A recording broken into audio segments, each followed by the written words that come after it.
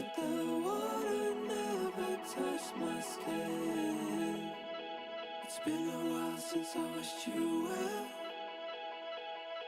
I can't remember how we passed that time. All these faces staring at me, getting closer to the sun. All these voices shouting at me, wish you'd never see me drown.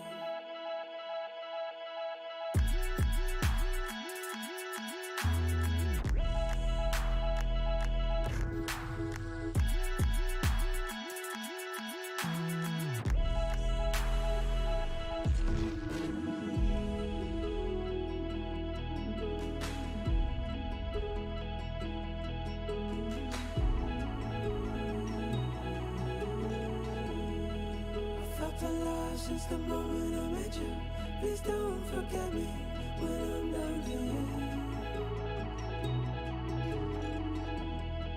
It's been a while since I hit the bottom. I'll sing my song, come find me, come find me. All these faces staring at me, closer to the sun. All these voices shouting at me, wish you'd never see me drown.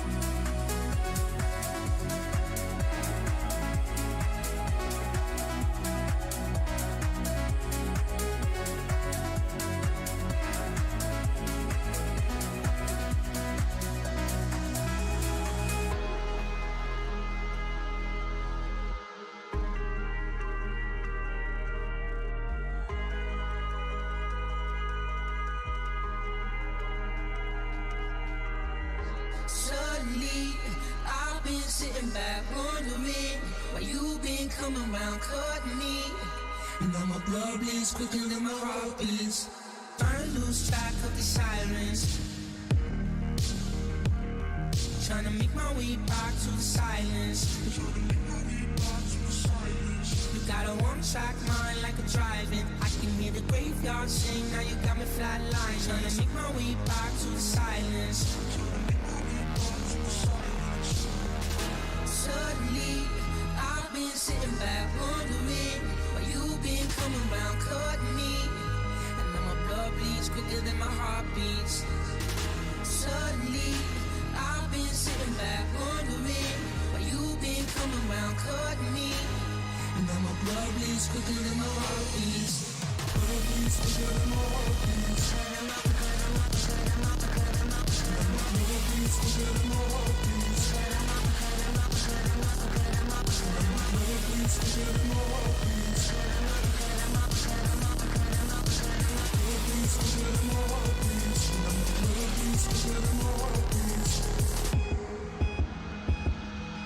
10 feet deep, but I'm far from grounded. Losing my feet and I keep on drowning. On a one-way street, you got me surrounded. You got a one-track mind like a driving. I can hear the graveyard sing, now you got me flatline. Trying to make my way back to the silence. Suddenly, I've been sitting back wondering why you been coming round cutting me. And now my blood bleeds quicker than my heart beats.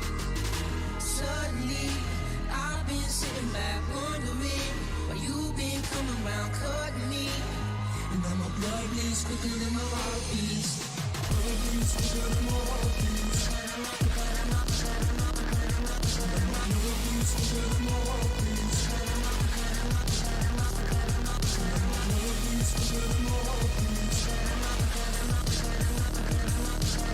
bleeds quicker than my heart beats. Blood bleeds quicker than my heart beats. Suddenly, you been coming round cutting me. My blood bleeds quicker than my heart beats. Suddenly, you been coming round cutting me. My blood bleeds quicker than my heart beats.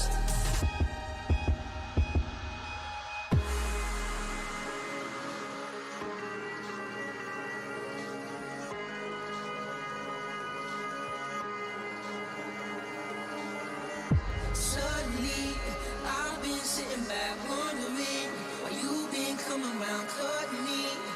And now my blood bleeds quicker than my heart beats. Blood bleeds quicker than my heart beats. Blood bleeds quicker than my heart beats. Blood bleeds quicker than my heart beats. Blood bleeds quicker than my heart beats.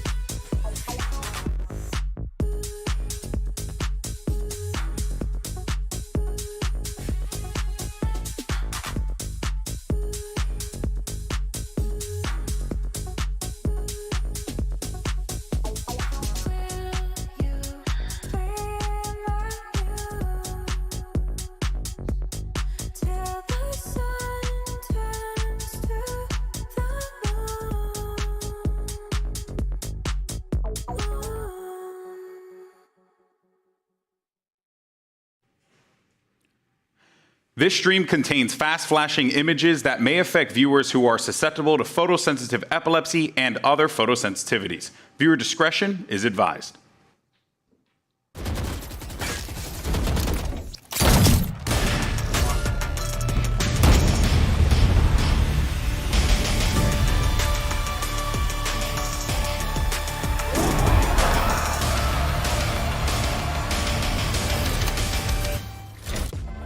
It's Elimination Day, and today's winners will move on to play at the Mercedes-Benz Arena later this week. Our top 6 will finally become a top 4. Hello, everyone, and welcome to day 10 of Masters Shanghai, coming to you live from the VCTCN studio for the last time this tournament. I'm your host, Yingsu, and I've got Mimi and Kakuka here with me. Are you guys going to miss it here? I've loved this box for the last, 14 days? For so long. Box. But it's going to be amazing to escape the box and get out to the Mercedes-Benz Arena, the biggest venue we've ever had in Valorant. All the players have been fighting for it, but there's only 2 more spots. And we want to see the crowd, right? We've been here. I actually really like this place, but I want to get that feeling with the tournament. The Swiss stage also has been a little bit too long. Now that we're in the playoffs, we want something else. Yeah, well, we won't be there in just yet, but 2 teams have made it. They made it yesterday, and who knew it was going to be Genji? I think a lot of people. Yeah. But I think beating 100 Thieves the way they did was a pretty big surprise, right? They came out and were dominant in the first half of Icebox. I mean, this super aggressive playstyle caught 100 Thieves off guard. And in both maps, 100 Thieves managed to start to put a fake comeback together, but Genji put it to bed in both with great performances from players like Karon. And we were talking about getting perspective after the Swiss stage and seeing how Genji was going to face up against this kind of teams. And the performance that we saw, we thought that, everything was going to go the distance, that we were never going to be convinced that they needed that first map to get to warm up a little bit. But what they did yesterday was a different kind of statement. And now moving on to the Mercedes-Benz Arena, I think that they're, really looking forward to the grand final. But G2 pulled off probably, the comeback of the year. Down 11-2, already lost the map. They come back in fantastic fashion. They're the comeback kids. Top 4, actually top 3 already guaranteed here at Masters Shanghai. It's been an absurd run for these boys. I think it's crazy to see and also very exciting, right? We saw in the tweets, I think that Jonapi at the end of that match was unreal. The way that they were closing out on that Lotus, not only having the mental resilience to go back and turn things around with the score, so, devastating, but in the way that they closed it out, getting all of that momentum from map 2 onto map 3. It's just wild that we had G2 becoming the real comeback team and then Genji not losing map 1. What is going on? For the first time ever. Yeah, it's going to be a fun It is crazy, though, that for Genji, having played this many games and lost this many map 1s, they're still flawless in this tournament. They are yet to drop a series. The chance of a clean run to Pacific's first trophy is still very much alive if they can win that upper final. Same for G2. Everything has gone the distance, but they're still undefeated. Well, this is the thing, though. I feel like there's a lot of questions we still have, unanswered questions. Many. Which brings us to the Masters Magic 8 wheel. Well, we're going to be able to ask the wheel and test and see if they're going to be able to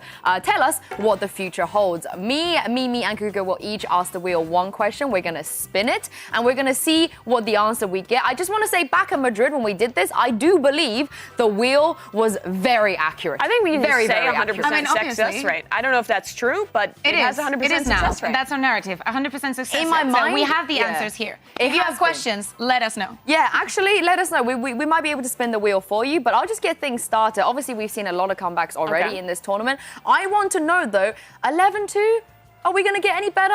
Are we going to get it even? It's only the best comeback. Yeah. It's only the best comeback we've ever seen at a global event. How about a 12-0 comeback? Why not? Yeah, sure. Are we going to see an even more impressive comeback here at Masters Shanghai? Come on, Will, I need to know. Big money. Oh. There's no way. If it says there is, Jesus. There's no way, right? Come on, Will, be reasonable.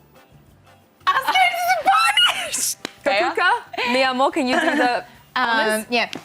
Vamos a ver un comeback tan asombroso como el que vimos ayer. Vale. Vale. Signs point to yes. 12-0 yes in Spanish, comeback. Sí. Genji versus G2. 12-0 comeback. Happening. It's happening. Okay, I want to ask a question now. Mine is simple. G2, they're on a run right now. They've yet to drop a series. Wheel, Can they complete the miracle run? Imagine if it's asked in Spanish again. I will let you do it then. I hope it is. Ooh, oh my God, it almost was. Okay. Not a confident answer, but I feel like G2 fans will take that. If it It's lands happening. there again, can I ask in Chinese just to like, just to like, Yeah, it would only be fair. Yeah, We're still all right. change it. Your Okay, my question. I loved YouTube and maybe a little bit to G2, but I want to know something that I think many people is wondering as well. Are we going to get a grand final with 2 teams from the same region? Do the honors. And why is it Pacifics? And why is it Pacific? Can it answer why? Oh, no! That is a good thing. No regional rematch. We get a new final. We get a banger. Yeah, but it would be so G2's cool gonna to win, get to the according to final. the wheel. True. I mean, it's at least it's coherent, but it would be cool to see, a final between Pacific, so they would secure Okay, a tournament. I think we asked the wheel that. I want to know if a Pacific team will be in the finals. Considering that I'm we're not hoping gonna be- so. Okay. Here we go. Come on, give it to us. Do we have a Pacific team in the final here? Oh, okay. Wait, so then that means it Yes. has to be Heretics or Foot.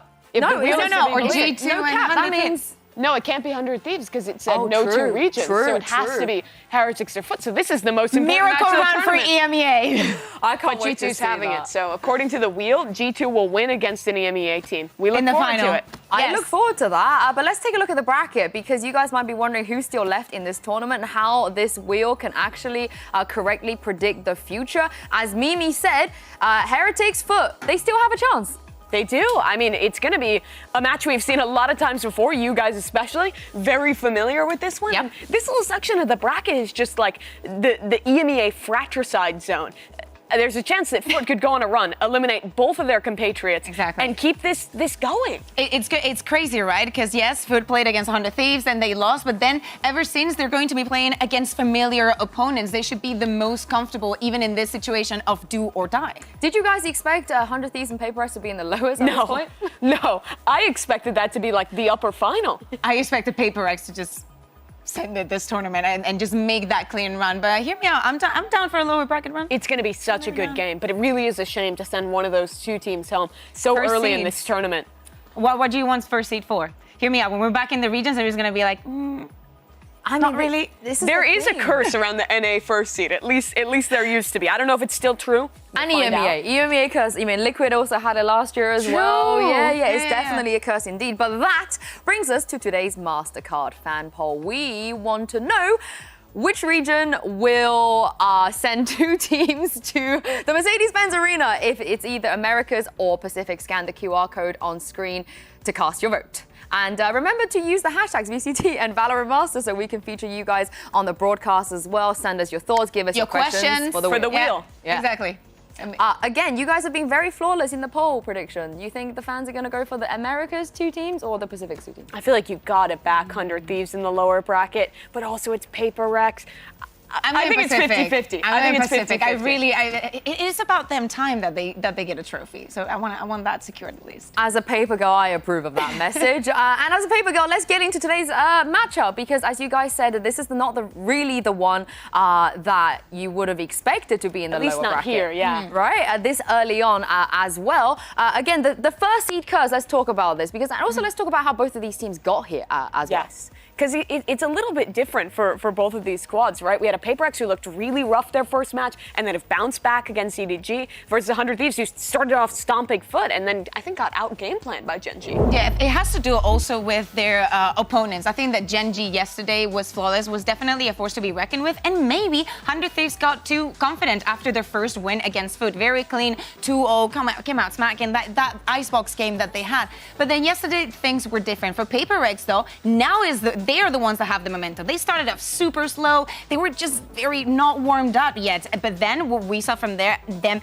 after they've been in the lower bracket, they look very, very confident in what they were doing. They changed a bit the compositions. They spiced things up, and they kept being the Paper Rex that we know and love. Yeah, I think the biggest reason that for 100 Thieves specifically, they looked so rough in that match was, first of all, Gen G had really good reads on Icebox, these super forward fights, playing a really confident, disruptive style. I think took 100 Thieves a little bit by surprise. It's the best form we've ever seen, Gen G. And on top of that, I think winning a lot of these pistol rounds, getting super early momentum in both maps, meant that for both maps, 100 Thieves was struggling to try and put together a comeback. And while they got close with a little fake comeback action in both those maps, the slow start was too much to get over. So 100 Thieves really have to work on that for today if they want to stay alive. How much of that is on Gen G, though? Are Gen G just too good? I think a lot of it is. They came were so prepared. They came so prepared. Like all of the things that we've been discussing about space and trade and all that, everything was on point for them. So not only the plans that they had at the beginning of the round, is how they executed everything.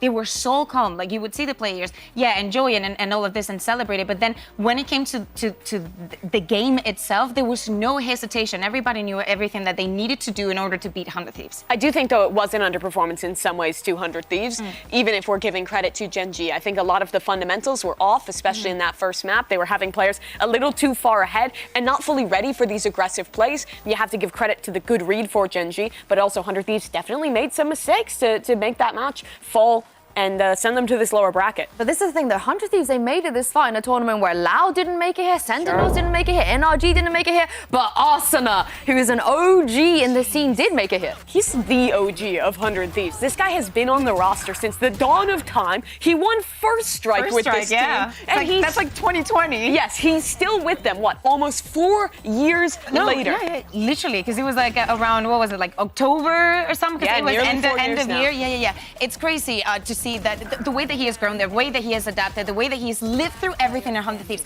If you are a 100 Thieves fan, you have to be an Asuna fan. Like it's correlated.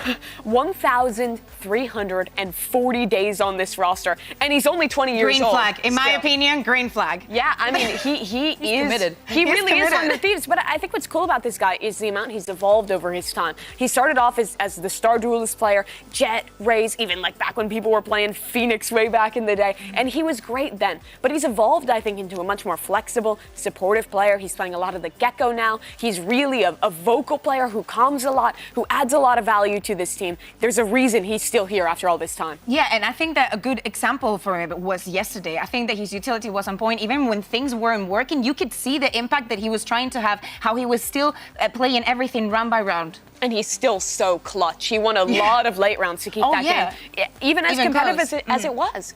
Yeah, and this is the thing with Arsenal, though. He's been here this whole time, and he's seen a plethora of teammates come in and out and in and out. But what about the new teammates here, Kukuka? How much of an impact do you think the likes of EU, Ziggs and Boosties have made to this roster? I think it's crazy to see, because I think that you can relate to this, and probably many people watching in EMEA, we've seen many IGLs go into different rosters and not having a good impact. The way that both coach and IGL come together and actually with a plan and make everything work. Sometimes when you're watching them, it feels effortless, like the way that everything is flowing. But today is a different challenge. We know how last year was for Boosty and Ziggs, but they have to even up. I know that it is a very complicated task, but I think that the transformation that we've seen and the way that we look at 100 Thieves now, it says a lot about them. I think the two biggest things that these roster changes have brought is, number one, the obvious one, confidence. Boostio is up there yelling. He's built up his teammates. You see players like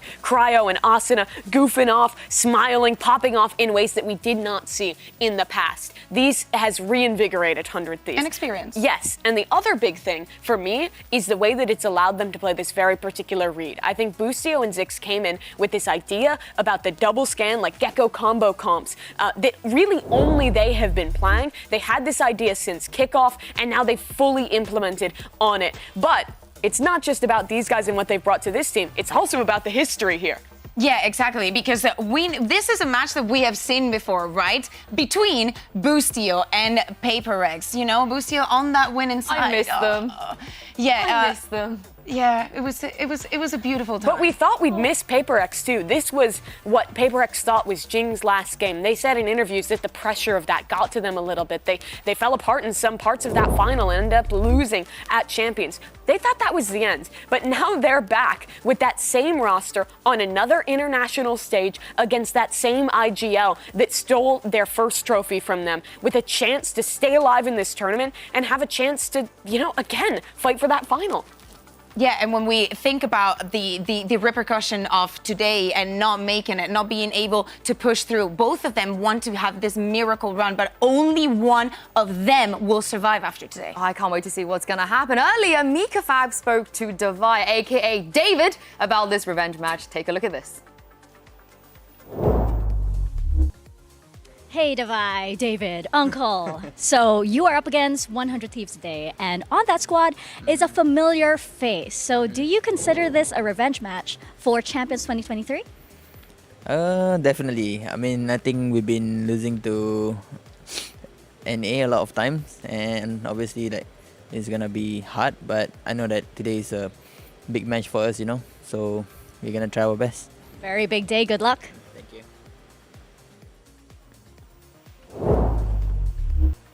Oh, David has spoken. He said that he does consider this somewhat of a revenge match. And why wouldn't he? He had to watch Boostio, Mimi, lift a trophy in front of him. Especially with how much trash Boostio has been talking this tournament, with how high both these teams' expectations were. I think this is the head to take to prove that you are ready to not only get your revenge for what happened at Champs, but to win a trophy for real this time. This is the thing, Kakuka. PaperX, they've been here so many times. And they've been in the final as well, but they just still haven't won a trophy. Surely with the year that they're having, this is their time. Yeah, but I'm not really as convinced as I thought I was going to be after seeing them in the tournament. As we're seeing here, there's been a lot of events and there's been a lot of PaperX. If you look at the placement, second, third, fourth, there's been a little bit of everything, but they've come so close so many times. It has to be jarring, but when we talk about the pressure and at least making it to that top 3, they've been able to do it many times. Yeah, and you notice here, when they don't get eliminated early, Lock-in, Istanbul, Berlin, they all went out in groups. When they survive and make it to playoffs, they always go on a run. It's at minimum top 4, and this was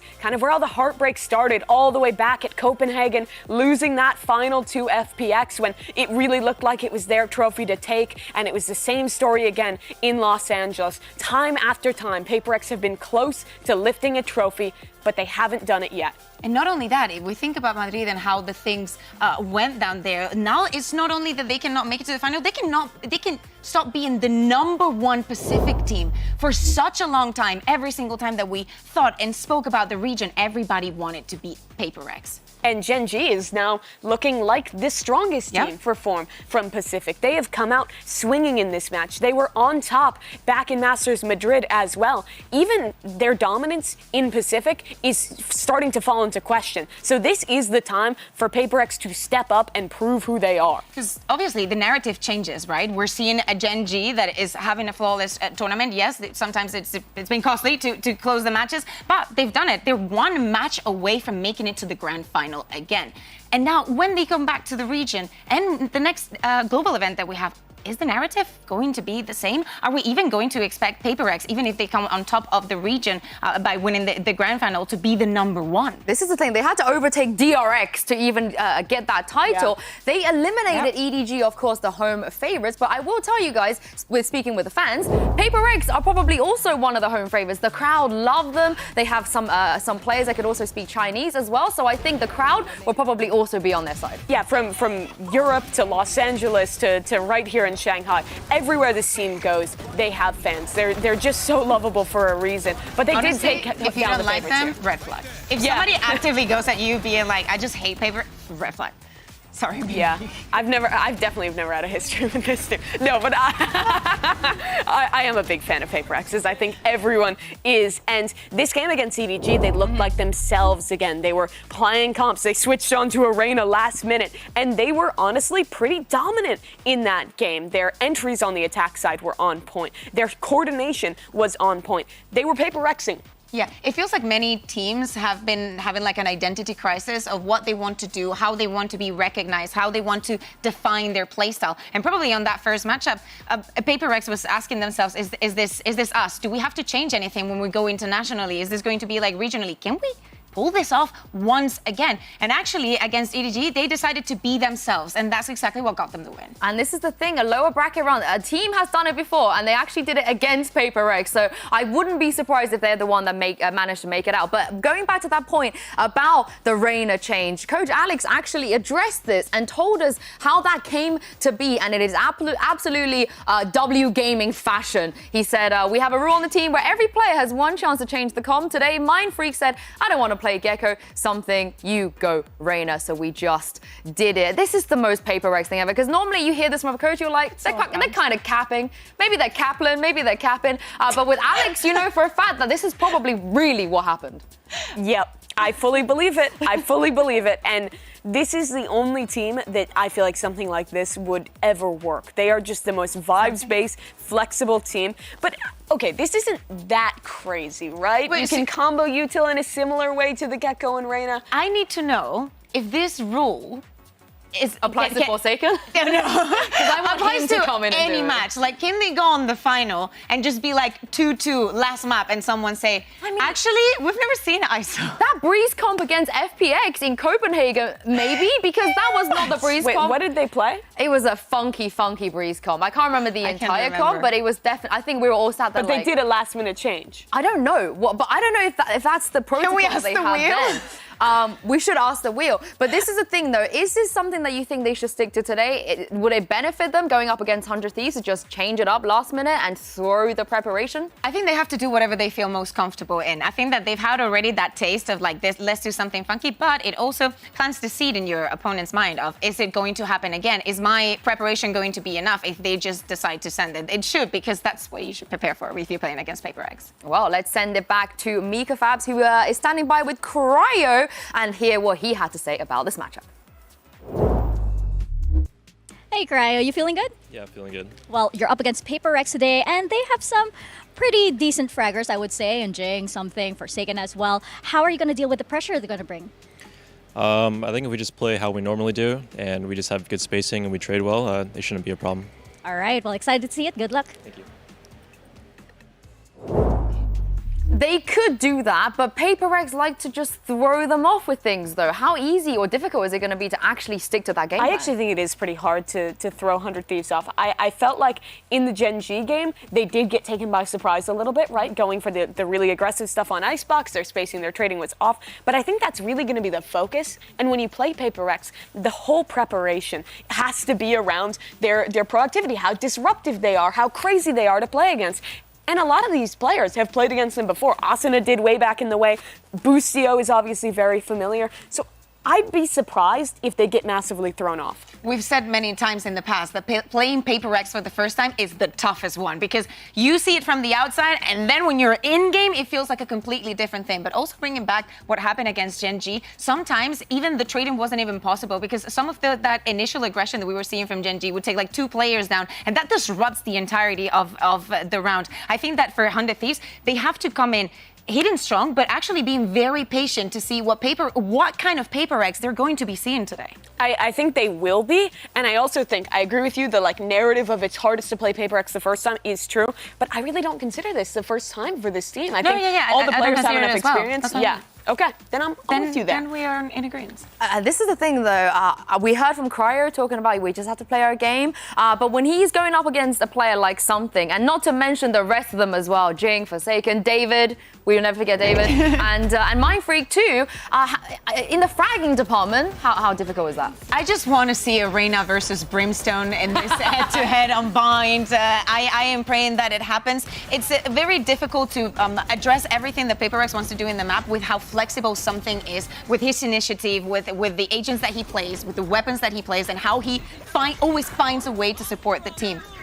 Yeah, Something is a player who you'll see him take a lot of risks, go for a lot of plays that very few other players would. And that is what makes him so tough to play against, those risky pushes, those moments where he'll just be swinging and doing something ridiculous. But what's so impressive to me about Cryo is how well he balances the risk and reward. I feel like when you see him go for something active and take a risk, he's always really thoroughly set up. He's always with a teammate. He always has something behind him. And in that way, I think that Cryo can put up performances like this on a more consistent level, not only because of the confidence he has in his game right now, but how good his team enables him. I think something is a lot more reliant on his individual form on the day, and in that way can have a lot more variability in how successful he is, especially against a very structured team like 100 Thieves. I mean, you heard it from Arsenal early in the tournament when they played against FIL. We don't run away from CNET anymore because everyone else should be running away from Cryo. And I'm with him for that one, Kukuka. Yeah, I think, the way that he's set up is beautiful, and we see it at the beginning of the rounds, especially on the defense when he wants to go on the aggression. But he's also an insane clutch player, and that's what I was mentioning. The Brimstone, he was a one-man army, and the way that he was stronghold and using utility and being still proactive for the team is like you get the best of both worlds. And as a comparison, I want to bring up PaperX's loss to G2. I think can you name a matchup where you think a G2 player is pound for pound better than a PaperX player? Sorry again? Is there a matchup head-to-head that you think there's a G2 player that's individually better than a PaperX player? I'm glad you asked her.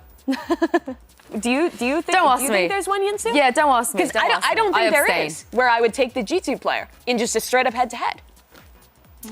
I don't think so. Yeah, but they beat them by really good teamwork, by really good coordination, by not giving opportunities to the star players on PaperX, and having great team play. And I think 100 Thieves not only has a similar level of team play to G2, but I also think that their individuals are incredibly strong. And I think, I don't know, I might take Cryo versus something. Okay. Honestly, when we did the blind ranking, I would have put Cryo as my number one. Out of I would have put him too. But. Yeah. But we were wrong because Texture had a performance. Texture's the But girl. we did do the last minute. We did the last minute swap with like Wood and him. Yeah. Because he's been great. I think there's one player we still haven't talked about. We always should. I feel like it's just like the done thing. If we don't mention him, I feel like we're doing PaperX a disservice. And that, of course, is Forsaken. We talk about the evolution of Arsena as a player. The evolution of Forsaken as a player is absolutely crazy. Yeah, exactly. He plays so many agents. He's like an ace in their sleeve, for them. Not only the way that he can perform individually, but with, as I'm saying, this flexibility, it allows PaperX to continue on this trend of we're unpredictable with the way that we're going to play, the agents that we're going to bring, and how crazy the compositions are going to be. But this event, I'm not seeing him shine. I'm not seeing him as comfortable as in previous instances because to me, or at least in my head, his priorities have changed. Sure. And in this last game, I think he actually was incredibly impactful, especially on their Sunset. I think his initiator play is actually a really high level that a lot of people don't really rate around this player. I think he did a great job of setting up something throughout that game and actually having some really impactful late round clutch moments. Forsaken's role in the team now, I think, is just being a consistent rock and allowing them to play these crazy comps by being one of the most flexible players in the world, but he'll still have games where he steps up and he's the difference maker. Yeah, this is the thing. I feel like whenever he's still alive, anything can happen. Yes. He can pull like a flashy clutch. But it is time for us to show you the result of the MasterCard fan poll. Earlier, we asked you which region is going to send 2 teams to the Mercedes-Benz Arena. And you guys have voted for Pacific. Yeah. Time for me to be time zone Terry again. And So tell me, why is this happening, Mimi? They voted it's 100 4 Thieves. a.m. on the East Coast right now. They voted 100 Thieves yesterday in the poll. True. They are did. awake. I'm utterly coping. Pacific, I think you should be favoring PaperX to make a run here. I mean, they are a team with a lot of confidence, but 100 Thieves is so close as well. I think it's a 50-50. I think it's a certified banger. Ha! I got you! Oh, they didn't play the horn. They didn't play the horn. But we haven't discussed it But yet. I do think that We didn't certify it. It doesn't matter. I thought that they would be ready, but they weren't. But the board hasn't If certified they would have, But for the rest of the tournament, for the rest of the Exactly. tournament. But I think in the past we've had Americas versus Americas final. We've had EMEA versus EMEA final. We've had, Americas versus EMEA final. We've had all of these Americas variations. versus Americas. Optic Loud? Yeah. Does that not count? Yeah. I mean, that's ancient history, but That yeah. counts, right? But I think it's about time that we have a Pacific. It's only fair. They haven't Sure. had one yet. I'd rather have an interregional one. Yeah, and this is the prediction, and I did not. I technically was right, no matter what. But what's your happens. prediction? VCT EMEA. No, that's not a prediction. That's so unfair. It's like asking me to choose between my two Yinsu, cats. you're making a fool of the sanctity of this prediction segment. I apologize, but I will not back down. Okay. Yeah. Let's talk about the paper. Let's talk about X versus paper 100 thin. Thieves. Sorry. Because you've gone for paper X students. You both, me and Bea, course. are pretting 100 Thieves Yeah. in this matchup. I think if it goes the distance, I favor more 100 Thieves. Like, to me, it's about getting throughout the first map, having a very close encounter, trying to level things out. Even if they don't end up close in it, I think that they have the resilience to bring it back in the second one and just cement that plan by the end of map 3. I also think 100 Thieves is a team who is really going to light a fire under their ass. After that last match that they ended up losing, I think that those slow starts, those fundamental issues are really going to be focused on going into this match, and those have to be drilled against paper. They just need to tank like the first 6 rounds.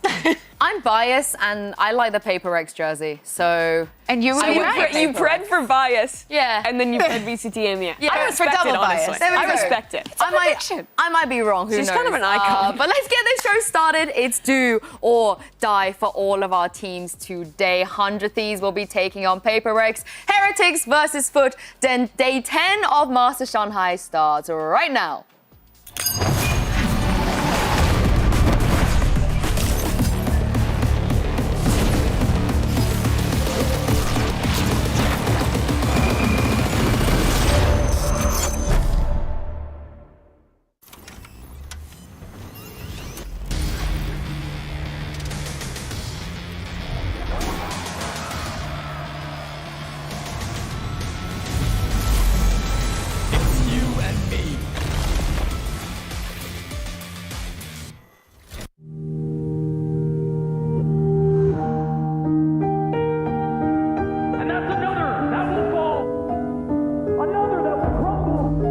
Kind of like mixed feeling, you know. I'm happy that we won, but also I'm kind of sad, I would say, because we had to eliminate EDG. In front of a Chinese crowd. Since all of us are from Asia, I thought that we would be able to go deeper together, you know. 兄弟之间的感情非常独特，有时候互相扶持，有时候互相竞争。不过一旦你有困难，兄弟总会在你身边。From now, we'll be carrying the torch. We will try our best to win for them.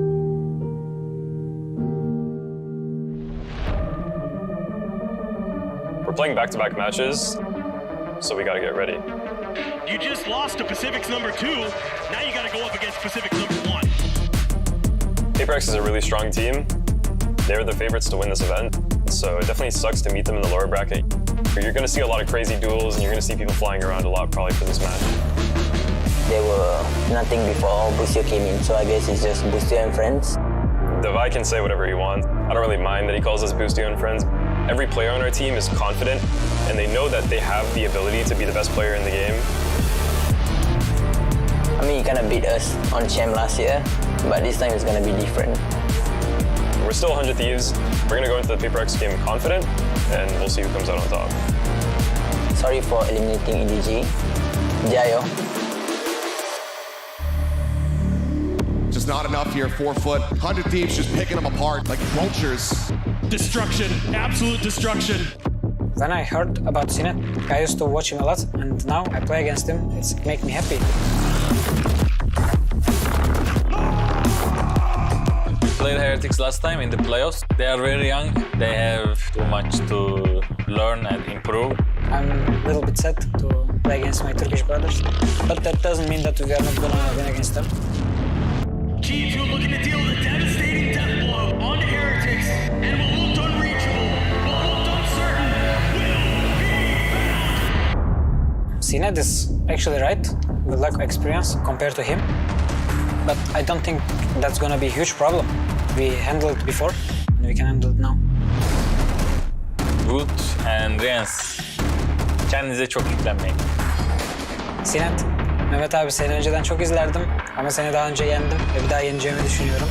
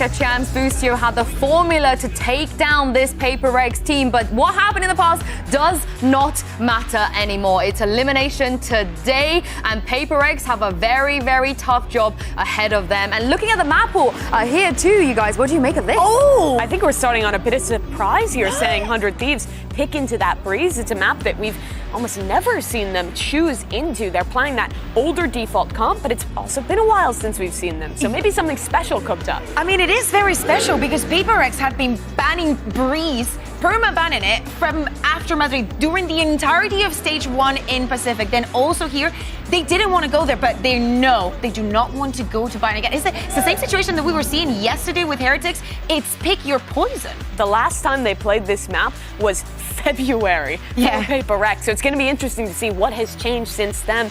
I think both these teams, it's going to be kind of a surprise, and it starts really what I think is the focus of this match of needing to adapt on the fly. Paper Rex is a squad that'll constantly be showing new things to you, throwing a bunch of different one-off plays. This is really going to be a lot of pressure on 100 Thieves and especially on Boostio to come up with a plan and keep his team in the game, especially after that loss to Gen G. Not a surprise that we see Paper Rex, though, picking in the Sunset. That is a map that they've been very, very comfortable in. But yeah, I agree with you, Mimi.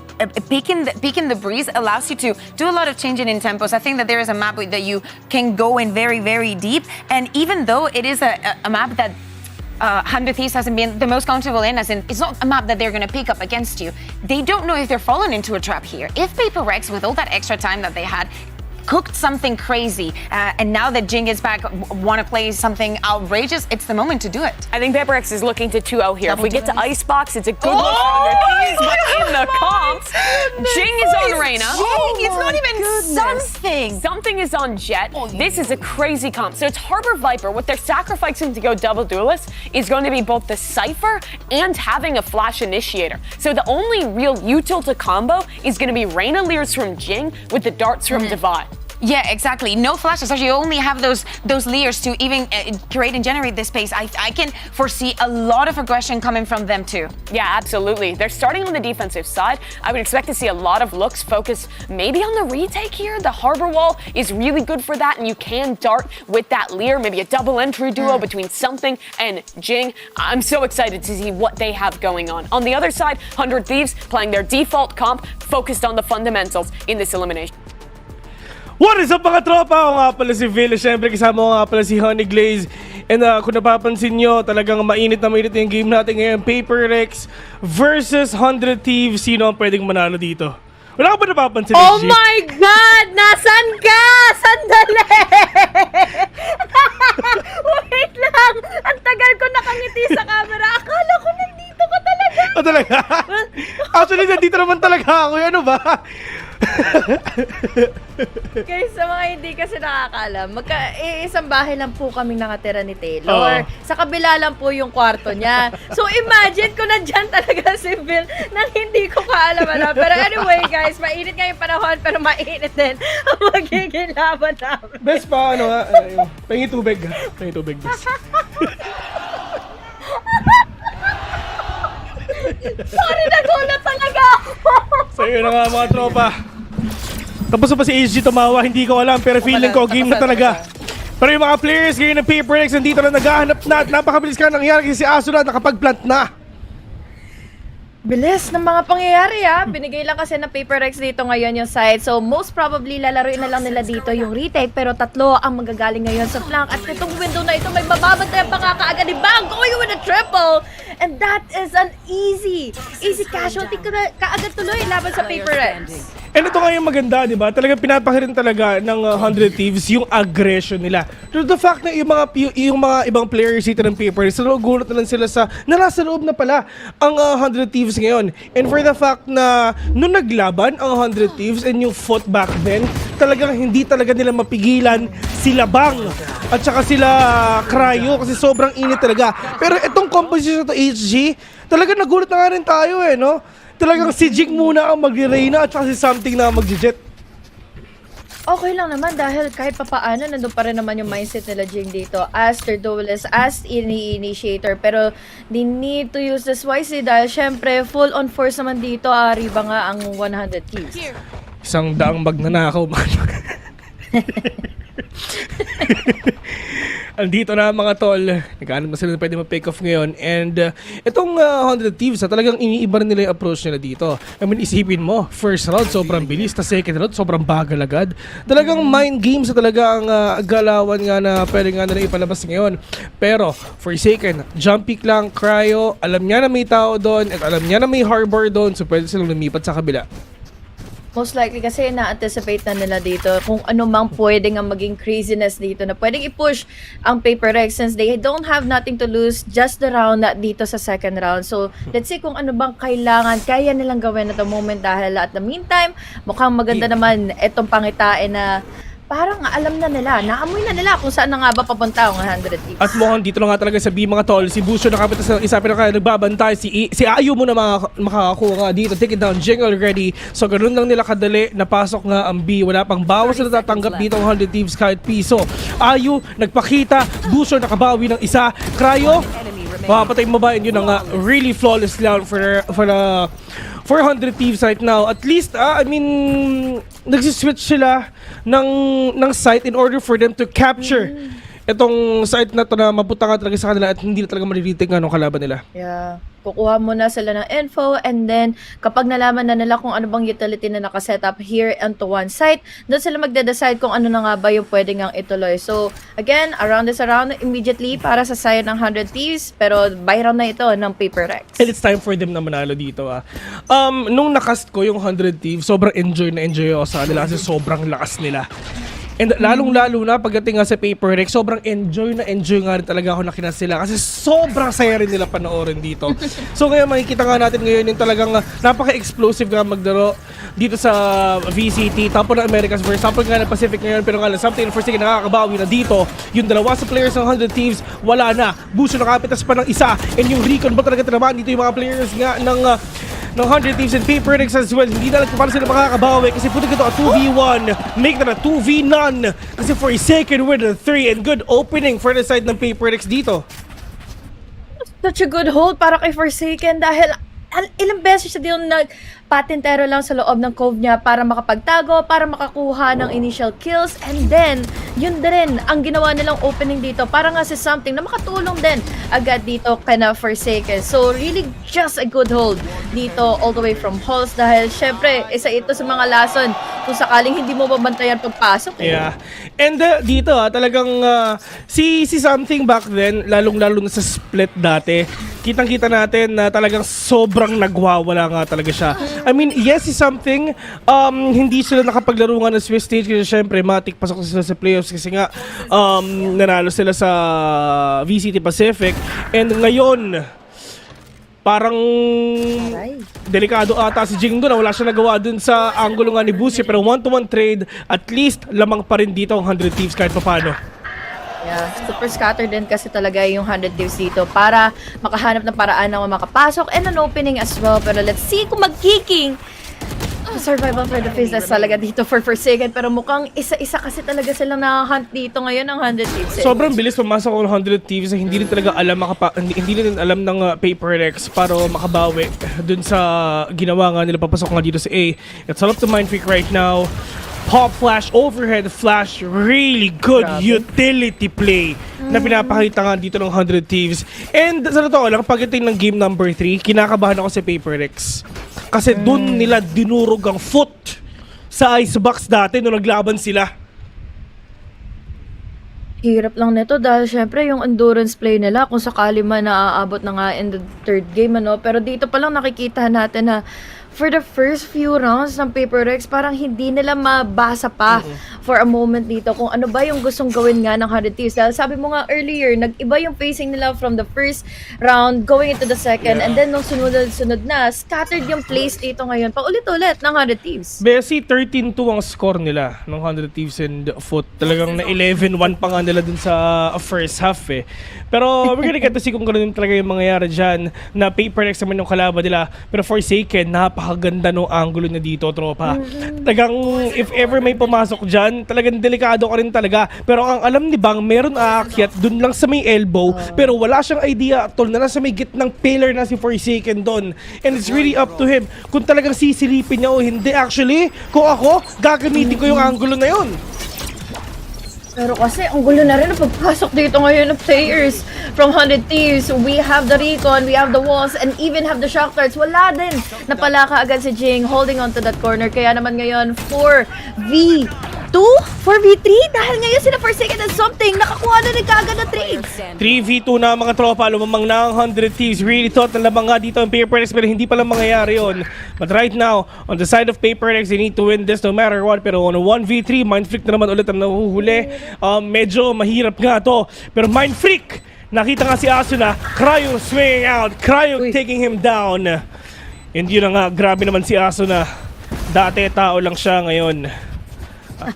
Asuna.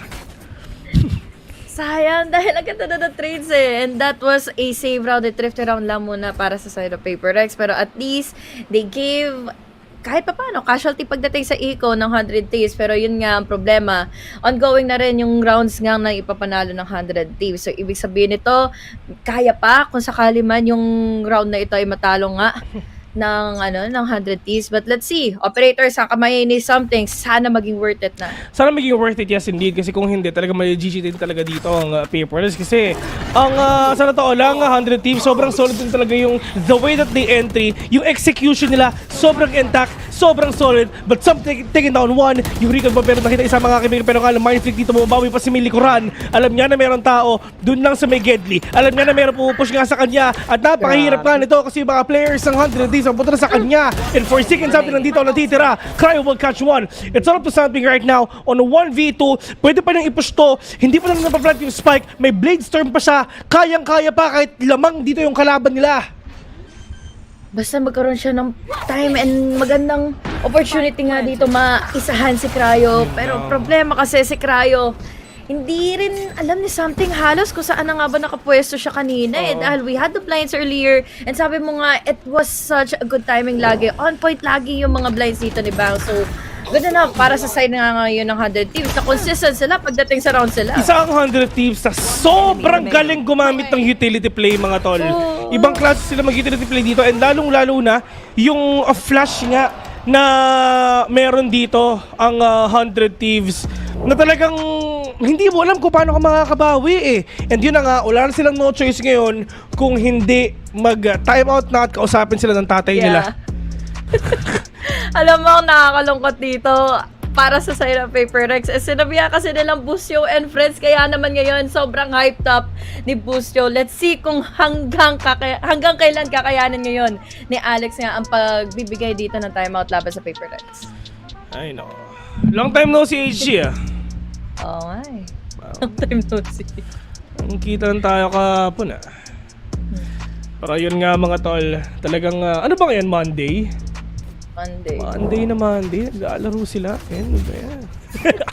Bakit may tournament ng Monday? Pero wala, lalaban tayo. And ito tira mo 100 Thieves. 4 nung ultimation nila online. And ito naman yung mapang pinili nila, di ba? So might as well win this at bumawi na lang doon ang Paper Rex sa Sunset later on. Nilaroan nila to. Nilaglaro yung Paper Rex kalaban ng EDG. At Paper Rex ang nanalo doon. Pero kasi pagdating sa mga pressure and given the comparison pa ng skill sets dito ng 100 Thieves, talagang masasabi mong gamay nila tong mapa na to the point na hindi makahanap dito ng butas. Na lunas ngayon ng Paper Rex. Saan ba hanapin si Busyo? Paano ba pipigilan yung mga flanks, yung mga lurks sila? Dahil doon sila nahuhuli, especially sa pag-attract ng attention ni Busyo eh. Dito rin talagang nagagamit ng 100 Thieves yung double scan nila. Which is si Ayu tsaka si Aso na nga. Which is really giving them that information that they need. And Aso na, with the flash already, at least kapag ma-bout yung ibang players nga dito ng Paper Rex.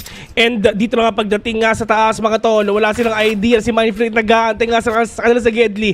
Ayu, oh no, titingin ba siya? Meron pa siyang utilities. Mukhang alam ata niya, pero what up po yung gagawin niya? Aso na! Nakapitas na isa pero Jane nakabawi pa pero wala siyang idea si Bang. They have full map control already. At nagugulat na lang sila. Hala, nasa likuran na pala sila. Aso na nakapitas pa, sobrang sayang noon. Lamang na ang Paper Rex doon eh. nagkakaroon na sila ng mga subtle mistakes na yun naman din natutugunan kaagad ng 100 Thieves. Kaya naman ngayon, nagkaroon pa sila kahit paano ng lead, ng time, and an opening para pumasok pa nga ng A-side. Pero ang problema ngayon ng Paper Rex is saan ba nila ngayon mahanap si Bang? Dahil baka sakali nga, ito yung reason kung bakit nag-overthink pa ngayon si David eh. Pero ikita na natin ito mga tropa kung makakabawi pa sila. Hunter's Fury taking down na ang importante na plant nila yung spike. Pagdating nga kay Bang, may Viper Spit pa siya, winnable pa para sa kanila, pero something na huli na bigla at ayun na nga, walang scan si Davay kahit isa. Yung recon bolt pero hindi, medyo malayo siya mga tropa. Pero nakita silang dalawa, walang gagawin si Bang kung hindi mag-antay. And I just wanna say, si Bang, men, sobrang chill lang niya. Parang just another day in the office, ha? Para kay Bang na, alam mo yun, sobrang planado na kaagad from A to B to C even, para sa kanyang mga setups, para sa kanyang magiging place for the post plants. Dahil kung tutusin, ang laking pressure na rin kaagad na nung nagbigay nga kaagad ng Hunter's Fury dito ngayon si Davay. But unfortunately, still such a good lead para kina Bang and 100 Thieves. Sorry, Alex. Wala eh. Si Papa galit na. Something nakabatas ng isang buto talaga. May operator siya. Pero yun ang sinasabi nga natin eh. Sabay-sabay, sunod-sunod yung execute dito ng 100 Thieves. Sobrang tindi. Pero look at Mind Freak. Wala silang ka-idea at all na nandun na pala sa likod. Will catch one. Pero aso na. Ang bilis nung trade-off nila. Ang bilis nung sagot nila. 4 versus 3. Lamang ang Paper Rex. Probably anticipated nila yung wall na yun. Unfortunately, kay something hindi makakaligtas pa kasi si Aso na nagwawala na. Bang and Cryo all together to finish that round. Incredible para sa 100 Thieves, Will. Grabe. I really love the timing na pinapakita nga nila dun sa pagtaas ng wall. Bigla sila magpe-pre-fire at naugulat na lang sila. Hala, may tao pala dun. At dito natin nakikita kung gaano sila kasolid maglaro ng utility play. Anong score na? 7-1? Naku po! Fast game! Hindi ako nagre-reklamo ha, pero okay lang. Okay lang. Sad lang. Pero kasi kanina pa sinasabi ng panelists natin earlier na it's an elimination day already at alam mo yun, wala na. Hindi na nakakahinga ng maluwag ngayon si Alex eh. Naku po, paano nila ito gagawin, boss? Sa tingin mo ba kaya pa? Kaya, second half.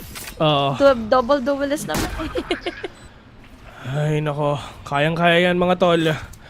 Makikita nga natin to kung paano nga sila makakabawi kasi the clock is saying already may pera sila, wala. Mind freak lang dito o may pera pero hopefully talaga mabawi nga nila something with a one tap to the head. Buto ng talaga ito, mamabuso na kabawi pa. Pero tatlo sila natitira ngayon, alam ni Bang na meron tao dyan. Tira mo, chill na chill lang siya. Wala siyang pakialam sa mga ibang nangyayari sa paligid niya kasi grabe yung trust na binibigay niya sa mga kakampi niya. Totoo. Yun yung pinaka sole reason kung bakit nagkakaroon sila ng opportunity na isa lang yung angulo na babantayan nila dahil nagko-cover up na nga kaagad sila dito ng kanilang sariling layering system yun eh, na kumbaga he knows na ito lang dapat yung kailangan niyang bantayan dahil ito naman din yung kabilang angle na babantayan nga ng isa niyang member. So, ito yung hindi natutugunan ng Paper Rex eh. Para bang nagugulat sila sa puntong lagi silang na kukuhaan ng pick off dito kaagad na anticipate na kukuhaan yung pick and then yun na, numbers advantage ulit mapupunta sa 100 saves paulit-ulit. Napagilitan sila ni Papa.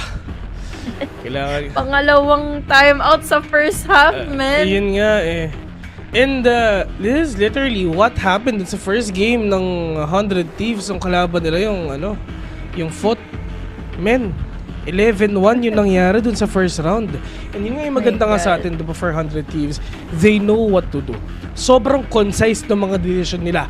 Alam nila kung saan papasok, alam nila kung saan titingin, alam nila kung saan nila ibabato lahat, at alam nila yung magandang timing nga dun sa lahat ng utilities na pwede nilang ibato. At lahat ng pinapakita nila, it's actually really perfect. Yeah. Hindi magiging perfect to kung hindi 8-1 yung score. Tsaka na-mention din nila yun so earlier on, diba, na ilang days na ba ang nabibilang natin dito for Asuna for sticking into 100 Thieves. Ibig sabihin lang din to, ay nabibuild up na talaga nila dito yung synergy, yung kung paano nila mako-compromise yung kanilang mga sarili dito to play and smoothly para makuha nila yung ganitong klaseng scoreline ngayon na 8-1. We still have your ultimates available for Forsaken and Mind Freak, pero kailan nila ito magagamit wisely nga? Yun ang tanong mga tol. Pero ito they have that ultimate already for Forsaken na pwede lang gamitin for retake.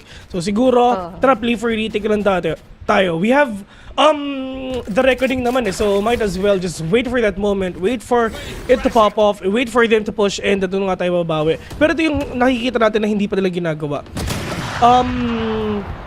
Hindi nila nagiging sobrang aggressive. Kumbaga, they're letting 100 Thieves get that space. Oh my God. That's so good of an aggression para kay Forsaken dahil si Aso na nakaagad ang nawala sa mapa. We're down to a 4v3 at the moment, but with that bang, with that flash, naku po, mukhang makakaligtas pa. Hindi nakabawi kaagad si Jing dahil wala na siyang bala. Nataimingan pa nga, bang na lang natitira. 1 versus 2. Pero sabi ni something, amakat na. At least nakakabawi na dito. At least na-convert nila. 8-4. Yun yung at least na-convert nila yung win. So sabi ni Ilya, sige mga tol, kaya natin to, sa atin to eh. Sabi nung caster, kaya pa daw eh. Kaya. Pero ang maganda naman sa Paper Rex ilang beses, ilang rounds na rin itong paulit-ulit na sila yung nakakakuha ng mga first kills. Oh my God! Yan. Kanina ka pa boost tinatayuan mo kami ha. Tinan mo something, tinayuan ka rin niya. Gusto tangkad si something. Sama pa kayong ganon, pero ganon yung nangyari doon, men. Anyway. Pero yun na nga. Tamang outload nga muna para sa kanila, pero Forsaken at least dire agad si Asuna. Pero pwede mo naman siyang buhayan dito. Ang importante, nasa loob na nga sila. But right now, for the side of Paper Rex, buti na lang talaga nakakapita sa sila because this is the thing that they need. Pero, Rick and Ball pagdating nga sa likod, pero yung Blazer nandito na, Bessie.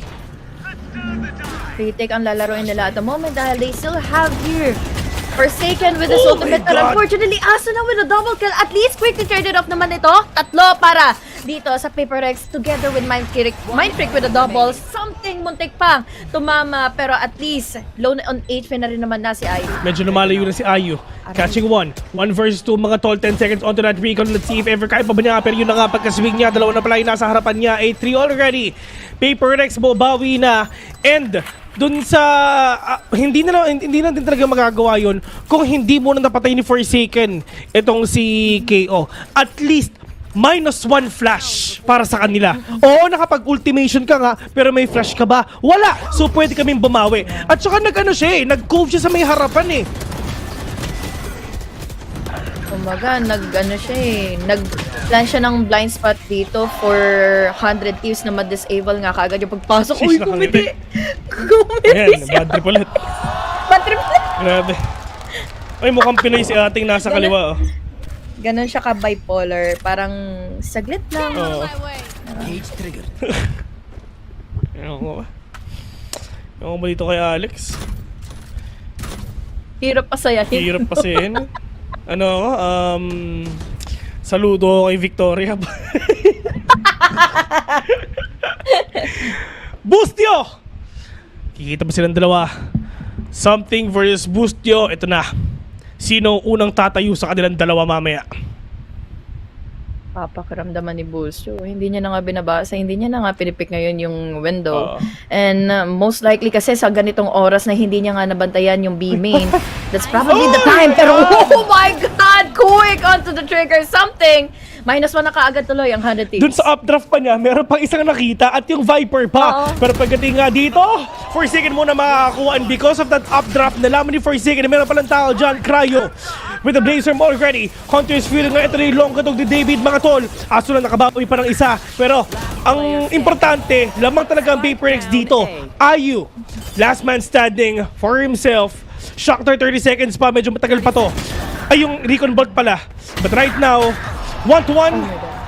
Pero something will get that kill instead. 8-4 already. Yun na nga, natayuan ni something, boss. Oo. Ayun lang, slow burn lang talaga para sa Paper Rex. So, yeah, kahit pa paano, yun na nga yung nakuha nila, no? Best round and a half, 8-4. Hindi na magiging malayo dito yung habol nila later on into the second one. Pero at least, we saw already the potential na magpatuloy na nga yung momento nila. At least ito ang momento na pinapakita nila, no? Right after that moment na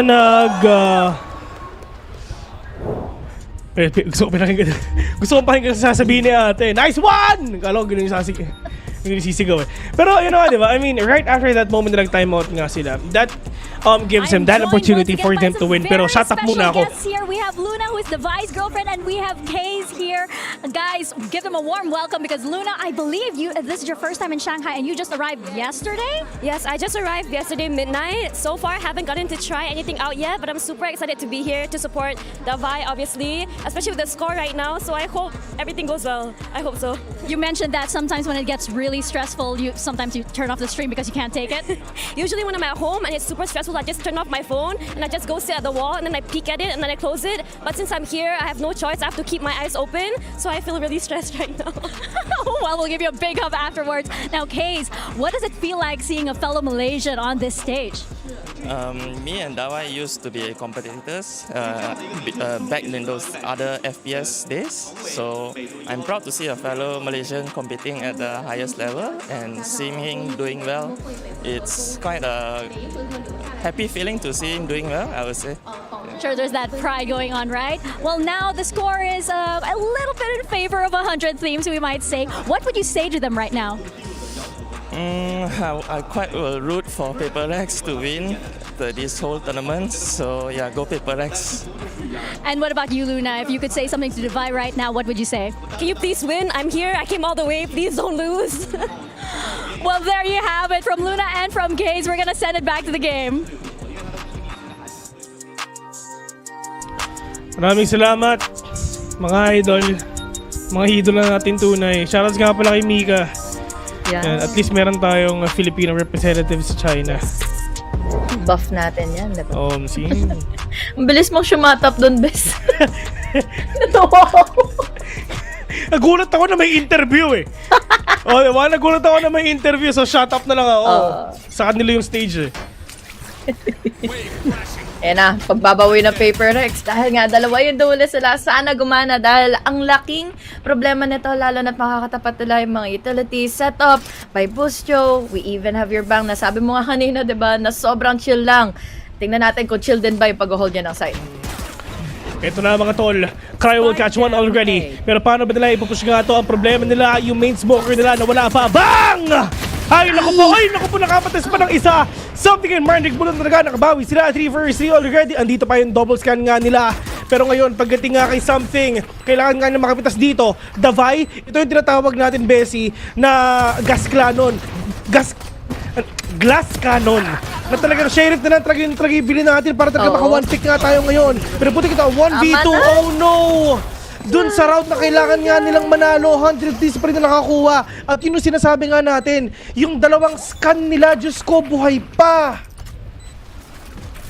Ang hirap nun dahil sabi mo nga, diba, glass cannon nga ang Paper Rex earlier. So, might as well be aggressive bago pa man lumapit ng husto ang players ng 100 Thieves. Kaya naman, napahirapan na kaagad ng 100 Thieves ngayon ang Paper Rex dahil nga ito yung pinakakailangan na round ng Paper Rex para magkaroon ng comeback. But unfortunately, with Cryo on the first initial kill, nagkaroon patuloy sila ng opening in a space to control for the retake. Kailangan talaga manalo siya ng Paper Rex, mga tolo. Wala bang spray ang 100 Thieves?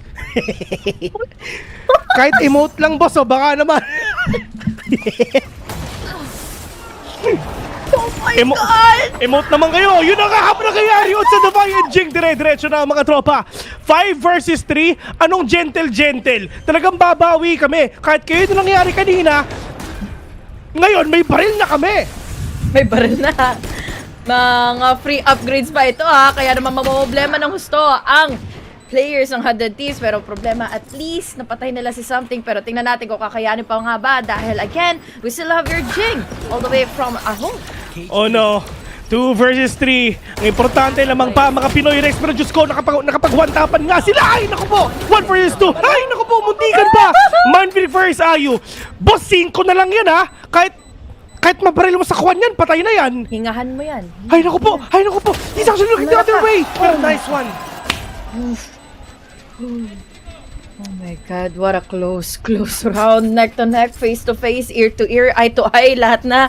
Grabe yung mga nangyari doon ng mga palitan dahil nga ultimo yung space na nakukuha na ng 100 Thieves ay talagang gusto pang agawin pabalik ng players sa Paper Rex. I understand how aggressive they wanna be, pero kasi there are times na parang pwede bang tama na yung mga duos ay bibigay niya na paulit-ulit sa 100 Thieves. Tama ka na. See?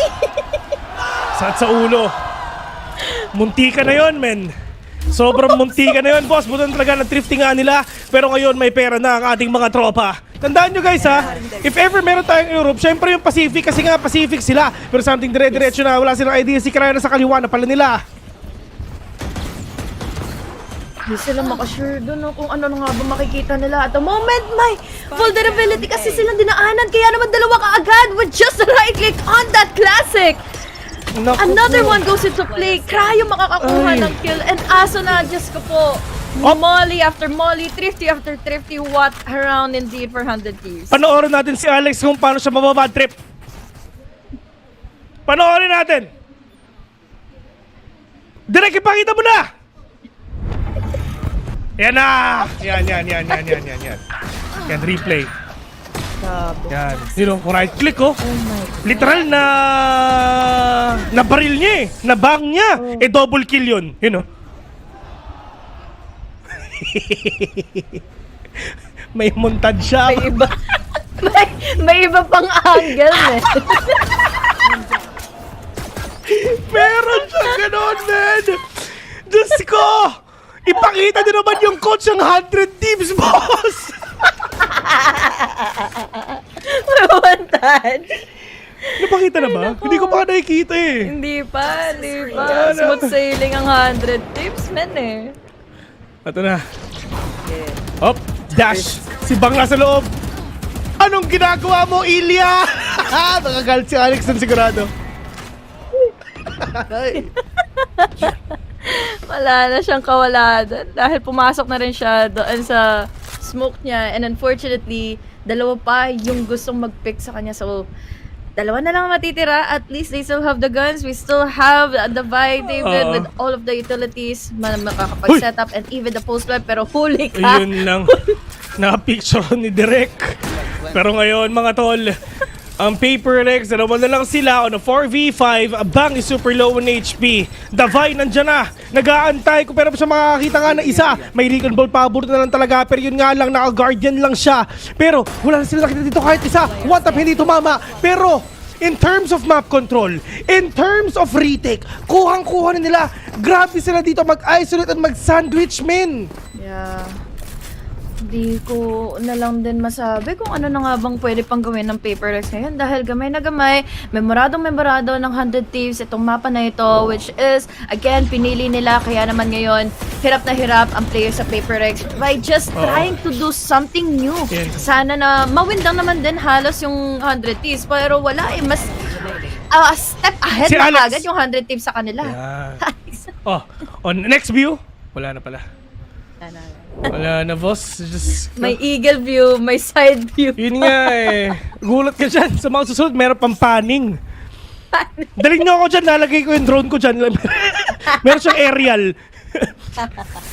Ito na. Wala eh. Lahat blurred siya lang yung kita. Ito, Besa. Ito yung mahirap. Si Krayo kasi Pinoy yan eh. Malakas nga yan eh. Na rin talagang may isasagot pa, especially ang Paper Rex at the moment dahil ngayon medyo naudot at kikita kasi kaagad ng 100 Thieves kung ano ba yung possibility na gagawin nila dito, especially pwede sila mag-split push and everything, pero at the moment, look at that setup. Let's see kung lilipad na nga ba ngayon si Something. Para kay Something yan mga tol. Pop, Hindi muna siya. Alam niya na meron tripwire, pero siguro alam niya na nasa taas nga, pero hindi pa rin talaga nila kinukuha. Pero pagdating nga dito kila Jing and friends, it's really up to them. Pero tamang null command muna talaga ang gagawin nga nila. Wala silang magagawa dito. Wala silang utility na mababato. Pero this is the flash already. Pop flash, it'll connect onto the players of Heretics for sure. At yun na nga, the superior utility usage of 100 Thieves. Sobrang solid. And always na nape-pressure out ang Heretics, especially sa mga ganong mga times na tatapatin lang sila ng utility play and then ma-amplify lang din ito agad. There's always a quick response from 100 Thieves na alam mong nakabuntot ka agad dito, either sinabang or anyone else na magmumula nga ngayon kay 100 Thieves para nga ma-amplify, masagutan nila dito ngayon yung mga blinds ngayon ni Asuna. Nakatotnob sila, no? Pero ayun na nga, the number one problem of Heretics is actually, I just wanna say, tama ka dyan, Bustyo. Si Asuna at saka si Bang, sobrang solid nilang dalawa sa totoo lang. Hindi sila mapaghiwalay kapag gusto na nila dito mag-push in together Pero now, something has no idea. Easy neural theft ka agad kay Busyo, and now compromise ka agad yung info ngayon kung saan magagaling ang Heretics. Alam nila agad-agad with that pick-off already, something pang nawala. Pero tamang Hunter's Fury pala. Together with the Reckoning as well. Busyo nakita siya, pero tamang dismiss na talaga ginagawa ng mga kalaban nila. Pero Cryo, Diyos ko po, makakadalawa pa ata si Cryo. For second lang dito natitira, and he's gonna go down to the hands of Bang. At wala nga silang idea na he's really trying to wrap around their opponents. The map control, the retake, preventing them to go in. 100 Thieves at another level.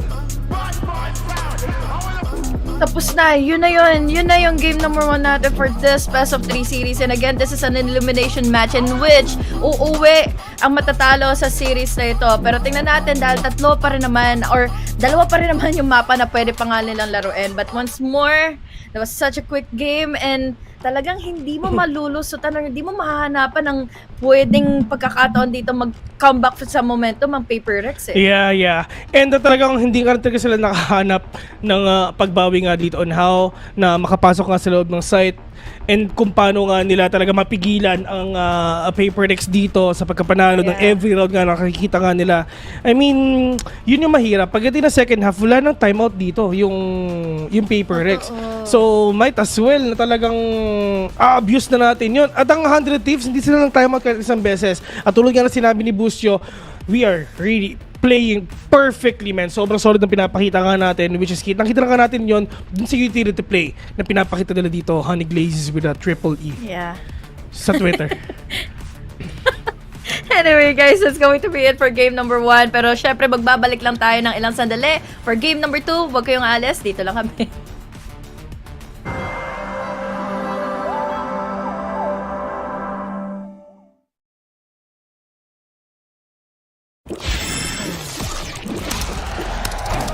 Red Bull gives you wings.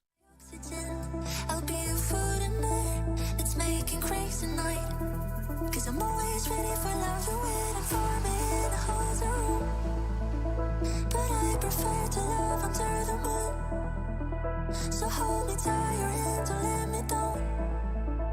It's all emotions, but I'm ready for love. I'm always ready for love. I'm always ready for love.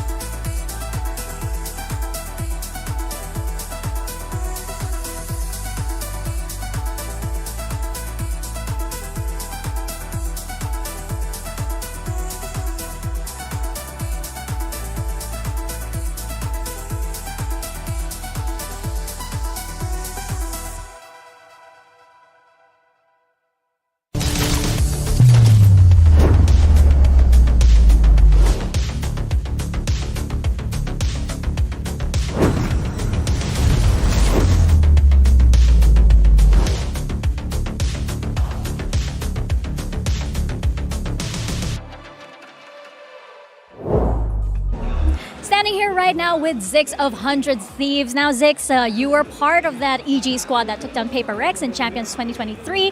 You seem to be becoming, to be kryptonite for this squad. So what is the one thing that you need to keep in mind when going up against Paper Rex? I think just staying calm, having very clean fundamentals. Those are the things that do well against Paper Rex. I mean, they're going to run at you. They're going to do things that you don't expect. They're going to be annoying. They're going to rewalk. It's just so many annoying things that they do. And that's why they are such a good team. It's because they're a team that takes a lot of risk. But the way that you balance it is just making sure that everybody's ready for everything they're going to do. And we came in well, map 1. Map 2, obviously, is Sunset, a map that's very good for them. So we'll see how it goes into map 2. All right, we'll see indeed once we get into the second map. Well, the game plan worked. It's a fantastic start for 100 Thieves. I'm Yingsun. I'm here with Mimi and Kukuka once again. You heard it there from him. It seems like he's got Paper Rex figured out, and we saw that on Breeze. Yeah, the fundamentals were incredible from 100 Thieves throughout that one. They did a really good job on their attacking side of playing together, figuring out when Paper Rex was going to go for these re-aggression moments that they're known for, and also continued through the second half, especially with some great setups by Asuna on that KO. Yeah, exactly. I'm surprised, right? Because the read was very good onto what they were going to do, what spaces in the maps they wanted to give up, and just adapting run by what Paper Rex were doing and how they were going to counter that. Yeah, and it's time for our Verizon high-speed moment. This one, once again, goes to Bang. I feel like we've had him in these moments so many times. How many 3Ks is he going to get? How many 4Ks? I love the fact that they were so quickly responding to everything that Paper Rex were doing. One, they were abusing when the Cypher not being there and having those entrances to sites, and knowing that Paper Rex has to fight, just try and make those fights as disadvantageous as possible. Bang has been so good throughout the run in America's 400 Thieves. For me, he was consistently behind the performances Cryo was putting up. He was the second most impressive player. This guy is so consistent as an anchor when he's playing on the defensive side, and he has so many rounds like that when he's the late round lurker on their attacking side, when he's playing in these clutch situations. The guy really steps up to the occasion, and it shows on that map versus Paper Rex. I mean, we don't really talk about headshot percentage a lot, but 67.7 seems to be ridiculous. Yeah, exactly. And with the Sheriff, with the pistols, with weapons, I love the fact that it was a little bit disrespectful onto what Paper Rex wanted to do, because it didn't have that many utility. This is the thing, you heard it from Zix, that the next map is where Paper Rex are expected to shine. So let's take a look right now at Forsaken in the AIM Labs shoot around, because they are down, they're not out just yet, and they have looked exceptional on Sunset. They have, and it's coming off a map where they tried out a new comp, and I don't think it worked out super well. Jing looked a little bit uncomfortable on the Reyna. I think the lack of the Cypher really hurt them, but now Sunset is a map that they have played a ton thus far this year. They have an incredible record, 9-2 across all their performances here on Sunset, and they were the team to innovate here, right? Playing this double initiator, Sage comp, they have a lot of great ideas. This is comfortable territory for them to bring a series back. Yeah, exactly. And we talk about the Sage, right? Is another map where they're not going to have the Cypher, but they know exactly how they want to use that wall. It doesn't matter whether if they start on the defense or the attack. I think that they have very good reads and very good interpretation on how to surprise the team. You may look at the Sage and Americas, correct me if I'm wrong. No one plays it. Exactly. No one plays it, right? So either you are very sure of how Paper Rex is going to play and how to deal with the Vi, or 100 Thieves is going to wait until map 3. This is the thing, they have a lot of footage, and 100 Thieves, Mimi, as you would know, are a team that really would use that to their advantage. Yeah, and I actually think that their Sunset has looked pretty good throughout their run in Americas, as well as here. It's definitely not an uncomfortable map for them, but their style is really disruptive. It's way harder to play those standard retakes.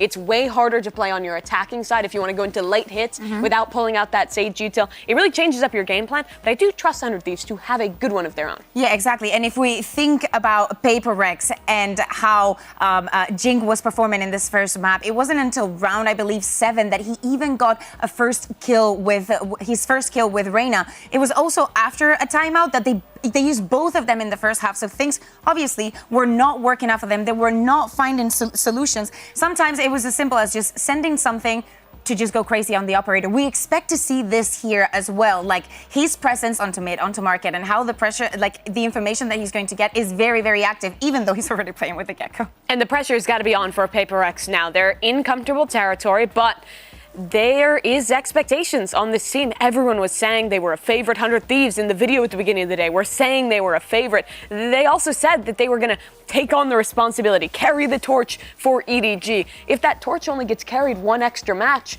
what good is it? You're in Asia and you want the first trophy for your region. Any wild cards for the Asian select is something that we could not expect. No, everything is going to be almost the same because the Sova is going to disappear for the side of 100 Thieves. They decided to go with Fade. It's something that they're very comfortable with, and it's just have to adapt those protocols onto this map. EU's Fade has always been excellent. I think the C's nade combos can add a lot into this one on top of those great combinations they already have between him and Cryo playing on that Gecko. PaperX will be starting on the attacker side. I think for 100 Thieves, win conditions here are denying the plant, getting forward, fighting for deep space, and not letting this Sage stall you out in the late rounds. Well, the pressure is on PaperX here. If they don't win this map, Achilles and Paperthin, they will be eliminated from Masters Shanghai.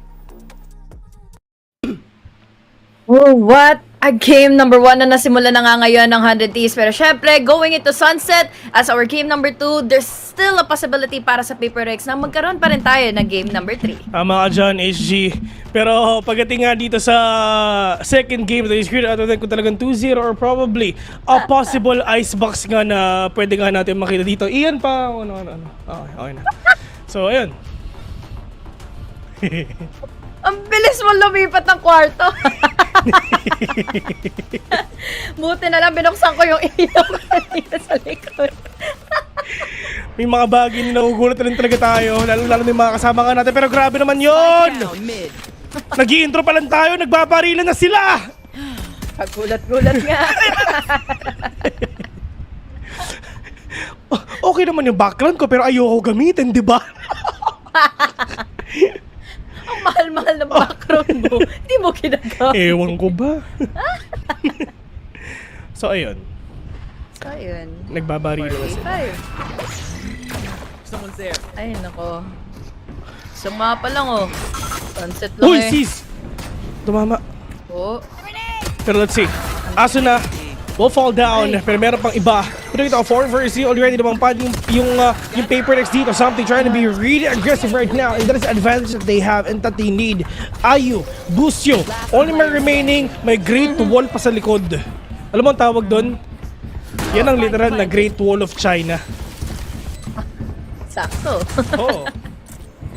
Wala tuloy mapupuntahan ngayon si Ayu dahil syempre naharangan na siya ng Great Wall of China at 4 pa ang natitira for PaperX. Buti na lang at least after silang ma-first bloodan nga ng players ng 100 Thieves, hindi na ito nag-escalate pa further na yung 100 Thieves lang ang makakahuli sila ng paulit-ulit. But now, with low HP, Ayu, most probably ang best choice na lang dito na makakuha siya is just the kills laban sa PaperX. Hinahanap nila, hinahunting nila, oh. Well, at least pistol round naman yan. 500 naman yung mawawala if ever. And that is the advantage that they need. Pagdating dito sa mapa na to, sa totoo lang, sobrang solid gumamit nila Ayu ng Fade. Lalong-lalo na pag dumating tayo sa Lotus, if ever darating tayo sa mapa na nun, sa mga susunod nga nilang laban.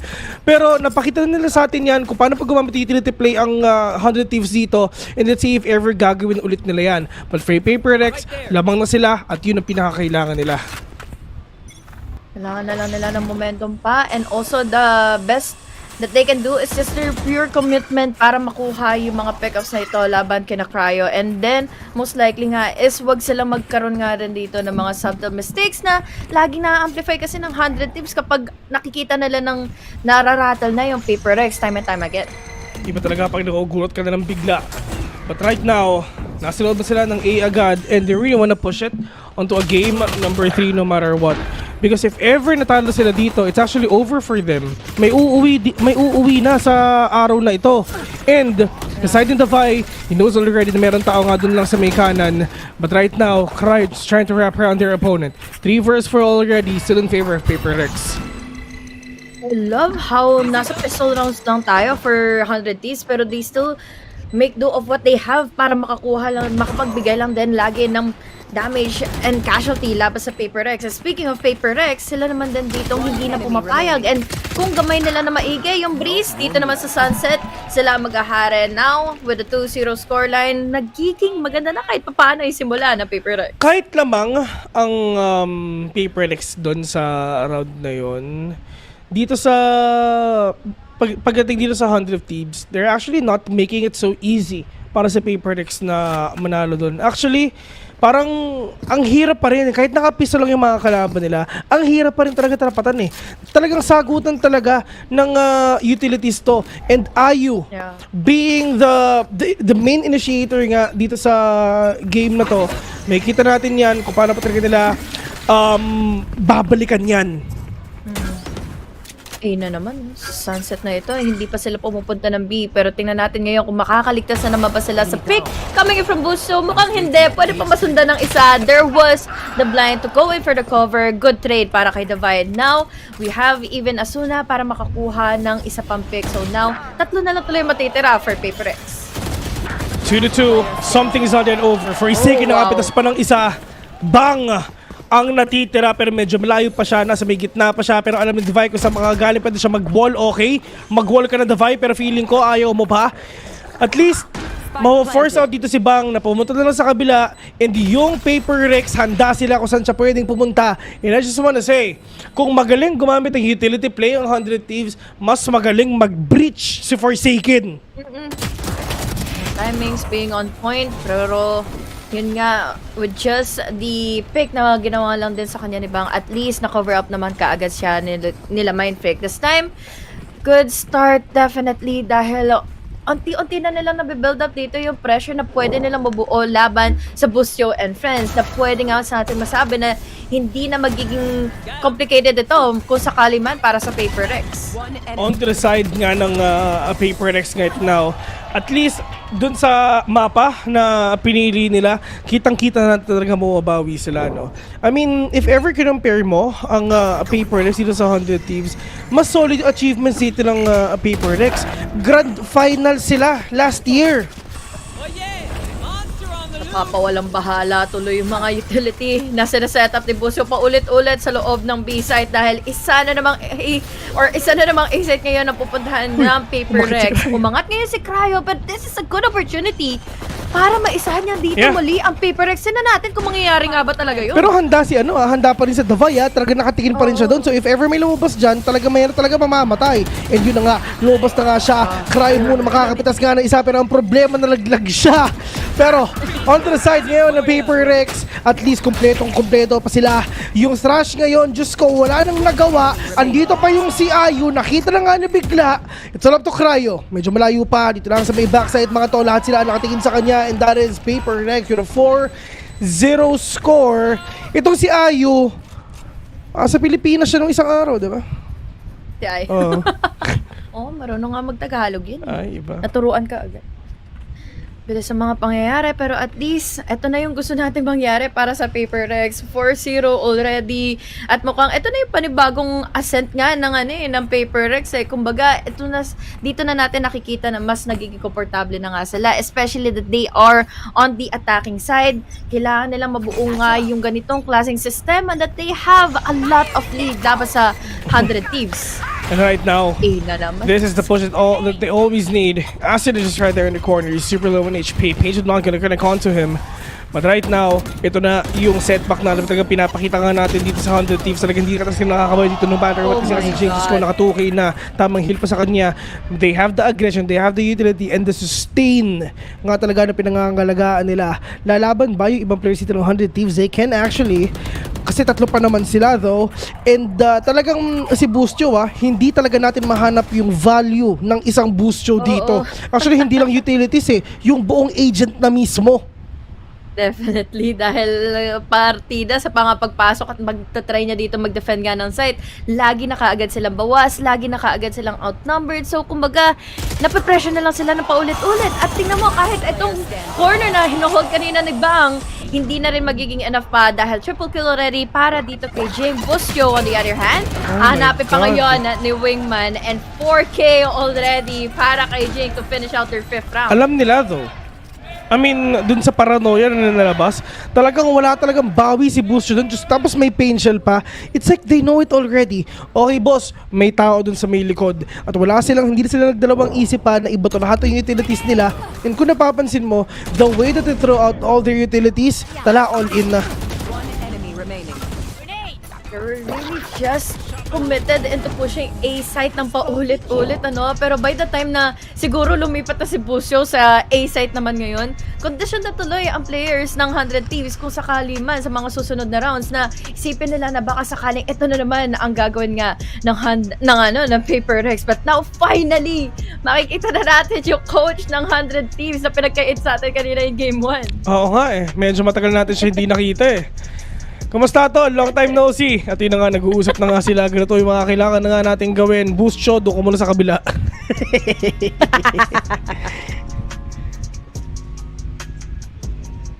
Ay. Nag-lunch ka na? Nag-lunch na nga ba? Oo. Sheesh. Mga... oras ba ako kumain? Mga 12? Sheesh. 12 or 1. Hey. Brought to you by One Tap. Ayan. Nilibre niya ako ng lunch today. Sheesh. Asan si CEO ng One Tap nasa? Sa sala. Sa sala. Kompleto kasi yung uncle ko ngayon. Oo. Wala siya magagawa doon. Tulog ka sa sala ko, inaantok ka. Pero ngayon mga tropa, andito na nga sila. Tamang split lang muna. Halos ngayon nandito talaga ginawa ng Paper Rex to ha. Yung mid-control tiles ha. Tapos tatlo pa tuloy yung pressure ngayon ng ng 100 Thieves. So ibig sabihin lang nito, sobrang na-condition na sila into thinking na baka sakaling kaya na natin silang pigilan ngayon. Tapos si Aso na naka-judge na lang. Kasi baka kasi dito ulit sila. Pero para Noyo, tumama nga para sa kanila pero sa ating pa rin talaga makakakuha. Sagutan ng utilities talaga malala. Hirap na nito para sa 100 Thieves dahil naisaan sila into thinking nga na mag-slow down na naman ang Paper Rex going into a boost shield though, all the way from the flank. Pero ang problema, nandito naman kaagad si Forsaken and now, insta reposition, rotate na kaagad ito for Paper Rex. Yeah. Si Cry yung sumisilip kasi meron siyang thrash. Problem is, just nahuli nga talaga siya dito lang sa may gitna, tatlo katapat niya. Ayo, anong ginagawa mo dyan? Huli siya eh. Anong score na? Finally. 6-0. Dali-dali ng Valorant guys. 100 Kaya naman yung pala nilang gawin. Yun nga. To, di pa nila ginawa kanina. Hinay blood pa nila si Alex. Handang-handa oh. Handang-handa ang Paper Rex oh. Kinondisyon nila akala nila mag-A. Kalma ka lang. Nalo kayo. Migil ka dyan. Jing is inside already. Pero ito muna ang sagutan nga nila. Tamang paranoia nga lang muna pero Jing pa rin talaga makakakuha ng isa. Aftershock para wala magpupush dito. Lahat na tinigilan nila angulo. Elbow walang tao dyan. Talaga sobrang they really want to confirm no. Talagang may Prowler na, may Thrush pa. Pero pagdating din sa first time nga talaga na magbibis sila. Boost Joe single-handedly trying to take down these players one by one. Pero this is the From the Shadows na talagang ginamit na nibang para mabilis na din talaga yung pag-rotate nga nila. Pero this is the wall already. Up na. Tinamaan sila dito. Wala silang panira ng tripwire. Ang daming nangyayari. Hindi ko alam kung sino titignan namin. Davai will catch one. Ayu, spray and play. Spray and play lang sila. Lahat mga to. 2 vs 2 already. It's on to Davai. Wala siyang heal. At medyo malayo pa nga siya. Pero karaya mo dito makakakuha. Lahat ng... So crazy. Lahat ng tignan ng obs, men. May sa mukha. DZ. Natalsikan sila doon, boss. Either may DZ, may naipit sa wall, may hindi mabaril-baril yung tripwire. Dalawa sila na tripwire doon. Best kasi di nila magawa ng paraan para nga masira yung tripwire na to hanggang sa nasira na lang yung wall nila. Hanggang sa pati itong smoke na ito na dinadaanan, nilalagpasan nila. Wala sila talaga makita to the point na mahuhuli na lang kaagad sila sa patibong nga nibang ng paulit-ulit. Finally, a round para sa 100 Thieves. And ibig sabihin lang nito, X na ang B-side sa Paper Rex. Paano nga sila makakabawi dito HG? Kasi number one na problema din talaga dito ng 100 Thieves is yung pera. And tinan mo si Buscho, 0. All in na mga boss. Wala siyang cyber cage dito boss, kahit isa. Tripwire niya, isa lang. Na-bad trip na mula kanina eh. Kumbaga wala nga talaga siyang binili. Hindi, tripwire lang talaga, tsaka may armor ba siya? Half din. So 5-1 plus 250, yun yung ginastos niya kanina. Pero ngayon mga tol, this is Paper Rex. One more orb for the trash. You have the showstopper. In terms of aggression, they can actually do it. Yun nga gagawin na nga nila. May fault line pa pero walang tatama dito yung showstopper. Mga tropa, wala sila makita dito kahit isa. Oh no, si Jing stuck siya dun sa may smoke. Na nightfall pa sila. May naririnig ba sila? Wala. Mamba out. Cut ng rotation. Babalik sila. Mabuti na lang din dahil quick naman din kaagad na nagkapag-responde ang 100 Thieves para nga makapag-rotate. Pero now with those blinds, with those pain shells, tinatry na maigi dito i-sustain ang 100 Thieves pero hindi nila kinaya dahil dalawa naman ang magpipick sa kanila. Cryo though with the trade, that's good enough dahil again, we're down to a 3v3 pa. And this is the point nga na kailangan nga nilang makapitas nga dito. But si Buscho nag-aantay na for themselves. Pagdating na dito lang sa may short, something. 1 versus 1. 1v1 with a great one. Hindi niya alam na nandiyan pa si Buscho ha. Hindi pa niya alam ha. Oh, nice flash. Oh, yun na nga. Nice flash.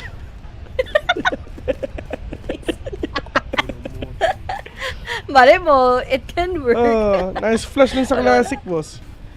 Wala, yun yung mga yun yung mga bagay na you really need to win no matter what eh. Pero wala eh, talagang handa din ng 100 Thieves dito. And na-convert nila yung timeout nila sa tono.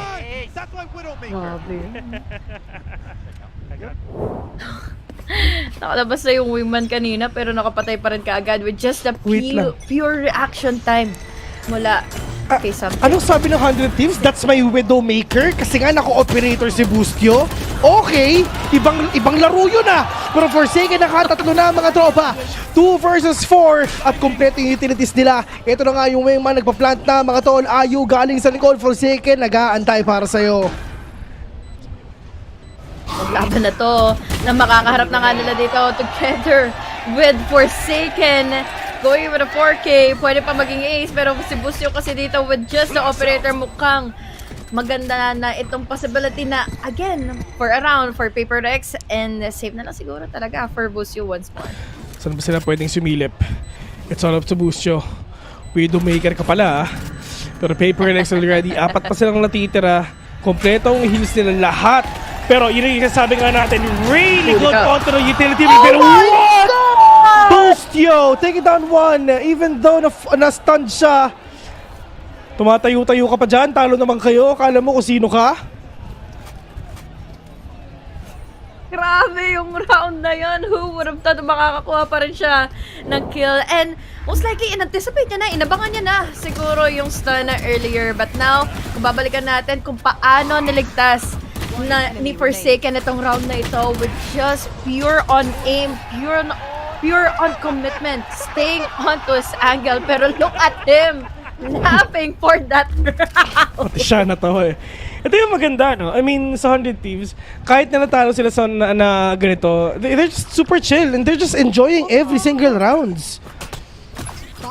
And din yung mention ng push nila dahil most likely abangan nila dito yung kung ano bang annoying na ilalabas nga ng Paper Rex. Pero what's annoying right now is the one-taps coming in from Cryo and Bang.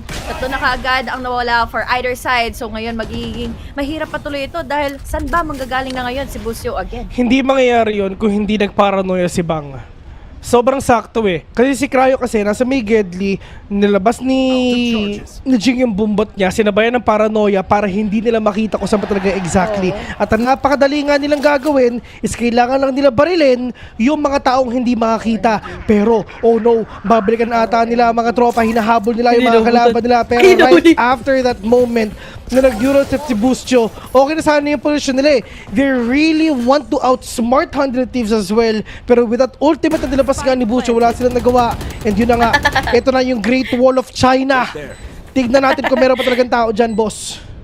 Nakasarado pa yung gate all the way from market. So saan na nga talaga papunta na ngayon ang 100 Thieves with that smoke, and even sa pagpasok nila ng wall, ang dami tuloy pag-overtake ng Paper Rex. Pero at least ang maganda for Forsaken and Davai, magkasama sila dito para at least para ready sila sa mga trades. Onto that corner. Time, ha? Oh no. Talagang lalabanan ata nila. Ito na nga, kitang-kita nila yung mga ulo ng mga kalaban nila, yumuyug-yug na. Bang! Ikaw na lang ang mag-isa. Makakapatay ka nga ng isa, pero wala ka ng oras para manalo dito sa round na to. 2-8 mga tropa. Ito paano, may potential talaga, may panalo pa rin ng 100 Thieves yung mga rounds na yes, maganda yung panimula para sa side ng Paper Rex, but then again, kung babalikan din natin yung mga one-taps sila Cryo and Bang, super crispy to the point na walang nagawa sina Jing and something dahil coordinated ng paulit-ulit, either the blind, the paranoia, and even the smoke. So, doon pa lang masasabi natin na may upper hand sa utility setup ang 100 Thieves. Hindi lang sila nananalo sa sudden aggression kasing paulit-ulit ng Paper Rex. And sa tutok, na out-aim na ng Paper Rex ito ang 100 Thieves. One-way smoke onto that corner. Prowler, not gonna catch anyone right now. Just to confirm, meron pa dito boom bot for him to get that showstopper online. Volta will connect onto him though. Pero narinig nila dito for sure. Showstopper, mga tol. Cryo muna, makakapitas nga ng isa. Pero tamang Painful at see if everything kasi talaga makakakuha sa kanila ng kill ngayon. Pero wala muna. Ang masama, yung sustain pa yung nawala, which is David. Oo nga. Let's see kung hanggang kailan na ngayon tatagal ang Paper Rex, especially na medyo magiging-scatter na muna sila, trying to go in with the split push. Although, wala namang nagbabantay pa halos ng mid.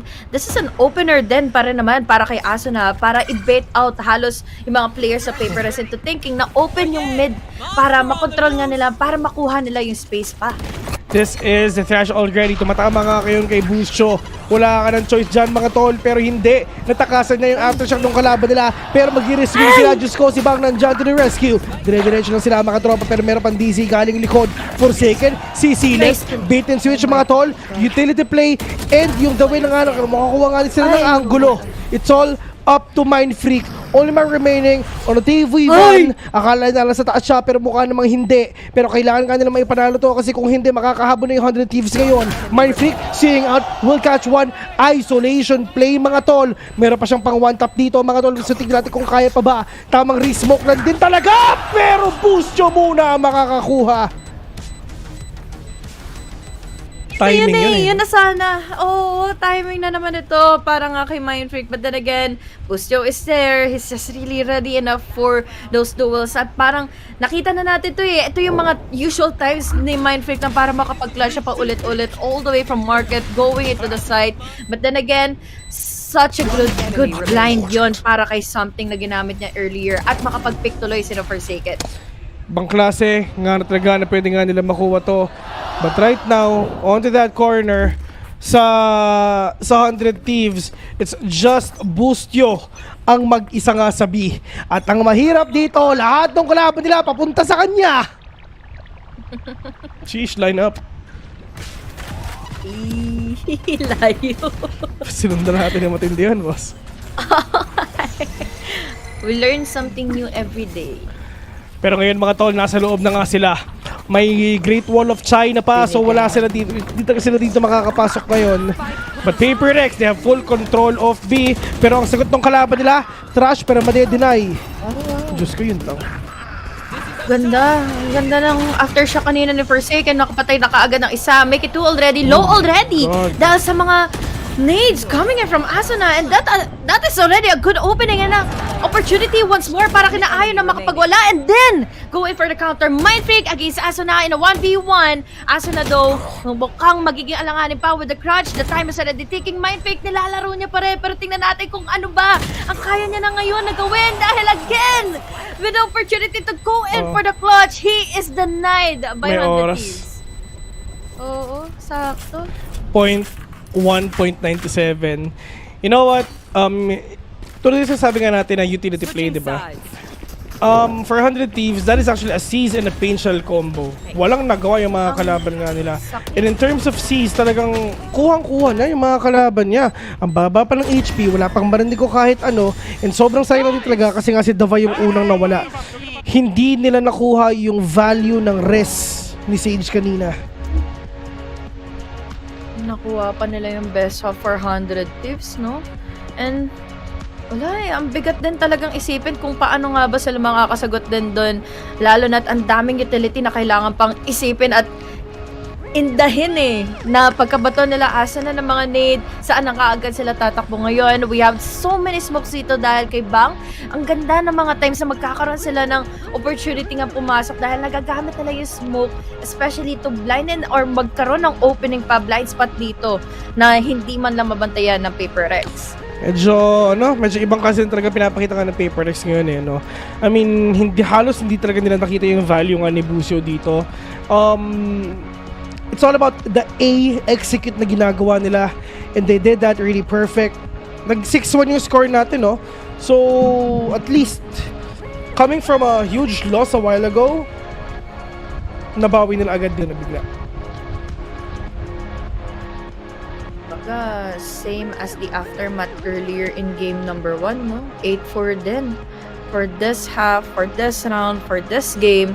So, at least kahit papaano masasabi natin maganda yung pangitain for Paper Rex. They just need to win out the pistol round. And then, pwede na sila magpatuloy doon. Starting off with the pistol round, tuloy-tuloy na yung momentum, tuloy-tuloy na yung opportunity nga nila dito na ma-inda or mabigyan nila ng paghihirap nga ngayon ang 100 Thieves. But looking back, we have finally the momentum kasi na nabuo nga for 100 Thieves for those previous 3 rounds. Sana makapunta tayo sa isang Masters event, no? Yan nga Masters Manila. Kahit yung Ascension last year, no? Thailand. Oo. Kung Masters Manila, saan kaya maganda? Sa ano? Araneta. MOA Arena. MOA Arena. Oo. Same like Predator, no? Oo. Pwede yun, guys. Nagawa na natin yun sa MOA Arena. Shoutouts nga pala sa mga pumunta ng event na yun. Lapit ng VCT, guys. June na. Yan na. Yan na. Yeah, makikita ulit natin San dito kaya? Saan kaya? Yeah. Sa bahay niyo. Oo, nandito ka na rin naman Diyan na rin naman ako, di ba? Balipat-lipat ako ng kwarto Pero yun na nga mga tropa, pansya lang muna. Mind Freak, delikado ka. Pero Diyos ko, what? Hindi siya nabawasan doon? Mind Freak will catch one. Parang nga na mapipigilan to. Bang dire-diretso na sila. Sige, mag-overextend kayo. Basta kaya nang papatay, pwede na. 3 vs 3 already. Kumpleta pa yung buhay nga ng mga kalaban nila. Busio will catch one. Pero Forsaken naka-answer back pa ng isa. Jing is low. Forsaken the only man remaining. And let's see if ever they can actually win this round. And they will. Oh my God. Win it. Not having any problems at all. 8-5 already. 100 Thieves at least winning the round that they need. I hate the smokes ni Bang. Yung timing especially na alam nila may katapat sila dito at the moment So ibig sabihin lang nun, that's a good opening already for a blind spot and then a push and then the aggression na yes, nag-overextend man sila. Pero look at the casualties na nag-pile up tuloy na paulit-ulit sa Paper Rex. Wala tuloy silang nag-isagot. Another smoke came into play and he is just still chill about that round. Sobrang chill lang talaga nila mga tol. Pero right now, this is 100 Thieves. Talagang dire-diretso na din talaga sila dito ng Paper Rex men no? Talagang wala, I mean wala, hindi na namin kayo bibigyan ng enough space. Pero, ang problema, yung mga tao ng Paper Rex ngayon, Diyos ko, nababawas-bawasan nga talaga sila. Pero meron pa dito Pagel, may dizzy pa, wala silang parinig. Oh my God, may seize pa! Stinger! Aso na! Nakapit isang dalawa! Something and Jing! Sobrang low nila pero nasan pa kayo? Kakainin namin kayo ngayon din! 6-8! Paper Rex! Diyos ko, natalo na sila! Kumbaga, nung nagpalit lang tayo ng size, doon na mas naging komportable muli ang players ng 100 Thieves. They let go on the first few rounds nung first half. So, ibig sabihin lang din nun, nabuo nila yung approach na min-9 game na nga nila or kaya naman kinondisyon na nila ang Paper Rex ito taking na kinakaya-kaya na kaagad ng Paper Rex itong 100 Thieves. But then, they still have something all the way from their sleeves na kakayanin nila dito mamain ngayon. Ang Paper Rex, kahit on the defense, we have utilities set up. But then again, without the Cypher kasi, parang ultima yung mga times na pwedeng ma-udlot or pwedeng slow down yung 100 Thieves, hindi tuloy nangyayari. This is actually a really good thing and moment sa 100 Thieves na even though na mga singer lang yung gamit nga ng iba, just ko nakakapatay pa na marami na. But mind freaking something, 1 kill each, booster from behind, will catch one, something will fall down. And dito sa Papers, kailangan lahat talaga sila is mag-online. But that is Spike being dropped, but Cryo opening the site B na open na para sa kanila. Oh no. Oh, munti ka na yun! Oh my God! Pero good bonus sa side ng 100 Thieves. At least napanalo nila yun. I mean, Dalawa pa rin. may pera pa sila. And 4 yun napatay nila. Pero sa totoo lang, sobrang munti ka niyan sa side ng Heretics. Alanganin sila doon. Kung babalikan natin tong retake or rather etong round na ito, talagang tama mapapailig ka na lang dahil na sila, na taken off guard sila dito sa pag-push si Busio all the way from market since it was already open dahil nga napatay niya si something and then created an opening as well to tackle down players from Boba. Kaya naman ako, Heretics, kailangan nila mag-ingat every single time kung saan ba sila dito atakin nga ngayon, ipupush na ngayon ng 100 Thieves. Neural Theft is online, 1 more for the trash, 3 more for the showstopper. So, it's gonna be hard for us to know kung sino ba talaga ang talagang may lamang dito. Pero sabi ni something kami, tol. Grabe yun. Wala na silang smoke ngayon. They really need to rely sa cyber cage nga ni Busio dito. Pwede nilang samahan to, pwedeng hindi. Pero nag-iingay lang si Busio sa totoo lang para ma-force out yung rotation ng mga kalaban nila papunta nga sa kanya. Pero Busio, kailangan nyo makapitas dito ng isa. Something, nakita silang dalawa. Pero information lang yon mga tol. Pero bait and switch sana. Pero wala naman to. Nag-iingay lang si Busio dito lang sa may kaliwa. Pero wala silang idea na nasa B na pala yung mga kalaban nila. And this is Asuna. Oh no! Huling-huli ni Davai yung pagpasok ng kalaban niya.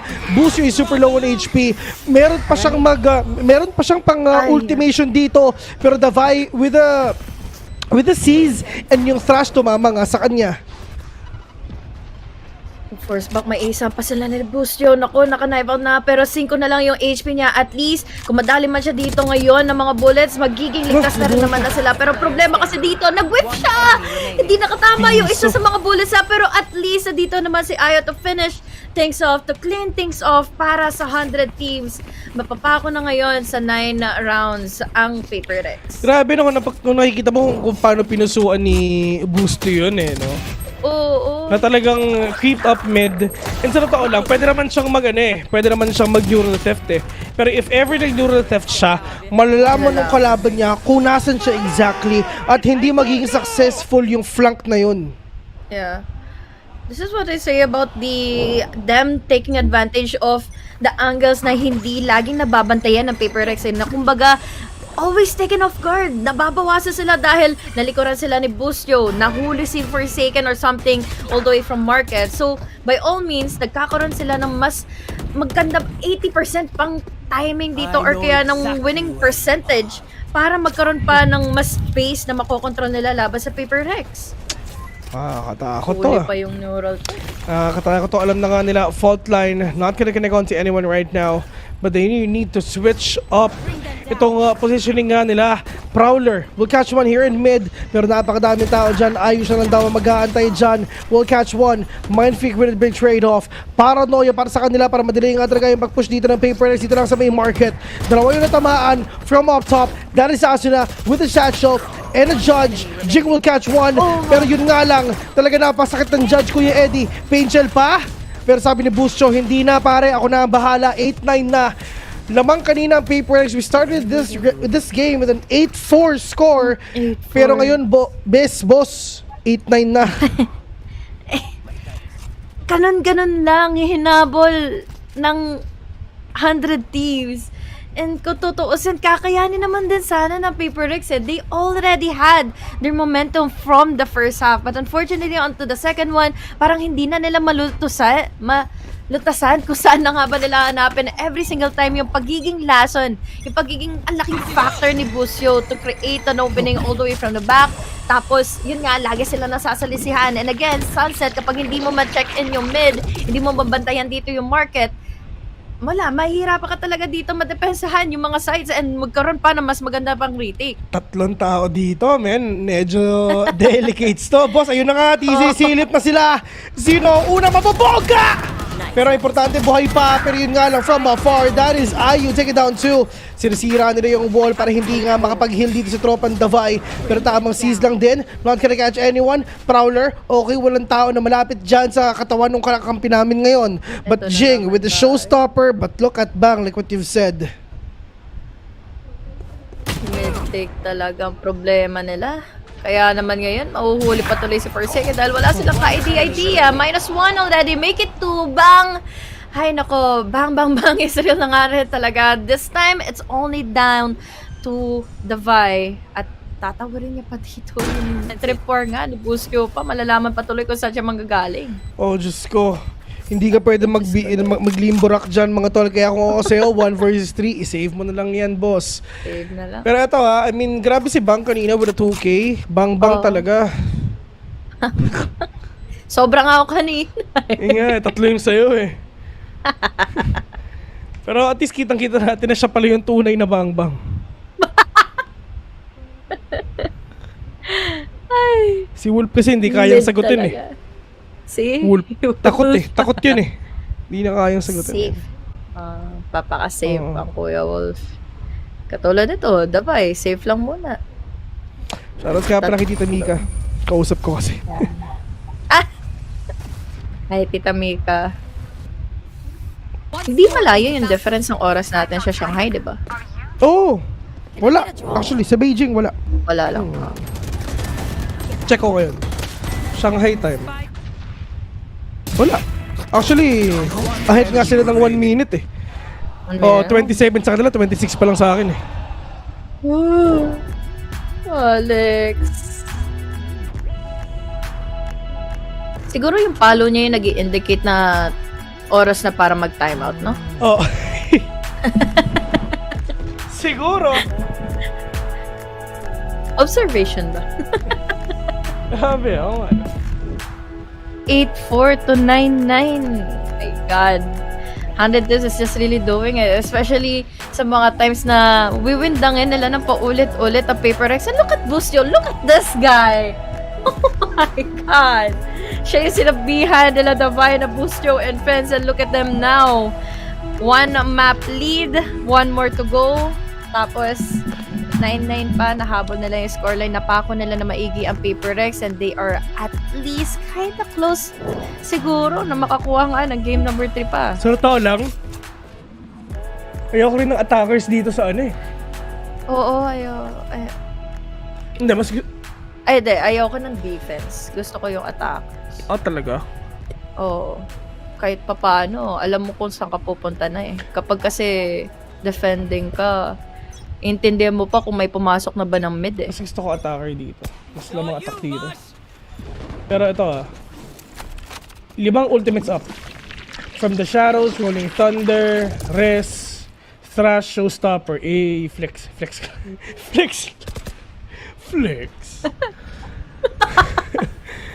But right now, ito I mean, for Paper Rex, kailangan din talaga nila magamit yung double flash na meron dito ng Paper Rex.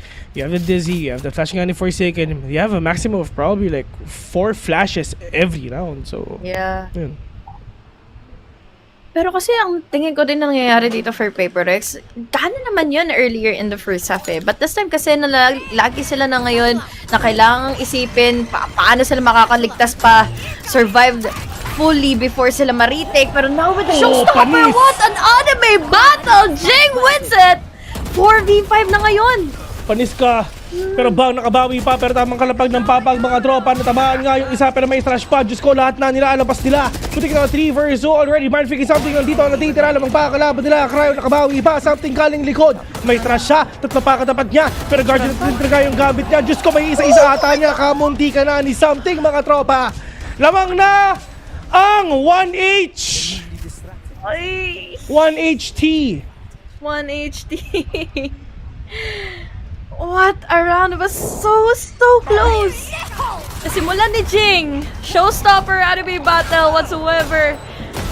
Top Tapos, nilabasan ni Forsaken agad yung Rolling Thunder and that should have been it. But then, parang ready lang din talaga si Busio. And look at this. Just really much more comfortability is given para sa 100 Thieves na ngayon. Nakabahan ako. Nakabahan ako. Lamang na. Paper Rex! Paper Rex, utang na loob. Bumawi na nga kayo pero buti na lang talaga. Natamaan na ata yung isa. Ganito ang verticality already. May Painful pa. Yung Paranoia nandiyan pa sa kanila para sagot ang nga ng Painful. Mga Tojing is super low on HP. Yung Dizzy, nasan ba? Okay, medyo wala pa. Kailangan nga makuha muna ni Karayon pero mukhang hindi na ata. So they need to rely dun sa Nightfall na meron dito si Ayu. Pero look at something. This is gonna be huge kung sakali mapapatay niya nga kaagad na ngayon si Bang. Again, minus the controller and that means a lot already. At mukhang yun na nga ang mangyayari. Nasalisihan na sila. This time, 3 hit lang ang ginawa kaagad nila Asuna. So, sayang yun na sana eh. May lead na sana sila ngayon pagdating sa numbers. Mind Freak will catch one. Oh my god, that's huge. Nice kills by Mind Freak and Forsaken. It's all up to Busio on a 1v4 scenario. You got the trip war up.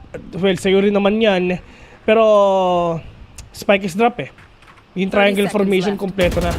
Kailangan mo muna mapatay 3 na yan para mapush mo ng 1v1. Swinging out. Pero they're up and ready for them to face your head. God, there's a lot of pressure. Nakakaba, itong game, itong round, itong map na to na lang talaga even. Dahil okay na talaga kanina para sa Paper Rex. Nakakadalawa pa lang sila for this half alone. And again, the overwhelming pressure is just given the fact na we have your Ayu, we have your Bang, and also yung pang-lurk nga dito, paulit-ulit na Busio. Again, we still have such a big of a pressure pang ultimates available kina Ayu gamitin pagdating sa post center, even trying to go in for the site. And sana maging ready ang Paper Rex dahil onti na lang yung ego nila to begin with. Where's the aggression? Oh no, look at something ulit. Talaga siya talaga pinakamakulit. Something with a 2K. Paranoid not gonna continue his players. At parang wala lang din talaga nangyari dun sa ginawa nga nila. Kasi nga, Diyos ko, napipigilan sila ng Paper Rex. 2 versus 4 already. Napakadami nila ang ginamit ng utilities doon. Lalong-lalo na yung Nightfall nga ni Ayu. And 11 namang na ang Paper Rex. Oh my God. Something, ilang beses siya doon binatuhan ng mga utilities. He still stayed on that corner dahil alam niyang babatayin lang talaga siya ng mga utilities. So might as well just stand his ground, makakuha ng pick-off, and good enough para kay Divine na magkaroon ng saving grace kaagad si something earlier on and then go in for the picks. They are still alive, they are still surviving. Kaya pa ng Paper Rex. Kayang-kaya pa though. I mean, hindi naman nawawala yung chance na talaga mabawi nga ng Paper Rex. They really wanna push it into a game number 3. They don't wanna go home sa Pacific. They don't wanna go home na 2-0 yung last game nila. They really wanna put up a really good fight.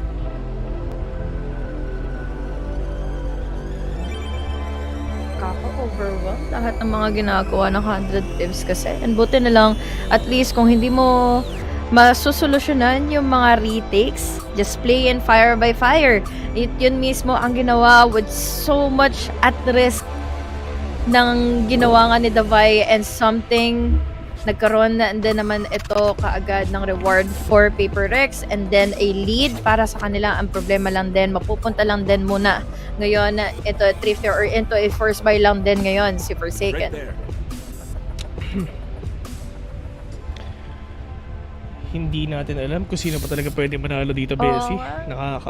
Medyo mahirap talaga malaman. Hirap ng sunset. Oo. Nakakatakot nga talaga pero wala silang no choice dito kung hindi papasok na. At ayun na nga. They're inside already. Onto this corner. That is Busio. Both fall down to the hands of Jing. But right now, Asuna with a stinger. Ano magagawa niyan, boss? Medyo mahirap. Andyan yung Thrash, andyan yung Sustain. And we're just actually waiting for that rest nga talaga na gamitin nga ni Davai para mas mapa-uplift pa nila and mas ma-fortify pa nila yung depensa nga nila dito sa mapa na to. And if ever they really want to push it to game number 3, ito na yung best time for them to do so. Wag mo na ipa-OT. doon kayo maawit eh. Oo. Kumbaga, pinaglalaroan na lang nila yung pressure and all of the commitment pang hinaharap nila dito laban sa 100 Thieves. And now with Bang, with the smokes, with the pressure, with the pick, he is taken down quickly by the Vi. 3 na lang ang matitira for 100 Thieves.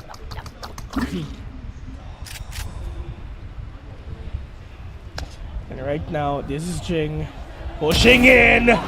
Will catch Ayu bigla. Something mawawala. Pero Jing bumabawi pa. Hop, satchel in.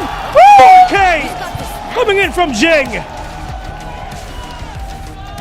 Oh my god, that was so smooth for Paper Rex, especially Jing. Ayan, si Tita Per. So wild. Unang kill pa lang ni Jing talaga dito. Nagkaroon ng opening tuloy. And then, itong mid-take ay talaga na-control and na nila yung space. Given the fact that they have enough time. So Jing with a 4K is good news para sa Paper Rex. Papatuloy pa yung kanilang momentum at this point na nasa match point na din sila. And right now, Asuna will fall down. And this is actually a ghost signal for them para bumalik na sa kabila. And broken by sila, 3 Guardian and a Stinger. Sa side ng 100 Thieves, they're gonna go up against these kinds of Arsenal. And of course, si Forsaken naka-outlaw lang siya. At buto na lang talaga, halos lahat sila is naka-half armor lang. So one tap talaga, malala. Sana ngayon papunta ang 100 Thieves. Especially that we have your smokes na kahit papaano, medyo limited na lang din yung kanilang mga resources. And given the fact we have still here 5 complete players na yes, outlaw lang ito, pero laking bagay pa rin lalo na si Something and Forsaken pa yung magkasama. Together with the Trash, makakahuli sila ng info. And then with the jump pick, -1 na tuloy ulit ang 100 Thieves. Ang hirap ha. Ang katapat mo dito, outlaw and outlaw and operator, boss. Nasa kaliwa mo, outlaw. Nasa kanan, operator. Baka makapasok kayo. Baka finally, natugunan pa rin talaga ng Paper Rex yung rounds na naubos at nahabol ng 100 Thieves going into the second half after having the lead na magmumula nga in the first one. So again, grabe, sobrang laking pressure. And welcome back sa bahay niyo, Bessie. Welcome pa sa bahay nga namin. Pero yun nga yung nakita nga natin, di ba?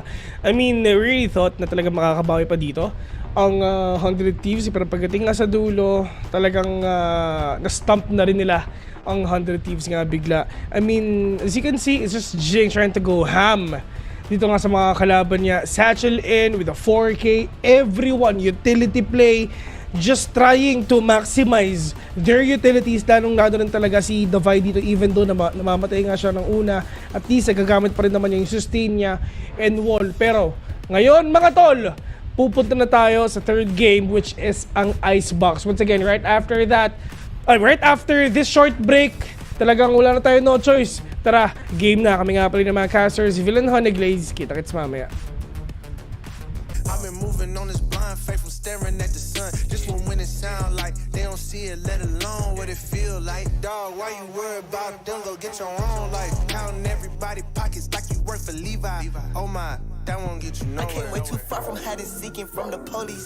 But it came way too far, my gang was sitting in the nosebleed. Praying down on my knees and got back up, we in the floor seats. Yeah, looking at full court games like of course we had to go steps on full course meals, now it's more on the way. Why would I stress about these bills? I got more on the way. I'm a stellar winning politician, more on the way. Pull up deep, I'm never solo and there's more on the way.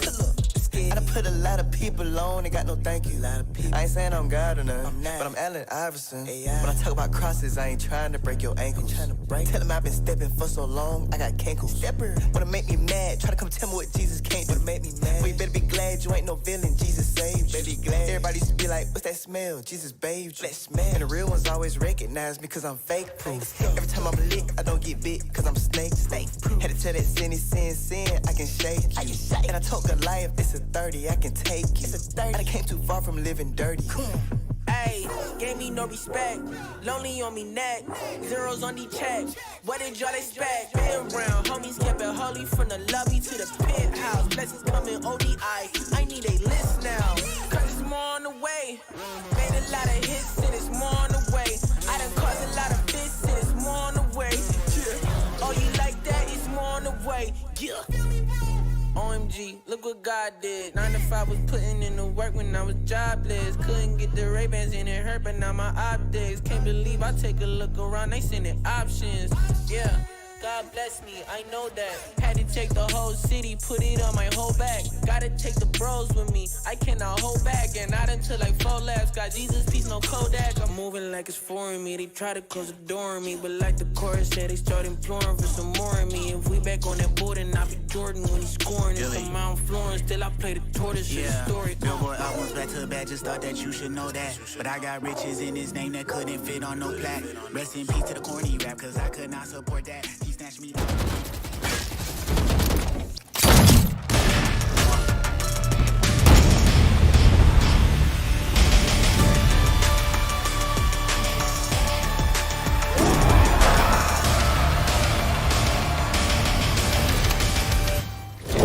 What a response from PaperX there on Sunset. I'm your host, Sue. I've got Mimi and Kakuka with me once again. You know, after map 1, we know if there was any map that PaperX can make a comeback on, it was Sunset. It's their best map for a reason. I mean, their attacking side on this map is just so tough to deal with. I think 100 Thieves honestly had the right read by trying to go for forward aggression in A main and deny these executes. But their protocols to take that space are just so damn good. Exactly. At some point, we even saw 100 Thieves just put in 4 people to defend this side, tried to deal with that aggression. But the way that the Vi was using this lows, it's so weird. Like the responses time after time, the setups are so strong that for them, and the way that PaperX plays with the time and how they want to take this A side, it was just too easy for them. Yeah, once they have this space in A main, I think they do a really good job of finding the time to reset, get that second wave of Dizzy online for something, and then these late executes are just so strong. Jing had a great resurgence on this map. I think his entries on A were absolutely critical. And once they're in the post plants, I mean, playing against the Sage is just a nightmare. Yeah, exactly. And time after time, we saw this. But then at the end, they started to test a little bit on with B. We saw that 100 Thieves also put Boostio to just defend that side by himself. But even the aggression then come onto mid, right? And all of that adaptation that 100 Thieves had, it was worthless. They had a chance though, right? They made it really difficult for PaperX. Yeah, I mean, it was a big fake comeback. I mean, their second half was pretty good for 100 Thieves, really starting to put something together there. But again, PaperX at the end of the day on their defense, their retakes are really good with this comp. The Sage also helps out with that one a lot. I think the biggest reason that 100 Thieves started to come back was these really slow mid rounds and taking advantage of, again, the lack of a Cypher or a Killjoy to hold space in the mid round. Yeah, exactly. And that is when we see something come to life. We see that all the pressure that they were putting onto B and how PaperX could not deal with it. And then you just put something either on a very crazy position supported by the Vi or then with the operator, and then, well, we're here. I can't believe he nearly won that 1v3 as well. Ridiculous. Towards the end of the game. And speaking of ridiculous, it's time for our HyperX Reflex moment of the day, and it is the 4K almost ace Kakuka from Forsaken. It was beautiful. Like, these 2 kills are crazy. This one is mind-blowing. Now, the Vi doesn't even flinch. The Vi doesn't even look back. Good old David, but yeah, it's so good to see the difference between what we saw in map 1 then compared to this one. Forsaken, time after time, his utility was one of the reasons why it was so easy to get into the site sometimes, or why so many duels were going in the favor of PaperX. I can't believe that's how that ace got shut down too. Boostio stunned no-scoping with the op, but a massive turnaround from Forsaken. He's been great on their Sunset. Last Sunset game, they played at Masters. He was fantastic, and he shows it again here. Not only is his util impactful, but the late round performances from this guy are just sublime. He continues to prove why he's the do-it-all man for PaperX. My question is, Mimi, can he scale this performance even more on Icebox? I don't know if he'll need to, is the thing. I think he'll keep playing consistently.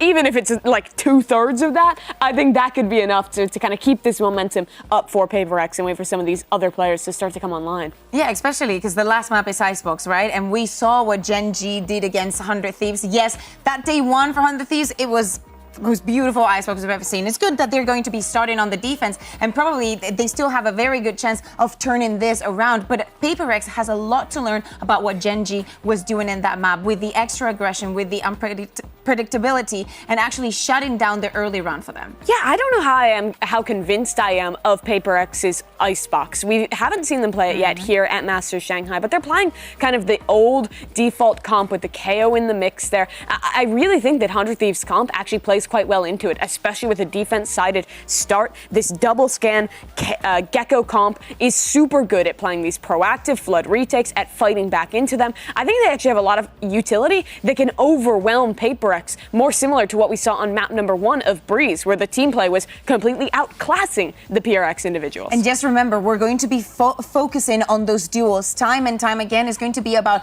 isolating them, about denying the trade time after time. If we think about that first icebox, again, denied the plan. The spike cannot go down, and that retake situation should not even come into question. But if PaperX can get a good attack side going on this map and come out favorable in the half, I think there is a really good chance for them to close out. Their players are hot after that Sunset win. I think the coordination was looking good in that map as well. I mean, people have reason to be confident in this team, as we're seeing in this poll. I think that all the 100 Thieves fans are watching Tarek probably. They might not be in our chat spamming away for... Or they're sleeping. Yeah, or they're sleeping. But as you guys can see, PaperX, wherever they go, they just overwhelmingly have the fans' heart. But this is the thing, though. 100 Thieves are not a team that's just going to lay down and let it run over them. Even on Sunset, Kukuka, they could have very well closed this out 2-0. Oh, yeah, exactly. They were very, very close, and maybe a little bit less of adaptation, and actually PaperX stepping up and being extremely comfortable in the map. Even though it's a composition that we do not see that often, they know it to a T, and they know where their strengths and the lacks are in that department. Now, moving on to Icebox and having more of a standard composition, we need to see the face of PaperX that demonstrates us that they're not just a crazy team. It's not about the crazy compositions and catching you off guard. Watch them lock in another Reina now. Who's going to play the wild card? I actually would be not that surprised if we did see a comp change coming out from them. I think Icebox has a lot of comp diversity right now. I think even playing the Reina is not unreasonable, and I might actually like that for PaperX.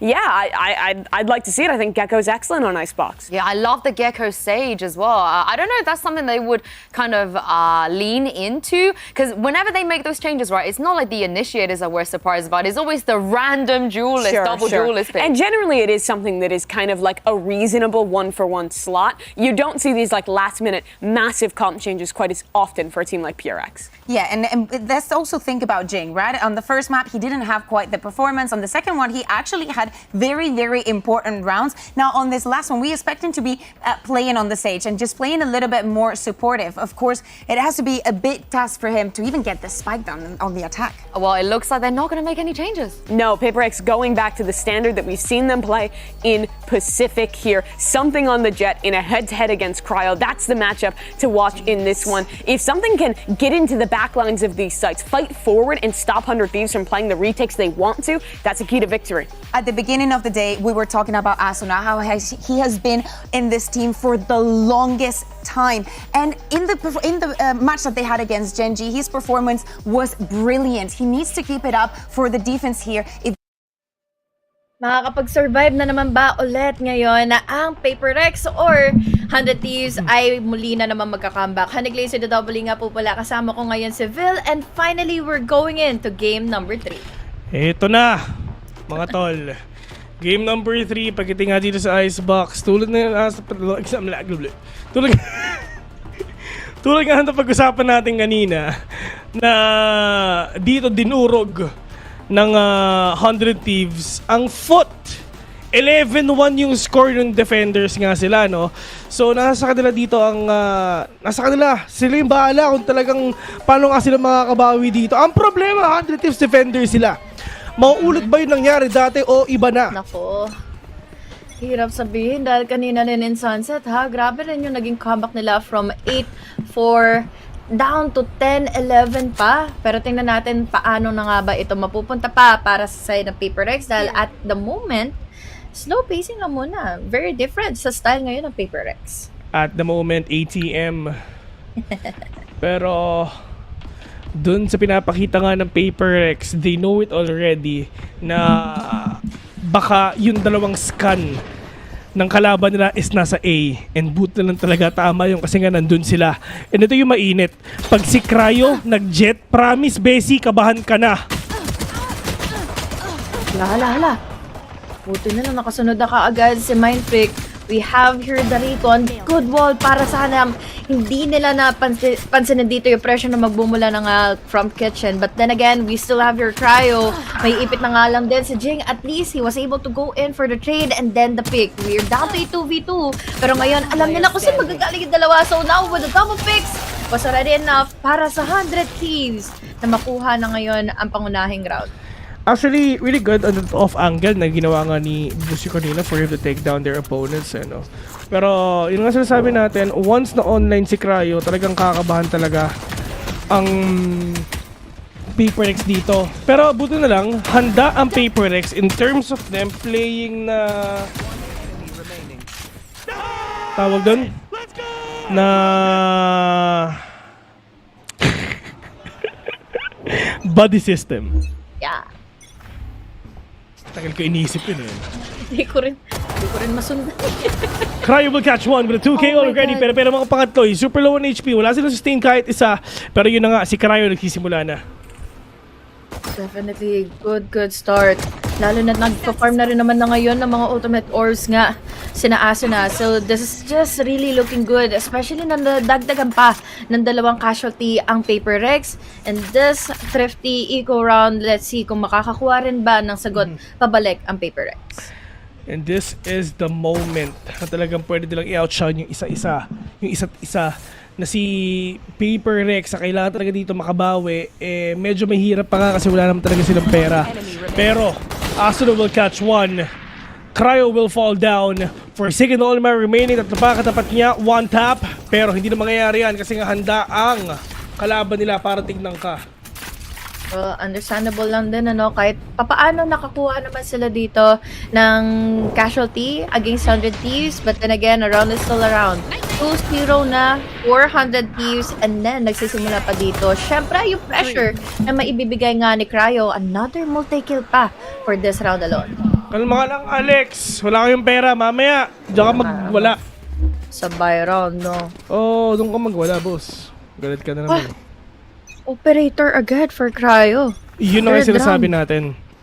Na dinrap pa yan ni Asuna. Huh? Kasi nga, pag si Cryo talaga online, ang hihirap nga talaga natapatan ngayon. Pero ngayon, let's see. Hindi nila nakita yung value ng operator ni Cryo. Pero ngayon, I think, para din ginawa nila sa Sunset, tara, A lang ng A. Sana maging wise ito for them dahil again, they have a double sentinel setup na medyo magpapabor pa on the defense. But at the moment, we have the utilities being thrown off. They are being denied by just the swarm grenades and then amplified pass. A pick nila Asuna and Bustio. Something naman for the trade. But unfortunately, the numbers are not favoring them. Kaya naman ngayon, may opening passive bomb para sana mahati pa yung attention nila. Ang hirap kunin ng spikes na totoo lang kasi 100 Thieves are actually really trying to wrap around their opponents and they're actually really successful on doing that, but it's all up to Bang. Can he actually get that kill? The Vi trying to swing out already, 30 seconds in. And the question is just kaya pa ba niya talaga na kunin to? And however, that is something. Plan is spike already, but the delay na pinapakita ng 100 Thieves is on from up top. All the way from screens, they know where to pick, they know where to swing, and they know how to stop their opponents. The Vi, the only man remaining on a 1v3. Jump peek na kanan kasi alam niya na may tao doon. So, Busio can actually defuse this spike with no problems at all. Wala man lang siya naging problema, wala man lang siya naging... Alam mo yung pag-defend nga ng pag-defuse nila ng spike and ang tagal ng inubos na oras ito ba doon para lang din ma-takedown sana dito si Bang, but it did not end well. But going back here onto that replay really is so unfortunate para kina something, no, dahil hindi sila nakaligtas from the swarm grenades. Yeah. Actually, sobrang awit na moment talaga to para sa side ng Paper Rexes indeed. And the fact na ang lakas din talaga kasi sobrang depensa ng 100 Thieves na totoo lang. Cryo on that operator. We have swarm grenades for the setup. Asuna amplifying it with the picks and the blinds.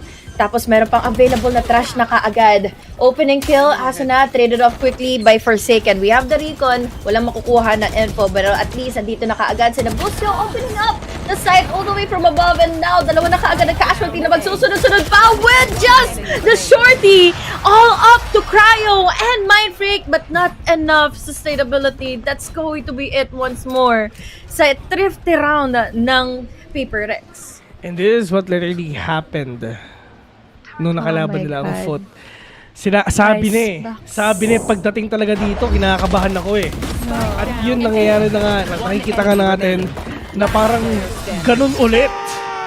Let's go! Grabe yung nabibigay niyang boost ng moral, no? Dahil when you see Busyo that comfy na, ma-bring up niya din yung emotions and also yung energy din ng iba talagang members ng 100 Thieves eh. So, ibig sabihin lang nun, much more comfortability. They have this already into their hands. Alam na nila kung paano nila ma-overwhelm pa ulit-ulit ang Paper Rex. And sabi mo nga, this has already happened against Foot. So, hindi rin magiging huli ang lahat for them. Nagawin din ito pa ulit-ulit laban sa Paper Rex. Pero eto na, dire-diretso na sila mga tropa. Paano nila mapipigilan to? Kasi nga si Asha na super low on HP. Something na wala pa. Mapapasok ba nila ang kulit ng mga galawan ng 100 Thieves ngayon? Davai will catch one. Nate natin talaga papuntungan sa may Raptors para hindi mag-push yung mga kalaban nila. Pero yung ulo nag-aantay na kung makikita ba nila. Forsaken already. Just every utility nga talaga ang binabato niya. Just giving them a lot of room para nga makabawi sila. Pero ang importante, apat pa sila. 4VT, the clock is ticking. And it's just wala nga rin talaga magawa yung kalaban nila kasi nga may null command pa. Well, this way, finally, the round na mapupunta sa side ng Paper Rex dahil si Forsaken nakadali na naman ng isa.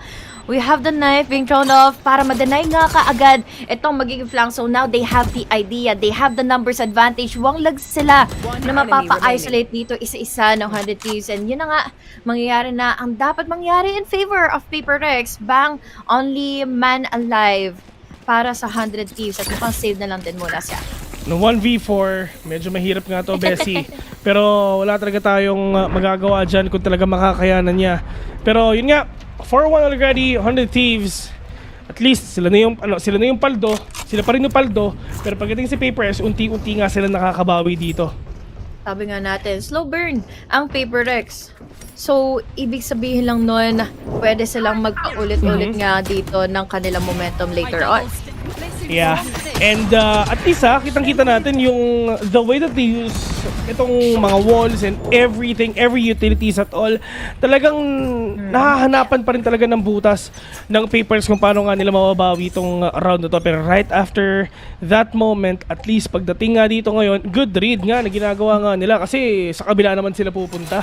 Totoo. Iba na ngayon, no? Finally, tracking, going into B-site. Sana maging pabor na nga ito muli sa kanila. We have the blinds, may isahan na si Bang. We have the opening with the wall up. Wala munang magpipick dito mula sa side ng 100 Thieves pero nagkakabatuhan na kaagad with their utility and even the wall. Wala pang ganong casualty dahil nakaligtas sila coming in from that molly. 4v3? 4v5? Makikita naman natin na itong moment the Cryo is already low on HP. So mukhang mapapahirapan sila ngayon na maging comfy, pumasok at makapag-retake ngayon ng B-side. But this time, magiging ipit nga ba sila here on yellow? Pero pagdating nga dito mga tol, they're actually super low and parang kanila mababawi ito, wala naman silang pera at all. Pero tamang stingers lang sila mga tol. Papasok na nga sila, Forsaken just like literally walk in the park. It's actually really easy round for the side of Paper Rex. And na 4-0 nyo nga kami. Pero hanggang dun na lang yon, baby boy! Ito na yun. Ito na yung start of something new para sa side na ngayon ng Paper Rex. Magpatuloy lang talaga ito in their favor. Really add option na B-site naman ngayon ang konteryahin na nila dahil again, we saw earlier na si Bang lang yung nagbantay. Si Bang na wala na nagawa dahil ang nakaharang lang sa kanila is just the yellow part nga ng B-site. So, ibig sabihin, konti lang yung space na pwede niya mapagpatentero nga. Yeah, and later on, pagdating nga sa sa swap, talagang kabahan dito ang 100 Thieves. Double senti to Dito nga talaga nakilala si Jing sa Icebox and na Sage So ito talaga yung mga kailangan talaga nila maipanalo, and if ever darating tayo sa punto na yon, for Paper Decks, they need to win ng maraming rounds dito sa first half para mas onti na lang iisipin nila kasi ginawa tong composition na to sa defending. Oh, wow. Yun na yung sustainability na hinahanap natin ngayon. We even have the Hunter's Fury para magkaroon din naman ng opening. Nabawasan ulit tuloy ang Paper Rex down to 4v4 pero at least making it a 3v4. Makakaligtas pa from the pick all the way from mid, and this time they have completely taken over B side. But now with something going in for the 4K, closing by with an ace sana, pero hindi ito papayag na nga si Asuna dahil again, hawak niya pa rin naman dito ang Vandal niya na poprotektahan niya pa itong B-side. This time, magro-rotate na ngayon quickly since there's still 20 seconds all the way from the clock. Pero maiisahan pa rin, mapapawasan pa rin ang Paper Rex. Pero at least rinig na ngayon ni Asuna. We still have the wingman at hand. Ngayon, sa makikita natin, low HP si Forsaken. So this might be a one big pressure off around for Paper Rex. Low HP Forsaken going with a pick. They have now the info double pick. And no! That could have been such a good round na sana para sa side of Paper Rex to clutch it out with low Forsaken. But then again, the collateral damage, ma-understand, ma-acknowledge natin kung bakit magda-double pick sila. Pero unfortunately, nag-line out sila sa mga bullets nga ngayon ni Asuna, and going back into this gruesome replay, denied sila. Gamit lang din ng Hunter's Fury. We have someone from mid. Something sana for that ace. Kung na-ace lang sana ngayon ni something, panalo na sana yun. Parano na sana yung Paper Rex one. But then again, it is what it is. Another round goes to 100 team. That is actually one great moment na ginagawa nga ni Tropang Aso na grabe yung sagutan ng 4K dun, bes. Kababalik ko lang Grabe yun Grabe si Aso namin. Collateral damage, dalawa yun. Numbers in favor na Forsaken Hindi nga tumama dito si something onto that flick ng operator, pero Cryo, oh no, wala siyang idea. Meron pa rin tao sa likuran niya. Actually, dalawa. Parang may body system, no? Yeah. Molly, Recon. Yeah. Ito yung maganda, no? I mean, in terms of diversion play, dun din talaga magaling nga ang Paper Rex ngayon. Pero with this lockdown na nila, batulungan ni Davai is talagang pipigilan pa dito papamampaot yung mga kalaban nila. But the question is, meron din sagot dito si Boostio with the lockdown as well for them to get that retake done. Pero dun sa likod nila, wala ata nagpa-flank dito, tatapatan ata nila. Diyos ko pa, may null-command pa. May sarili kasi sila na ngayon na lockdown na gagamitin So again, creating an opening sana dito ngayon. Boostio, pero denied sila with the null command. Davai naman makakakuha ng pick off immediately and ban! Hindi niya napapaligtasin pa si Davai, but still in a 1v4 situation. Big of a pressure, kaya naman ngayon another round for Paper Rex. Actually, ito dapat wala ng lockdown Pero nauna yung lockdown kaysa dun sa null command.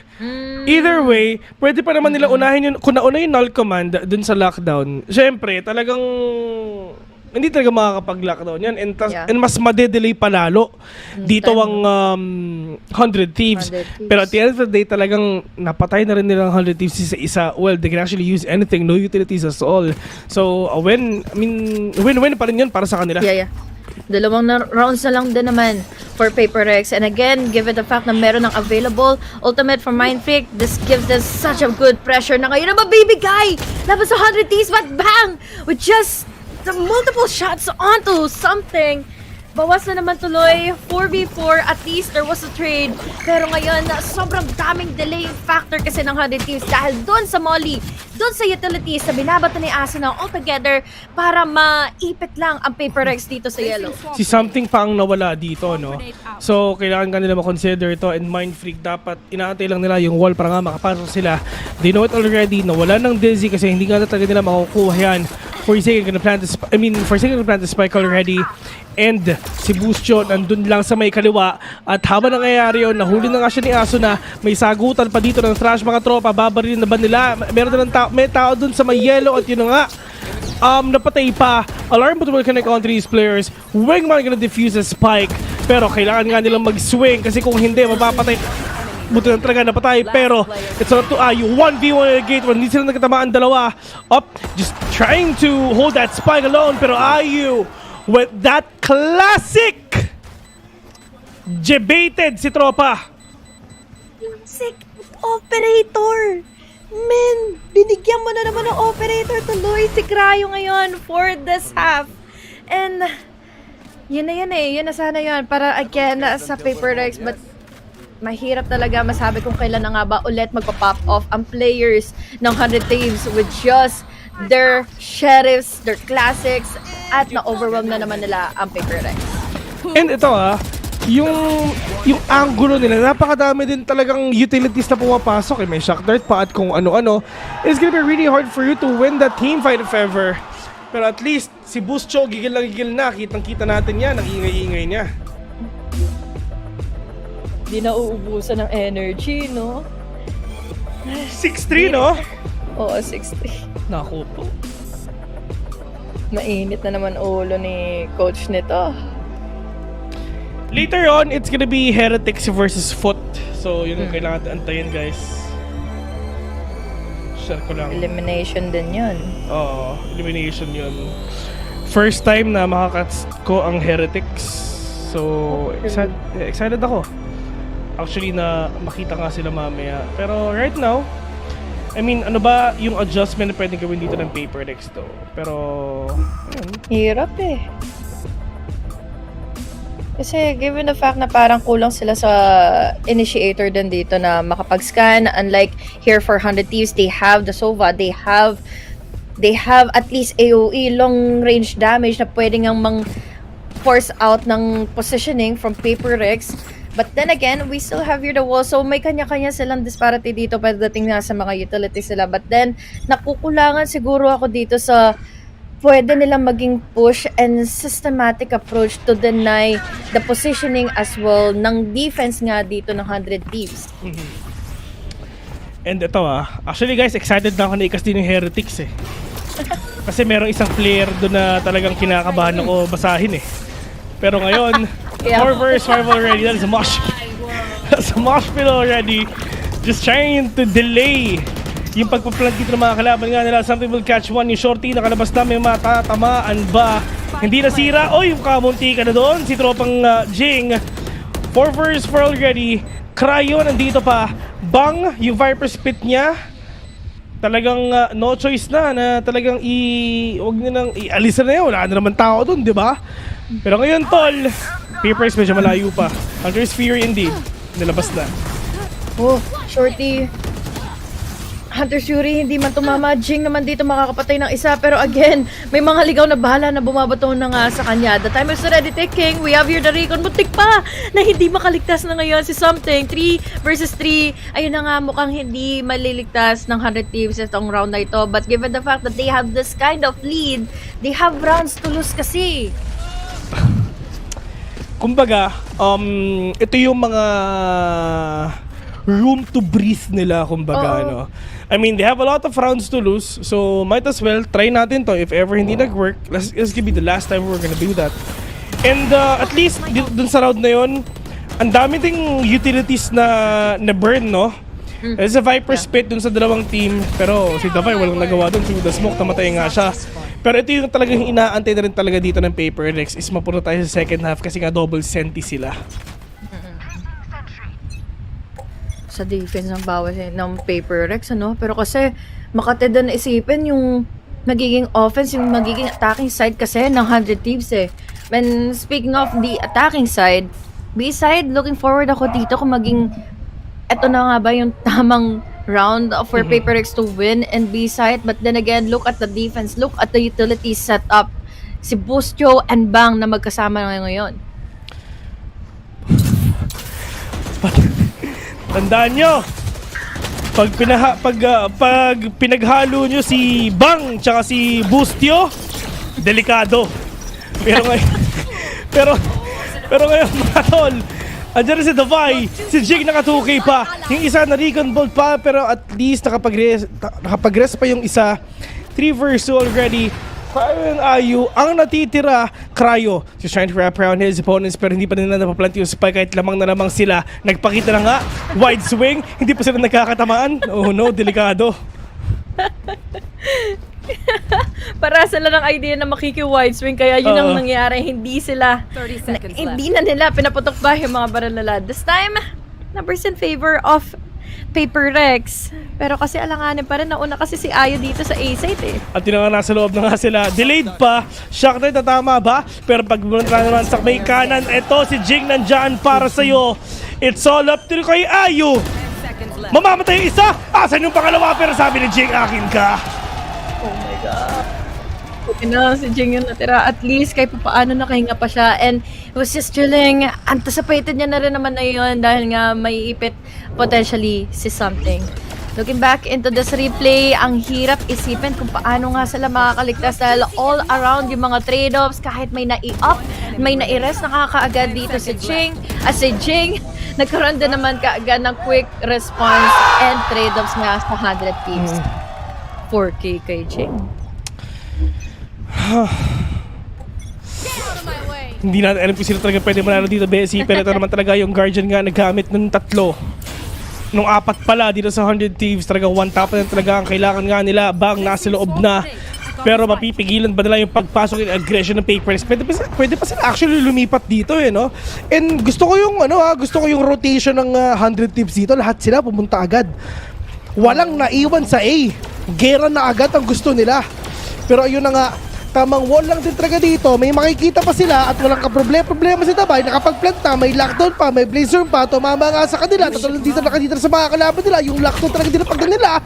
For second muna ang mawawala dito ang mga tropa. Walang tao sa likod. Lahat ng kalaban nyo, nasa harapan nyo. Si Bang tsaka si Buscho. Nakapatay natin isa. 2 versus 2 already. Bang super low. Nahuli pa nga ngayon ni Davai. Bang with a trade naman. 1v1. The time is already ticking. We even have here the recon. Mahuhuli niya kung saan magagaling dito ngayon si Jing. But Jing, will he be able to clutch out? No! Dahil si Ayo mas makakalamang. This time, he still has enough time para i-defuse and yung spike. And meron pa silang lead na maiaambag. Madadala pa going into the second half. Matindi. And on to the game, ito nga yung sinasabi nga natin dito sa side nga ng Paperlex, no?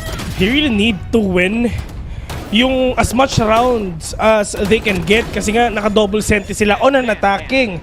And later on, ito na talaga inaantay nga ng Paperlex. Sabi nila, tara game na mga tol, halftime na, second half na, and double senti tayo. Diyos ko, kabahan talaga yung mga kalaban nila kung paano sila makakapasok dito. Okay na sana eh. Pero kasi sa dalawang simultaneous rounds na pwede makapag-clash si Jing, a lot of potential din talaga kasing yun na eh, na-anticipate na siya, narata na siya lahat-lahat dahil there was also the recon he needs to think about.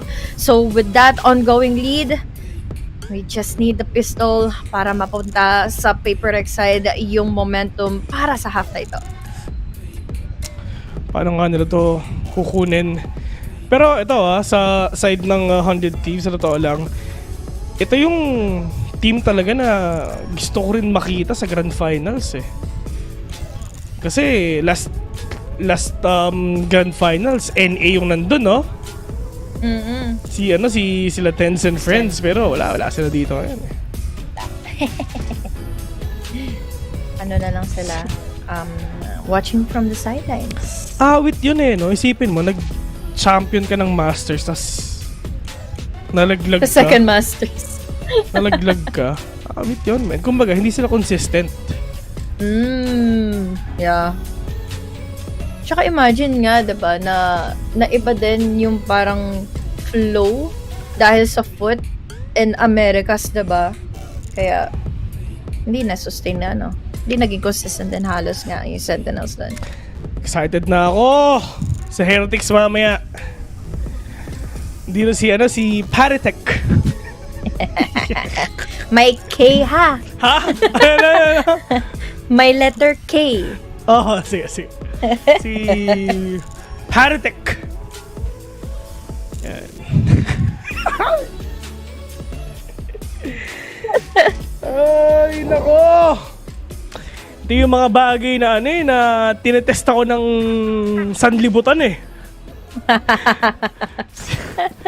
Si Patitek. Sinetest ka ngayon ni Universe. Oh, Patitek or Patitek, kahit sino, men. Kahit sino na. Kahit anong paso doon, Patitek or Patitek. Yan. Hindi ko alam. Hindi ko na Mamaya talaga. Sabi ko to sa broadcast, men. Ay, nako. Ito na yung kaabang-abang na round at half natin para sa side of Paper Rex sa defense. Na kung saan dalawa yung sentinel sila, mahaharang na nila na tuluyan. Ito na ang pinaka-nakakainis sa isang icebox na stage is that we have the wall on the pistol round. Tapos nakapagtago pa nga dito ngayon si Ching at nakapagsalise ng isang pangunang kill. Down we go to 3 players left alive for 100 Thieves. And right now, we're gonna get to see yung entry nga gagawin dito ng 100 Thieves, pero something muna mawawala. Davay nakabawi pa. Davay with a 2K! 7-7 at Paper Rex babangon sila para durugin kalaban nila. Yun na yung kailangan nila. Pistol round lang. At pwede na kaagad sila magkaroon ng momentum pabalik. And again, just as I've said, we have such an annoying wall to think about dito sa pagpasok na nga ngayon ulit ng 100 Thieves. Dahil again, meron silang, yes, higher ground, but then kailangan mo pang isipin kung saan ba nagtatago yung stage head. There are always the crucial corners na pwedeng pagtaguan dahil lang doon sa mga walls niya. Bes, meron pala gusto i-shoutout. Si Miss Rachel Calaraval. Ayun! Naalala pa pala tayo niyan? Oo, wala Kala ko nasa NA na nga talaga siya Tinanong ko, sinong gusto kong manalo? Americas o NA? Ay, America, isa lang yun. NA or Pacific? Bes, sabi niya NA kasi nandun siya ngayon. Wala, boss? Baka daw kasi hindi siya makauwi. Sarap ng buhay yan, tapos tayo nagtatrabaho. Kaya nga Tapos walang pasalubong? Rachel Ann Clarabal. Ay, nako, Rachel Ann. Okay na ako sa ano? Sa... Tenga ni Mickey Mouse. Okay na ako dyan. Kamunti ka na. Okay na ako dun sa laway ni Goofy. Paano mo kukunin? Actually, okay na ako sa kay Biden. Masaya na ako sa kanya. Pero yun nga, pagdating nga dito mga tropa, si Forsaken nakapitas ng isa wallbang pa. Cry will catch one. But Davai onto that corner. Ito mga players nga ng 100 Thieves, delikado kasi dalawa na lang sila. Tatalo naman yung kalaban nila. Classic lang yung gamit nila. Mapalatili ng spike, okay na. 30 seconds left. Pero kasi ang hirap din naman din na makapasok nga para ma-plant yung spike dahil di ma-up ni Bang kaagad yung wall niya dito as a Viper. And they were already low on HP, so ibig sabihin lang nito, madaplisan sila ng mga ligaw na bala from Paper Rex. Enough na yun to take them down and gather themselves another round for this half. Problema, Byron na ang susunod nilang iisipin laban sa 100 Thieves. Excited na ako sa Heretics, man. Siguro siya lang yung taong mabubuhayan talaga. Ay, nako. Ito si Bang tsaka si Buscho no? Grabe, pinagsama pa silang dalawa. Delikado rin to pag pinagsama si Bang Buscho. Pero hop! Tamang outdown lang muna sila. Meron pa sila nakikita, okay, wala. Marinig lang nila yung sound cue from that owl drone na reposition kaagad. Tawag ng tropa para may 3 daw sila. Pero problema, hindi nila na-trade upan. Dahil kapatala kaagad si Bang. Close enough para sana sa 4K. Pero si Kayo na daw ang bahala. This time they have planted already the spike. Si Davay na lang ang natitira. I just wanna ask you, HG, sino sa tingin mo ang nanalo dito? Paper Rex. Talaga? No doubt. Okay. Feeling ko may yes, mababasa natin yung pwedeng maging winning condition ng 100 Thieves. Pero kasi may miracle run. May mga clutches kasi yung Paper Rex for the later run kapag may sobrang pressure na biglaan At ito ang Cinderella story nila, Bessie. Natalo sila nung una tapos aangat sila. hanggang Yeah, Grand lower Finals. bracket. Tapos makakalaban nila Elimination Genji. lagi. Ooh. Di sure na may Pacific na. Yeah. If ever nagtatanong kayo guys kung nasa yung Team Secret, nasa Champions na sila. Oo, nauna na sila. Oo. Kasi never naman sila naglaro sa Masters guys eh. Tama Bakit ba? tayo magma-masters kung pang champion tayo? Exactly. Diba? At saka yung champion ng champion, yun yung makakalaban ng TS. Yeah. Sa VALORANT champions. Kumbaga sa listahan ng top 10, nasa likod sila ng listahan. Oo. Ako kasi may top din ako eh. Tapon. Wala eh. Kinabahan ako.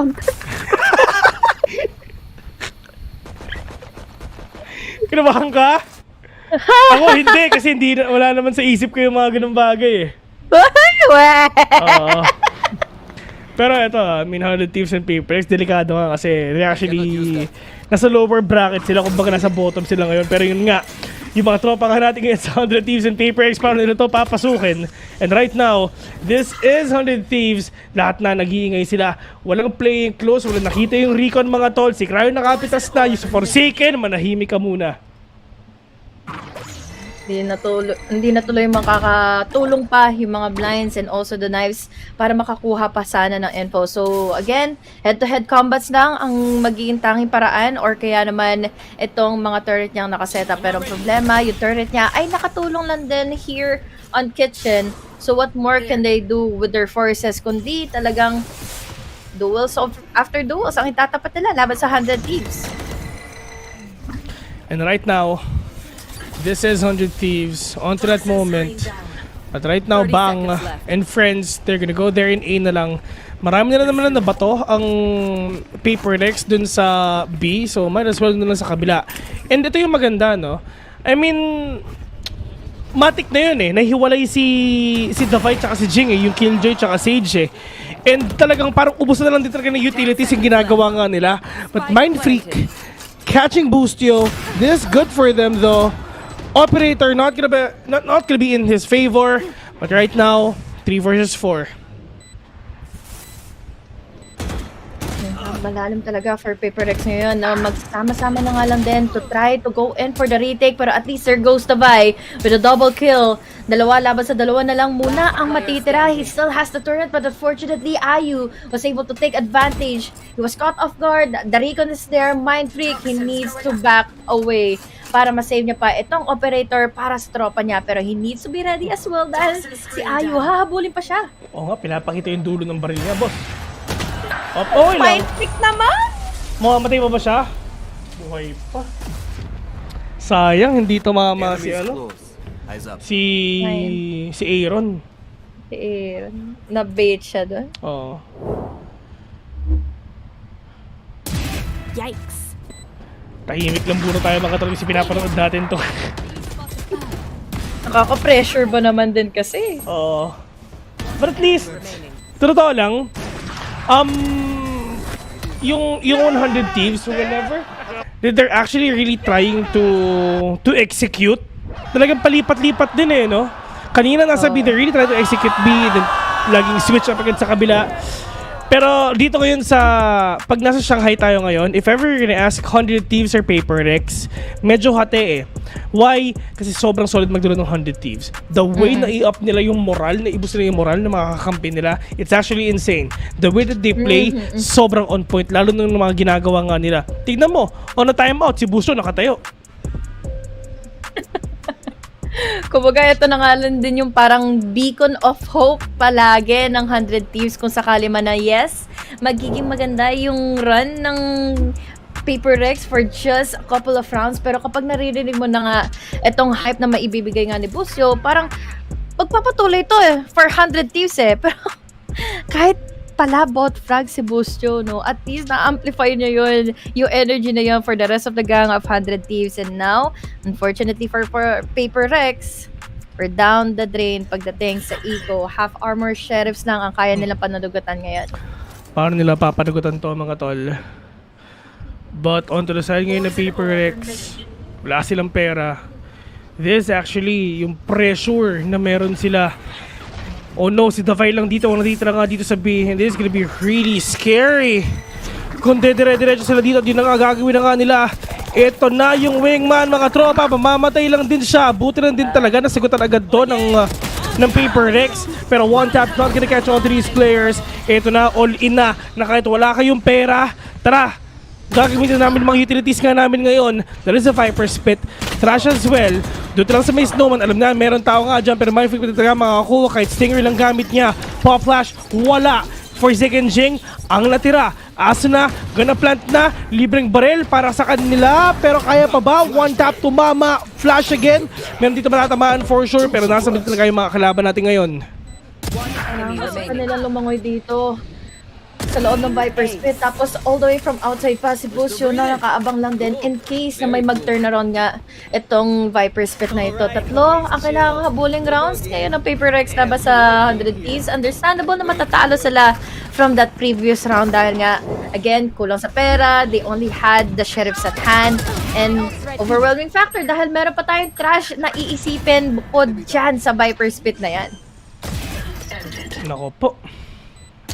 Talaga. Nako talaga. Ingay ni Panganiban, boss. And they're gonna go here in A instead. Tignan mo, good reads.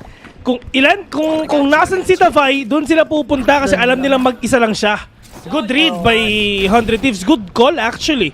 Nandito nga sila mag-push. Pero walang choice ng Paper Rex kung hindi mag-flank na lang yung tatlo. Sana makapag-survive pa lalo dito si Davay at hindi siya maiging impatient to try and go in for the duels. Pero kasi sa nangyayari na lang din ito, alam na nila na magiging delayed nga yung defenses ng Paper Rex, retakes nila, so ibig sabihin the flanks are already being committed. So tatlo tuloy yung factor na meron dito nagde-defend mula sa 100 Thieves. Booster with 2K already. 3 versus 4. The clock is ticking. Oh no, ang hirap nito. Kasi nasa baba yung kalaban nila at hirap makita nun. Pero oh no, mababawi ata nila. Ila-lockdown pa. Pupusuan pa mga tropa. Pero may anggulo si Bang! May anggulo siya! Oh no, the clock is ticking already! Oh my God! Lumabang pa ang 100 Thieves dito! Kinumit na nila lahat! Wala lang natira sa Paper Rex! Pinush nga nila yung kasi nga ang hirap pag yung kalaban mo nasa heaven tapos nasa baba ka.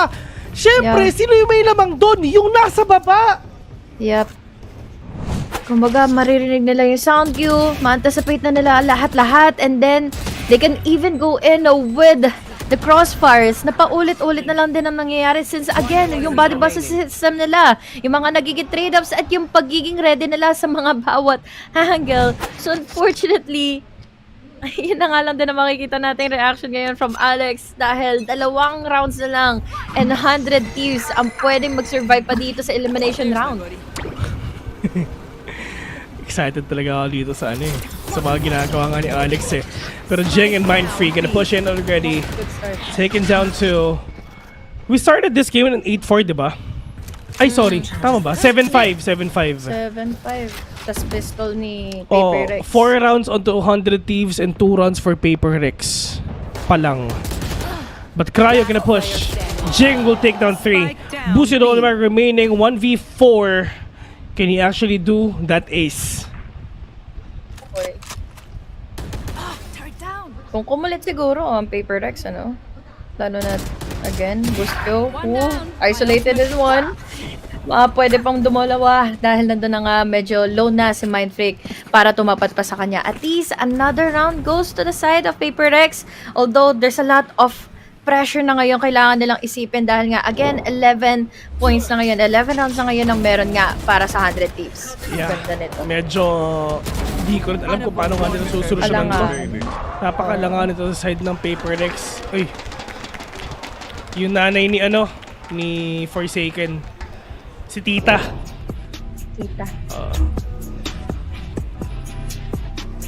Hirap ng laban na to. Galing ni Boost, yung galing ni Bang. Si Cryo, he has his moments. Wala kayo kay Patitek. Mamaya yan, boss. Second series. Second Siya yung highlight natin. Eh. Pero ito ang foot kasi talagang aminin na natin, hindi din talaga sila ganun kasolid si utility play, which is yun yung reason kung bakit sila pinili ng 100 Thieves kaya sila nasa lower bracket ngayon. Pero yung last time na kinas ko sila, nanalo naman sila to. Kalaban nilang Fnatic, man. Grabe yun. Ang emotional ng araw na yun. Kay Booster. Booster, no?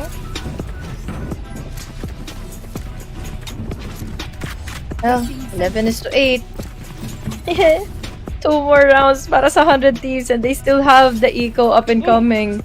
So, ang laking pressure, ang laking sagabal na kailangang isipin dahil hindi pa rin comfy pagdating sa body language pa dito and even sa movements nga ang Paper Rex. This time, they have the ability to use this Viper Spit to control and to be. At na-force back naman talaga ang Paper Rex. Ang problema, pagdating sa rotate, magiging ready ba si Davai when it comes to the duels dahil mid-take, high possibility para sa 100 Thieves na dumiretso nga dito din.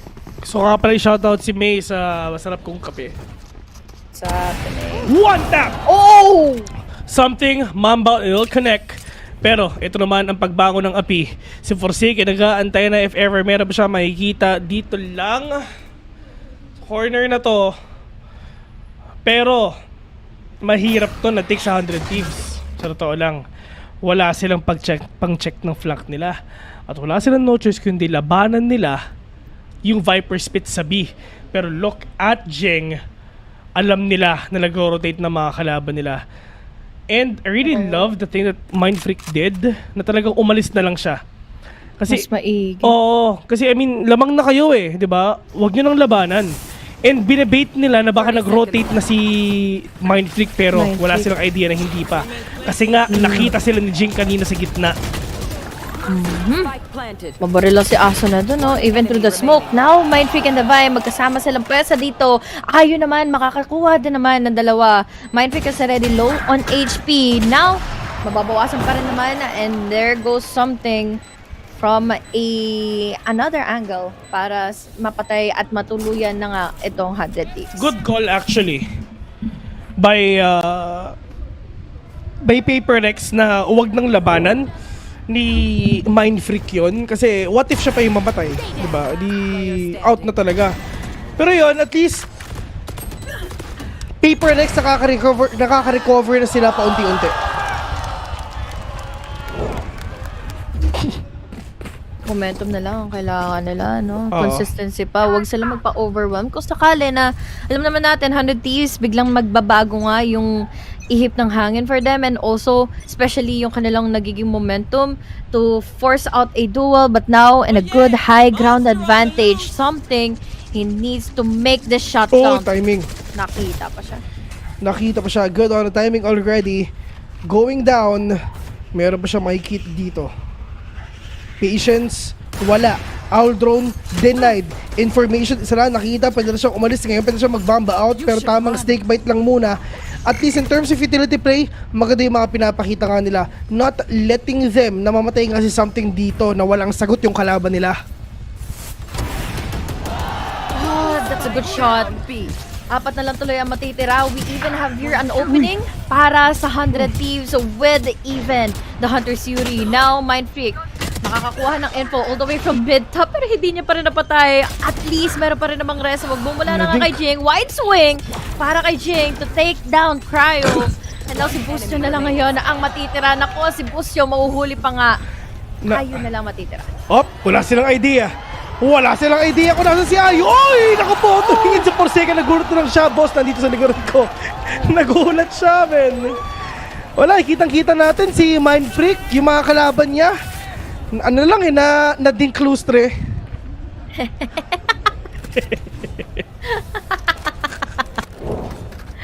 Wala. Nice try, Mindfreak. Nakita namin na trinay mo naman talaga. At least, alam nila na merong ang tao all the way from 2F. Tapos, yun nga, turn around. Muntik pa ang players ng Paper Rex at nakangiti na lang din ang Paper Rex na Forsaken dito after that round happened. Na-dinclustre siya eh. Wala siyang nagawa eh. Pero ayun na nga. Happy June 3 sa inyo. Happy Monday. Happy Monday. Sa mga may monthsary dyan, happy monthsary sa inyo. Happy Pride Month! Happy Pride Month! Yan! Sa lahat. Yan. Happy Pride. Magmahalan lang kayo guys. Yun lang yan. Kaya kung gusto nyo ako mahalin, sabihin nyo lang. Pero may asawa na ako eh, so sabi bawi. Gustong bawi. Ang pagmamahal, idaan na lang sa Valorant points. Exactly! Yeah. Diba? Diba? Shoutouts nga pala kay Patty Tech na makikita natin mamaya. Mamaya, mali mo. Wala sa isip mo niyan, ma. Oh, pag-attacking sila, di ba? Oh, good entry by Patty Tech. Yo, sheesh. Highlight natin si Patty Tech. Really trying to penetrate their opponents. Ay, penetrate. Heavy. Ay, nako. Heavy entries na kailangan gawin ngayon ni Cryo dahil meron tayong operator sa mga kamay ng Paper Rex. Pero ang problema, nako, si Jing pa makakarap niya. Sayang tuloy ang Blade Storm niya, but no! There goes Bang and Bustio. 2 members down. Restable pa rin naman ngayon si Forsaken, but at least on a run sina Davai and Mindfreak and Ayu. Wala na rin naman nang magawa. Buhay pa si Forsaken. So 3, 4 ang makakaligtas sa Paper Rex. From 11-7, comeback it is by Paper Rex. Kumakambak ang mga tropa. Buhay bang Pasifika? Pasifika pala. Ewan ko. Basta Pacific na lang. Okay na yan, tama na yan. Ang pagbangon ng api, babawi na ang mga tropa natin si Paper X. Mga tol, nahihirapan na mabasa ni Bustio mga kalaban nila.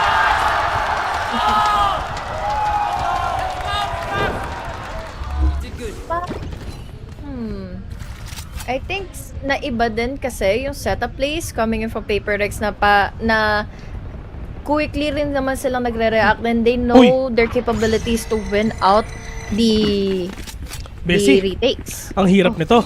Tignan mo kung si Sage. Dun sa trap ni Davai. Ang hirap nito makapasok, boss, promise.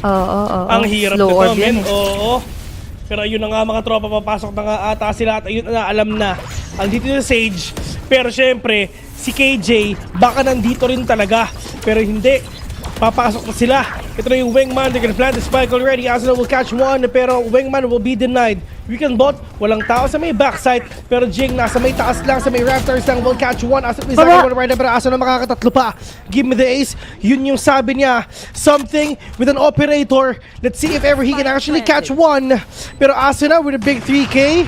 Okay na yun para sa kanya. Pero wala nang ganyan. 2 versus 2 na.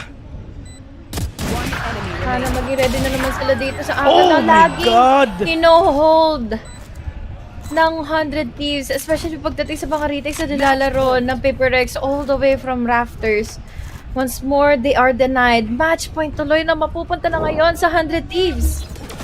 Hindi ko alam kung sino mananalo dito, bes. Pareho silang may pera. Pero lamang ang Paper Rex dito because of the economy. Yeah. One more round. Sigawan niya. Grabe sigaw ni Bustio. Nagana tuloy yung nagki-clip na eh, no? Yan ang IGL na talagang grabe yung moral nga talaga sinasabi nga natin. Pero ngayon, oh my God! Nahuli nila si Mindfreak! Okay, this is bad for Paper Rex though.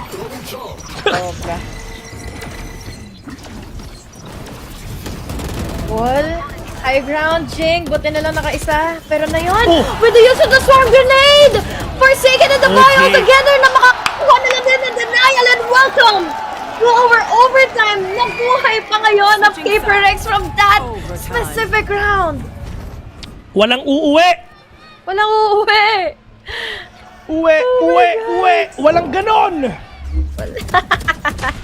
Walang ganon mga boss. At yun yung sasabihin nga ng Papers, despite of them na walang smoke, at least buhay pa sila. Ito na. Lahat sila nabubuhayan na. Given the fact na parang hindi mo pa masabi kung saan ba talaga dapat nang tumingin since, again, yung utility nga coming in from the Vibe pa. Okay, glass cannon para kay Cryo. A smoke and an operator. For sure, ina-expect nila to. Pero good push by Paper Rex. Nasa A sila. Maganda pangitain to. Sana ituloy na nila dahil si Iyo lang naman din ito eh. Kaya to eh. And now, knife lang. saan ba sila pwede sumilip ngayon? Jeng naghahanap na pwede makill. Not gonna catch anyone. Pero Cryo with that rotation already. Pero something. Ito na, china-challenge nila yung dash. Nasa loob na sila mga tropa. May wall pa. Utility play, counter play, counter shock dart. Something gonna time for verticality, but Jing will get that kill instead. Pero nasa pa yung iba, makakadalawa pa si something. Oh no! Cryo will catch one. Okay, alam nila walang armor si Cryo, so alam nila na malambot lang to. Hindi siya naka-vanguard mga tropa, pero nakita yung dalawa! What? Man, ginawa silang barbecue! Oh, nice kill! Nice kill! Banga mag-isa! Nilabas yung Blade Storm niya! Oh no! Men, buti na lang talaga sa 2F to! Wall pang malala! Ay, naku po! Antayin mo na lang, tropa! Time. Ito, malang FPJ ka na! Ay, naku po! Sayang! May time siya. May time ba? May time ba? May time! Point May time! OMG! OMG! Oh my God! Bakit nag-sound? Bakit nag-background sound? Hindi pa! Ano ba narinig ko? Oh, may mawawala ng trabaho mamaya. Utang na loob. Nanalo pa sila. Something! You were so jumpy! You were too jumpy! Ano sasabihin ni Alex? God bang, what a guy! Alex naman tayo. Alex. Wala na. Sinira na daw kasi na yung camera niya. Op. Nabaksak na niya. Pero eto na. Something. Yun din yung sagot niya. Glass cannon lang tayo, boss. Yun na yun.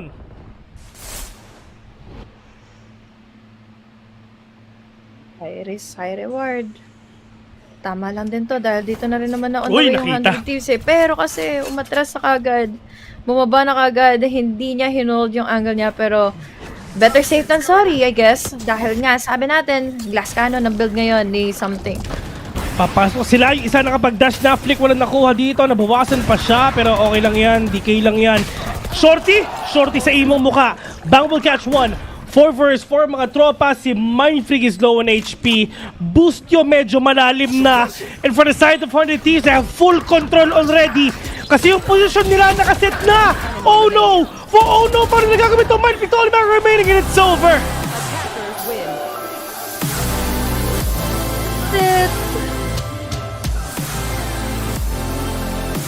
That's it for Paper Rex. Pacific, one of Pacific is going bye-bye dito sa Masters Shanghai.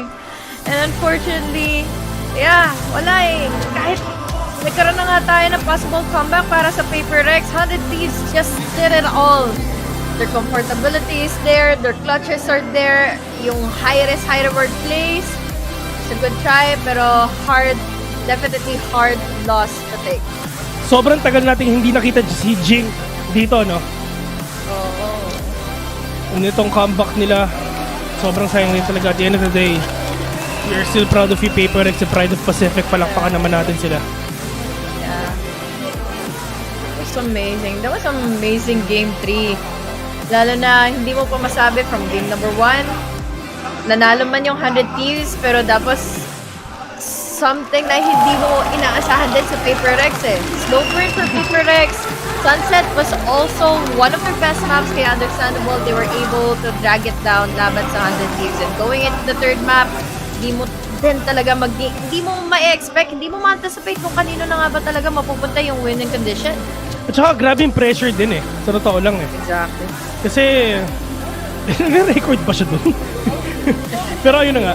I mean, grabe yung pressure din talaga sa pinapakita ng Paper Rex na dun sa collateral na ginawa nga ni Cryo.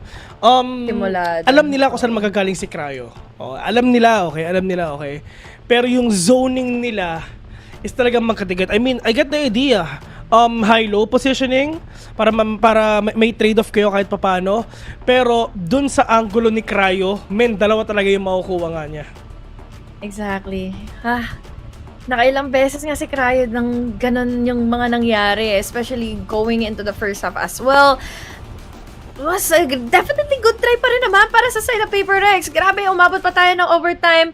Nakita na natin na ilang rounds na lang din ang kailangang buuin ng 100 Thieves earlier para nga matapos itong game number 3. Pero hindi nga pumayag ang Paper Rex na ganun-ganun lang matatapos itong series na ito here into the lower bracket. And again, yes po, uuwi na ngayon ang Paper Rex. Sadly, uuwi na nga sila though. Well, next game, don't worry. I mean, meron pa naman tayo isang series later on, which is ang Team FIL versus ang Team Heretics. And I really can't wait nga talaga makita nga natin yon.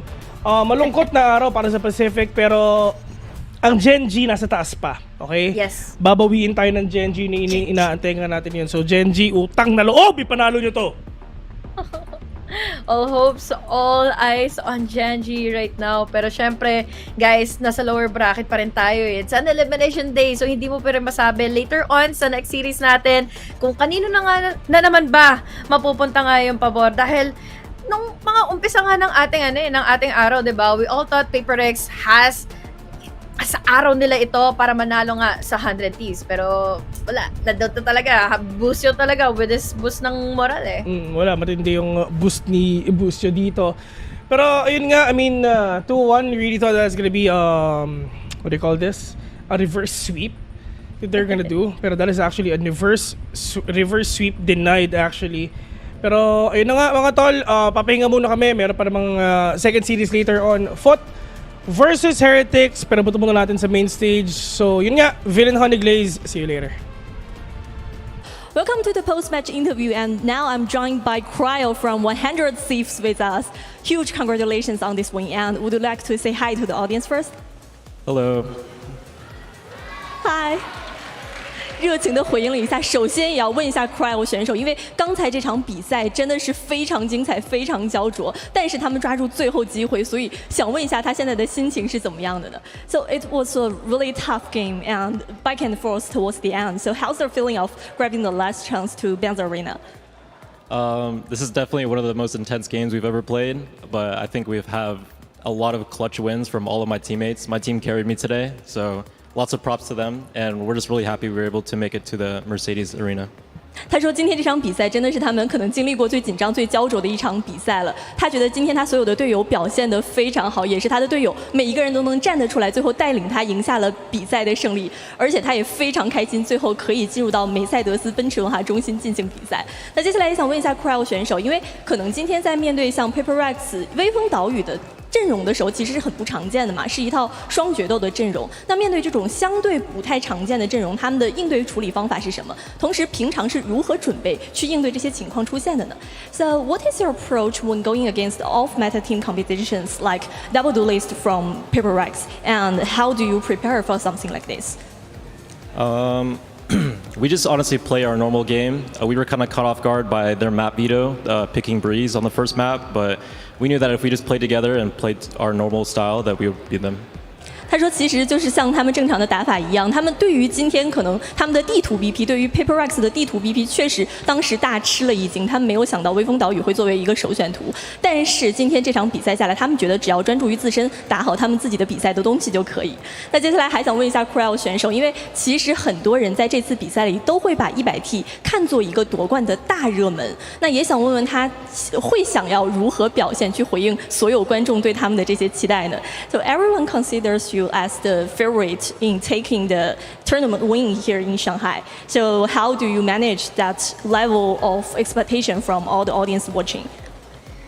Everyone within the team also believes that we should win this tournament, so we're all feeling super confident and hopefully going to take that to the grand finals. 他说，其实不光是所有的观众，可能他们的每一位队友，他们队伍里的每一个人都觉得他们可以赢下这次上海大师赛的胜利。那对于他们来说，他们都非常相信自己，而且也非常的自信。最后决赛见，那咱们也期待一下他们的表现好不好？能不能再把掌声献给一下 Cryo 选手？ And that's all for our interview. Thanks for joining. Good luck on the Bands Arena. Thank you. 那我们的赛后采访到这里就先结束啦，让我们稍事休息，精彩比赛马上回来，拜拜。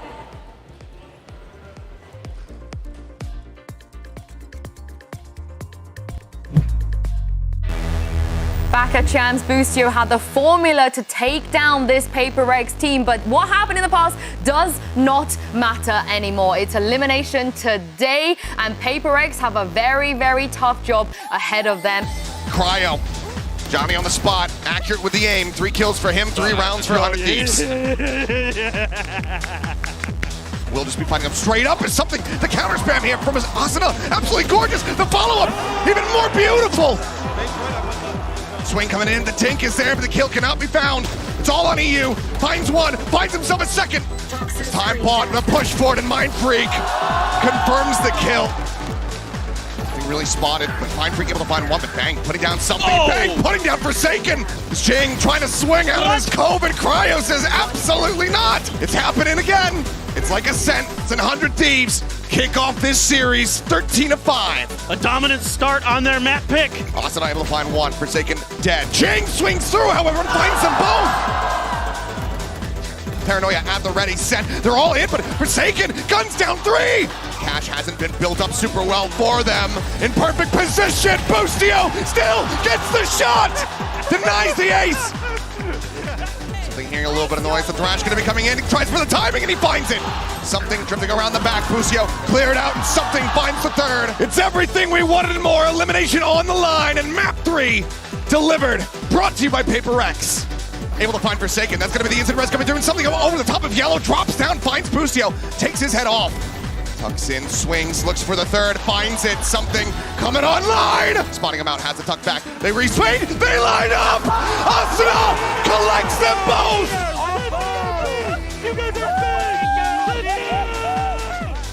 As is the vibe, but he's able to stabilize, finding one. Bang cleans up 2. Jing answering back, has the res. He's just so damn wary, but Jing able to find one. Now EU at backside, looking for the spray through. He's pushing it onto Jing, but Jing draws down. Jump peek, something. The shot across that puts EU down low on HP, but Bang collects 3. EU once again asked to be the one to clutch. He plays it out patiently. They're not checking for him, but for a second finally spots it and somehow gets the kill. Making their way over here in towards his A side. Plan gonna be coming in, Forsaken gonna be taken down. Boostio playing forward, dealt with, but Asuna down below. Bang tried to hold, peek it, Bang finding it, getting them both. They fought tooth and nail to get to overtime, but Paper Rex cannot extend the series. They cannot reset it. They cannot get revenge on Boostio. He once again sends them home trophyless.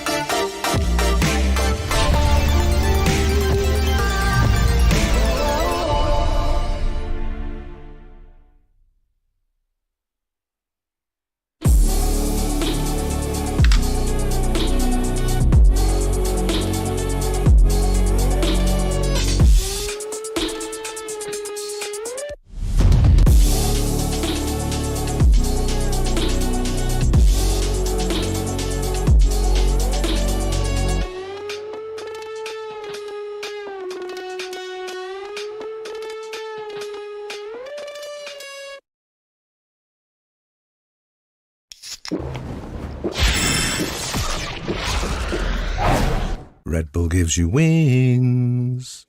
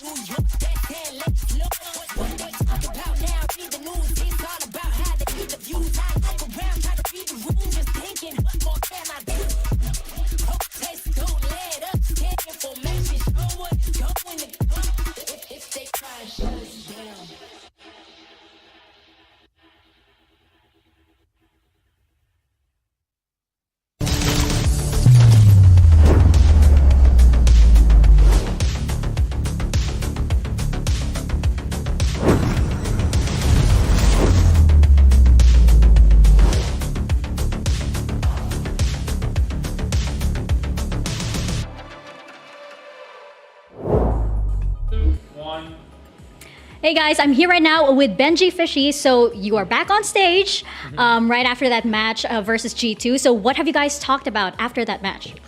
I think a lot of it is kind of just having a mental reset for us. You know, it's a pretty tough loss. So I think it's making sure we're focused for today, mentally prepared is what's going to be the difference maker.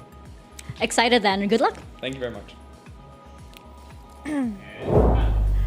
And that was Benji Fishy with Mika Fabs ahead of one final elimination match here in the VCTCN studios. Of course, it is an inter-regional match between Team Heretics and FIL, which means, Kakuka, you and I are going to have the worst time ever.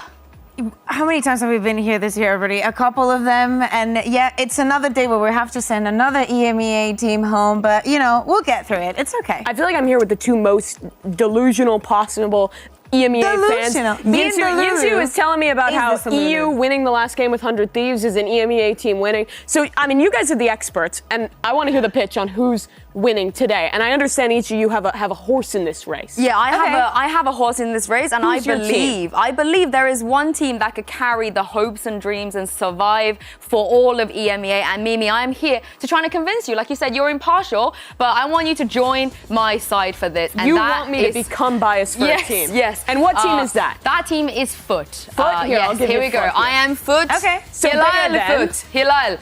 Big Heretics fan over here? She will be, you know, no surprises over there. But here's why I think you should be putting all of your chips onto the side of Foot.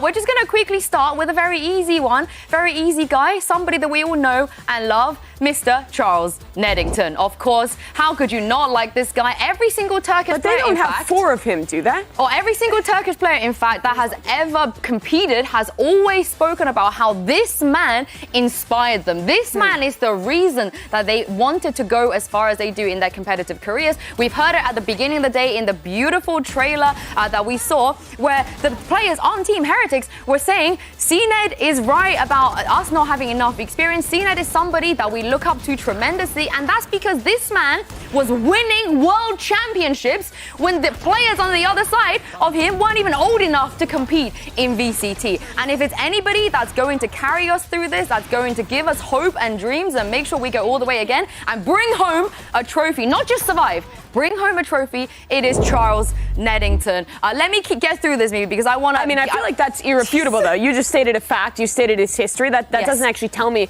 why they would win. I just told you that if it's anybody that can just not survive today but go on to win a trophy, it's going to be Charles Neddington. He's been there, done that. He's not a one-man army, though. He's not. I'm glad you mentioned that because he's got a lot of talented players around him. And he's got a lot of vibe merchants around him as well. Take a look at this, you guys. Yutajay, of course, in that game against Fnatic, he was hyped, he was on it, he was performing on the server, off the server as well. And I know everybody likes to cheer for a rookie. I know everybody this year is looking out for a rookie, a breakout rookie to win it all. And I think Yutajay could be that guy. And also, he is the ex-teammate of some of the players on the side of Team Heretics as well. So he knows their weaknesses. He knows how to counter them and defeat them. And also, I will remind you that they've already knocked out an EMEA team. So you think just him yelling his vibes is is what's going to carry them through in the lower bracket run? In EMEA, we have a meme that it doesn't matter where you are in the building, you can hear Yutajay scream. I mean, we've seen that here. We're 45 minutes from the venue, and I'm pretty sure I've heard him. Like I said, they already knocked out an EMEA team. They have the experience. They know what they're doing. And that team was Fnatic, which is not an easy opponent by any means. And last but not least, I have one more thing to try and convince you. And you are the type of person that believes in numbers, in facts, logic, things that don't care about your feelings. Exactly. For example. So this is why I wanna make sure that you know that you should support FUT based on numbers and facts. So let's bring up the first one. A little bit of a math thing. Five is bigger than one. Yes. Okay. I mean, that's true. I agree. That is greater. 5 Turkish players better than 1. What's the second one? 5 is greater than 2. 5 Turkish players already knocked out the 1 on the side of Fnatic of Alpha, and today 5 Turkish players will be greater than 2 and they will survive. But it's all about Turkish players? What about all the other... There's a lot of other players who are really good on Heretics. Napim, Bane. What did she say? I don't speak Turkish. Okay. Is there anything else, Yunsu? No, because I feel like that was convincing enough. Okay. How are you feeling? That was a reasonable pitch. I feel like it was a lot of Turkish players are good, this guy shoots well, this guy yells. So I don't know if I'm fully sold. I want to see the other side first. Well, before we do that, I can't convince you, Mr. Farland is with Mika Fabs right now. Let's see if he can convince you. Okay. I'm here right now with Mr. Fallen. So, Mr. Fallen, you are closer and closer to pushing FUT towards the Mercedes-Benz Arena, towards a potential grand final stage, but it's just your EMEA brothers that are standing in your way. How confident is the team going into this match? Well, I think we're just confident like the other matches too, because we're just similar to them. I don't know, I just want to keep up the good work, keep up the good team play. Yeah, that's all. Well, excited for this match. Good luck. Thank you. All right, Mr. Fallen's a pretty easy IGL to have some confidence in. Some good words from him there. But, Bea, I want to hear why Team Heretics are going to win today. Do you really feel like you need to hear it? Have you not I want to hear seen it from you. Mimi? Okay, I will let you know why Team Heretics is going to be the team that carries EMEA deeper into the tournament. Okay. If we think about not only where the players are from, we do not care about that. We care about the individuals, and each and one of the players has its own particular reason to be special. Starting off with Patitek, the best sub that we have had in the history of Valorant. Honestly, name one better sub than him. I can't. CGRS. Exactly. CGRS is pretty good. He was so hurt. Yes, you know, you cannot do this. But pound for pound, each and one of these players can deliver in and out of the server. Think about what happened in 2023, how it was not the year for Heretics. Think about a player like Boo that stayed on that roster, that built from the ground, with Benji that came in for one match. And look at the resurgence that we've seen throughout this year. From that 2023 that nobody wants to think about to this year, almost winning kickoff, making it to Madrid, then back-to-back events, the one team from EMEA that is able to do so, then facing up another problem, and then slotting in Wood. as a duelist. That's a pretty compelling pitch. I feel like ready to go to war for this team. But I don't know if they're going to win today still. No, wait. I have numbers too. Okay. You think you're good with numbers too? I have numbers. Give me some logic. Beth. Okay, so these ones are extremely, extremely compelling. This is a very easy game. I'm going to give you a number, and I'm going to ask from you, what do you think it is? Okay. Okay, first number is 68. What do you think that is? How many kills Benji Fishy had in his last game? You think so? Actually, 68 are the number of first kills that Wood has so far in the tournament. That's a lot of first kills. That is a lot of first kills. Let me give you He's been kinda an owning. even bigger number. Okay. Okay. Keep it going. I think it's about, 3 million. 3,100,000. I don't know. How many delusional people that think Heretics can win? Yeah, maybe. Well, what is this one? You're not that far off because this is the following from the players and the org. That is the Just people Benji. standing behind You know how to them. woo me with a clout index. Yeah, but exactly. finish your pitch here. I have another number. Okay. Can we roll in the last number? Because it's, if I'm not mistaken, 3,624. What do you think that is? I couldn't tell you. You got to tell me. Today's date, the 3rd of June of 2024, is when Heretics is going to stay alive in this tournament. Okay. Mimi, I'm going to give you some time to think about who win this because it's time to send it down to stage, bring out Team Heretics and FIL Esports, and while they walk onto the stage, Mimi, you're going to get some, you're going to be able to get some time to think who you want to root for in this matchup. Okay.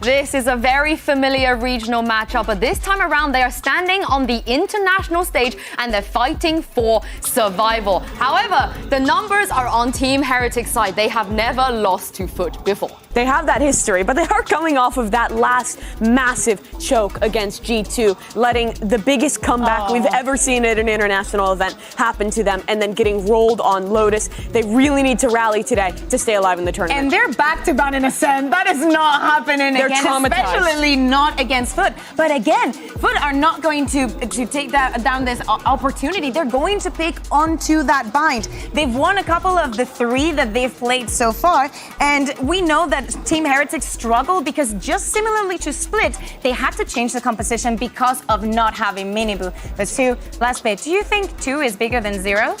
No, actually. I think a rematch of a rematch of a rematch is where FIL comes alive. Okay, but is 2 bigger than 0? Depends. It depends on what context. Let me give you another one. I'm a terrible person at maths, by the way. Is 4 bigger than 0? It depends on the Because context. that's the score in maps this year for It them is. too. So, Mimi, you didn't get a chance to actually tell us who you want to root for. I hate to say it too, but I feel like you were just listing player names. You were listing out of game things. I'm focused on the history that Bayo is bringing up about this team winning before, the performance that Wood has had on this stage thus far in this tournament, and the tenacity to keep this run alive. I feel like Team Heretics have to be a favorite here, but FUT have already beaten Fnatic. I just want to say that Wood is your go, but do you know who Wood's go is? Charles Neddington, CNED. Hear me out. Come on. CNED walked so Alpha Year could run, so Wood could sprint on CNED and stay in the competition. Do you know the saddest thing about this is I don't want either of them to go. But one of them has to. Of course, that's how the competition goes. But there is something that I will give you, Sue.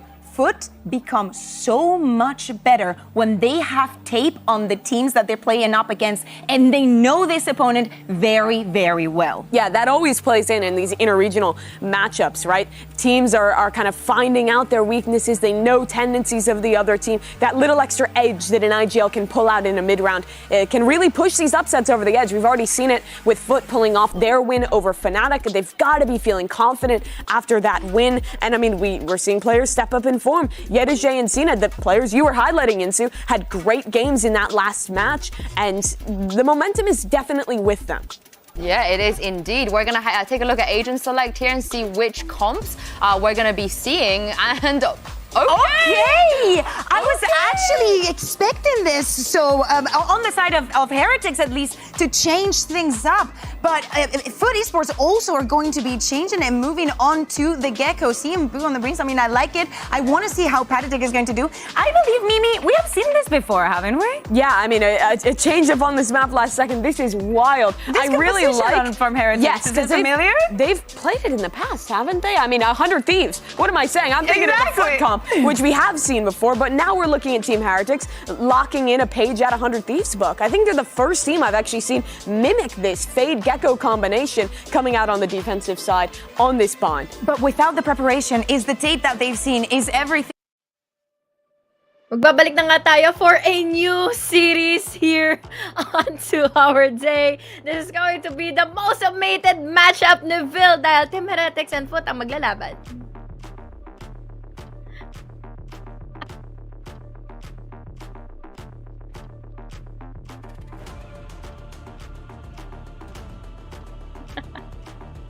Especially sa Tagalog.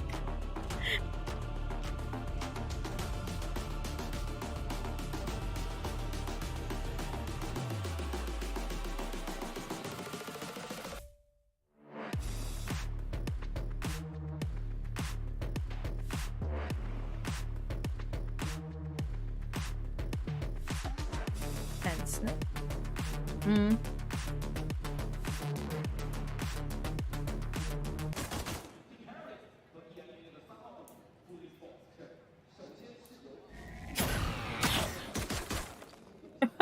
Ligo.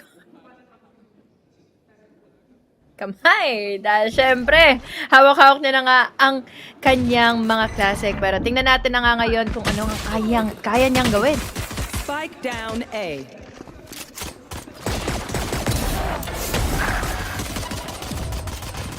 Shadows traveling.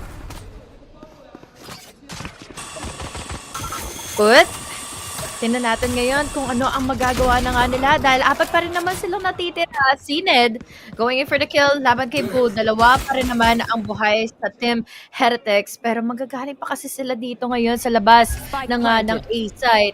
So, what more can they do? Lalo na't bantay sarado ang mga angulo na bago sila makapag-retake pa. Mic check, mic check! Okay na ba?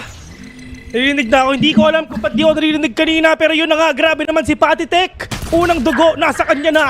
Benji Fishy will catch 1 versus 2. Kanina lamang ang Foot, pero Diyos ko, naunahan pa sila ng Heretics. Pero Rien, so this will be really difficult for him to do so.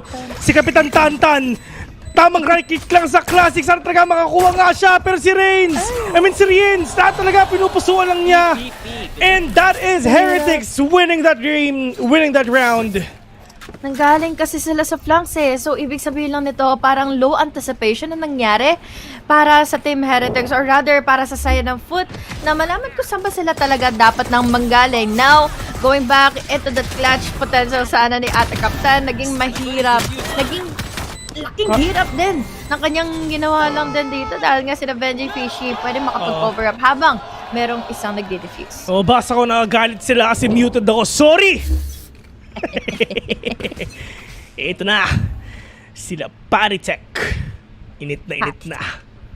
Asan ba siya? Nasa may heaven lang si Patatek. Chillings lang siya. Ayun. Patatek. Natamaan siya ng kakaunti.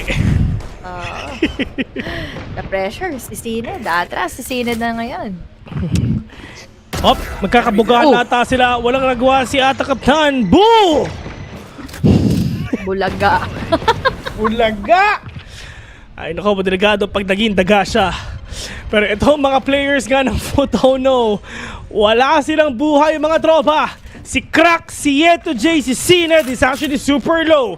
Pero si Jano Gibbs, si Mr. Fallen, punong-puno pa. Oh! What? Lumabas kasi siya dun sa smoke eh.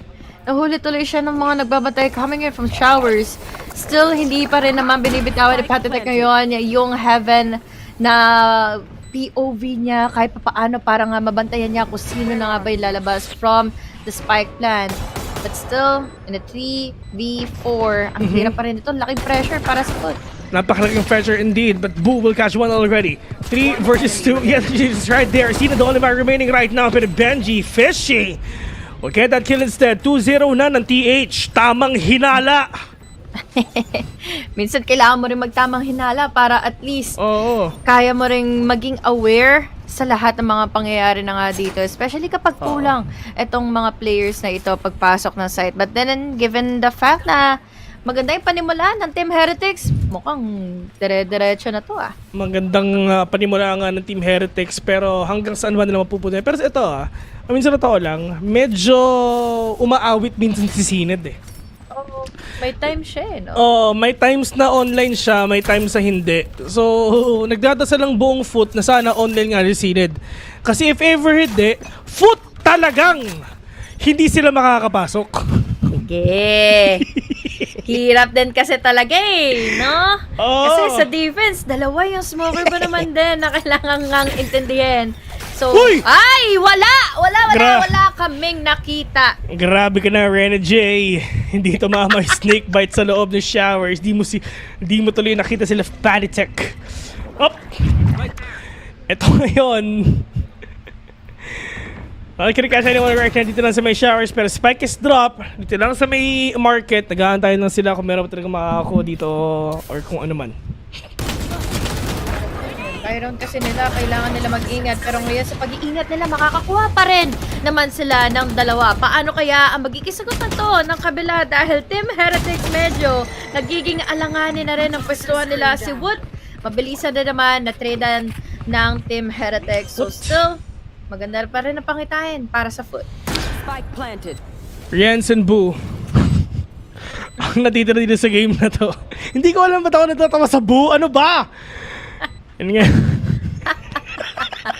Yeah! Damay mo ko!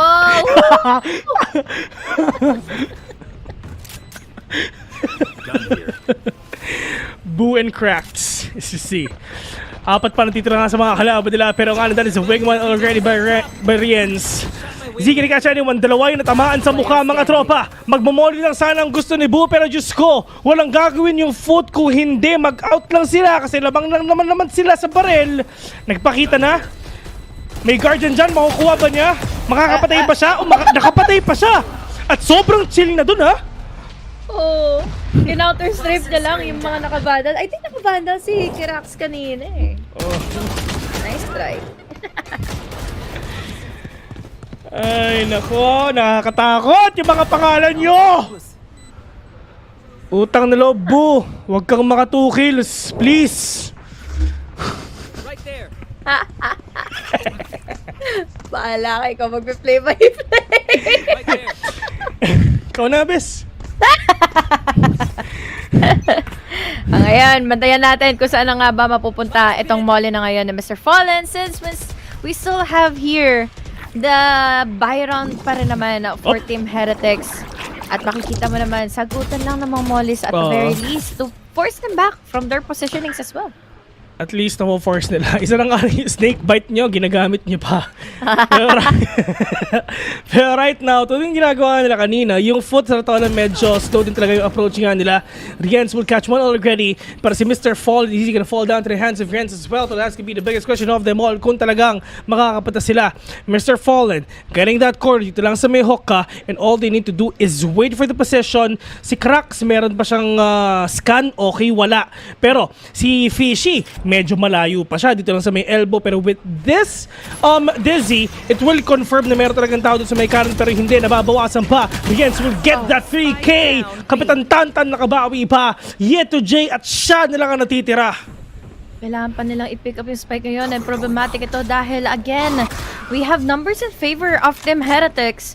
Kailangan nilang pumasok, kailangan nilang mag-buy time, kailangan merong isang magbantay na mga entries manggagaling na nga from the defender spawn. But just goes to show kung gaano ka laki ang respeto ngayon ng Team Heretics dahil hindi sila basta-basang papasok na lang din, nasabay-sabay for the retake eh. Grabe, no? 4 months eh, mga tropa. Hindi, papasok sila, lalaban kami. Pero meron pang molly sa inyong mga muka. Boo! Nakaisa! Kaptan ng jumper, si Fishy muna makakakuha. Grabe naman si Ben. Si Benj. Oo, shoutouts nga pala kay Spider-Man. Ito nga pala. Yung uncle mo, si Uncle Benj. Oh my God. Pero dito buhay siya. Good hope variants, bro. Totoo.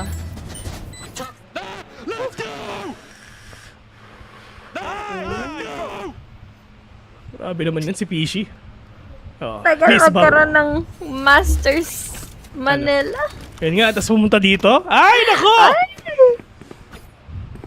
Gusto ko rin manood ng kahit viewer na lang ako marinig ko yung mga players na ganyan din ka-hype, no? Oh, yun nga eh. Kapag na lang, malay mo, magkaroon tayo ng LAN, di ba? Oh. Ay! Malay mo lang naman, di ba? Oh, malay mo lang. Tama. What if magkaroon, edi maririnig natin sila, si Patty Tech. Ay! Kumbaga, mamanifest na natin yan agad. Oo. Pero, pasok ka dito dahil sa casual ready. Oh no! Bait lang yun para patarin nga ni Yeto J si Paditek. Pero Boo, on to that corner, denying the dizzy already. Wingman gonna plant the spike, pero Boo makakabawi pa. Kapitan Tantan, napatay nga si Boo bigla. Pero nasan ba yung iba? Rians mawawala, si Benj. Ang ngayon, ang natitira, 4 pa yung kalaban nila. Diyos ko, magiging 3-2 ata to. Pero ito na, trash off! Wala siyang nagawa, hindi siya makagalaw. Kapitan Tanta na makakakuha. Itong tamang hinala at saka foot, lagi na sila naglalaro eh. Nasa isang region lang yung mga yan eh. Oo. Kumbaga, parang this year, there was no chance para sa side ng foot na manalo sa Team Heretics, ha? Let's see kung dito din ba makakabawi na finally ang foot or magpapatuloy nga yung history dito in favor of Team Heretics. Oo. Palakasan sila ng sigaw, man. Hindi, sabi nila Yinso, di ba? Kahit kahit wala daw game sila, maririnig mo sila Benji. Oh, yun nga eh. Talagang, ang lakas nga talaga. Pero, ito si Paditek. Pag biniligtad mo yung pangalan niya, Ketitap. Mas safe yun, si Ketitap.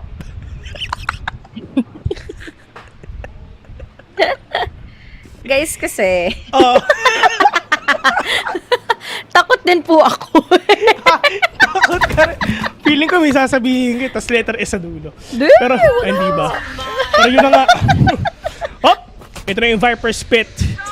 Si Yeto J lang yung nandyan, pero nandito pa rin talaga yung trash mga tropa. Nasaan ba yung stun? Wala talaga makakakuha niyan. And ngayon, Team Heretics mga tropa, papasok na ata sila. Pero yan, makakabawi na. Mr. Fall muna, makakapitas nga isa. Pero tama, trade-off lang ang dalawa. Benji Fishy nakapag Viper Spit na. May tao sa may taas niya. At alam ata niya, nakita na sino ito walang nagawa ngayon. Showstopper nung kalaban niya. Kapitan Tata, nakabawi siya. 3 versus 2. Si Kaptan, at least makaka-recover siya ng buhay. Lamang ang foot. Hirap din kasi na position talagang na hinohold kanina nila si Ned. And then there's also medyo fishy nga pagdating sa kanyang Viper Spit, talagang hindi mo maasahan kung saan ba manggagaling ang mga pwedeng makapag-TP around or kaya naman din makakuha ng high ground. Operator ang hawak kayo ni Foot, ni Wood, pero si Ata Kaptan pa rin ang makakakuha ng mga pick-offs dahil galing siya din kasi ng elbow eh. And Rayon, at least ang foot dito talagang lumalapit. I mean, sa totoo lang, hindi, magugulat ako kung 2-0 to, to be honest. I mean, as you can see, parang sobrang lapit lang nila eh. Feeling ko 3 games ulit to eh. Yung last time na nagkita tong mga to, lagi silang tino 2-0 ng Heretics. All the time. Pero never ngayon eh. Oo, never silang nag 3 games best. Never. Pero feeling ko, ito na yun. Yeah. Pero never pa nanalo ang foot sa TH. Heretics. Hirap din kasing masabi kung paano na nga ba i-work around ito dahil once more, may times talaga na parang hindi mo makita yung hindi mo makita yung potential ni Sined to create an opening for the rest of the game, for the rest of the team. Tapos, lagi pa sila madedenay. Exactly like this. Very fishy. Sa sobrang liit na space na yun, nakuhaan niya pa ng kill dito ngayon si Sined. Yan Jay will catch one stinger lang yung gamit nila. Cracks sa kabawi pa, but from afar, that is Cracks. Napatay si Boo. But, Super is for already. That is Wingman. Nakapag-plant na rin siya. At ang hirap nga rin naman talaga kung wala kayong enough na pera. Benji nagpakita. Kaptan na nakakuha. 3-4 already. And now Foot getting that win. Labang na sila. I see so many errors din para sa Team Heretics kanina na yun nga, nakukuhaan sila ng mga off-guard kills na wala man lang silang nagiging laban to the point na yes, you have the first initial pick-offs but then you need to also be worried about the angle na pwede mo kang maasahan nga ang pagpasok dito ng kalaban. But then, yun nga, di natin maasahan talaga kung ano ba yung rotations and reactions after getting in a kill kasi for either team. I just wanna say na itong teams na to talagang whenever they play, laging minsan OT, hindi mo natapos isang series na wala silang OT. Tapos lahat double digit talaga. Lahat ng mapa, men. Pag pinagtapat mo ang Team Heretics tsaka Foot, men, para lang kayo nag-chess. Galit na galit. Palitan na lang ng mind games. Galit na galit. Mas expressive siya kaysa kay Alex. Oo. Tapos, lamang naman sila. Maybe it's really a thing sa coaches, no? Parang nakikita mo kasi yung kahit pa paano na yung in between the lines ng mga plays or ng mga rounds na kumbaga winnable sana to in a flawless smooth round and performance dito ng team nyo, but then again may nakikita kang mga flaws na hindi na dapat pang kinukumit nga ng mga players. Ang hirap siguro maging coach. Hindi ko kakayanin maging coach. Parang nung naos dati nung Ascension, 'di ba? Andun si Amex, andun din si L. Yung pag pinaghalo mo yun, aim L.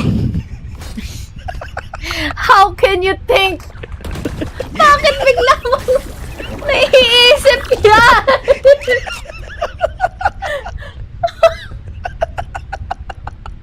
Oh! Friends! Let's see. Okay, bawas lang. Good damage. Oh! Sined! Manahimik ka na! Utang na loob! Kanina ka pa napapatay! Bigla-bigla. Shut up ka muna. Shut up ka muna, Sined. Grabe, first blood. Buti na lang walang sticker kaagad na nilabas ang ibang mga kalaban nila. Pero problema, dito na naman sila. Mapupunta sa mga bala na nga. Ngayon na pa ipapaulan ni Rain sa kanila. This time, 4-4. And I'm loving this dahil, again, hindi mo masabi talaga kung kanino mapupunta kasi yung momentum eh. Sined bottom frag. Wawa naman, Dol. Pero ito binibida pa naman ni Yinsu kanina. Ito kasi yung problema kay Sined. Wala nang natatakot kay Sined. Kasi dati kasi kinakatakutan yan, men. Pero ngayon, wala na talaga. At tatapat nila kasi back then, kung nasan si Sined, iiwasan nila. Pero ngayon, pakialam ko sa inyo. Binugbog nga siya ni Cryo eh. Yes. One tap ni Patite kanina, diba? Benji Fishy. Sabi ni Abby San sa Facebook, hirap maging coach, tignan niyo yung sa Just Us.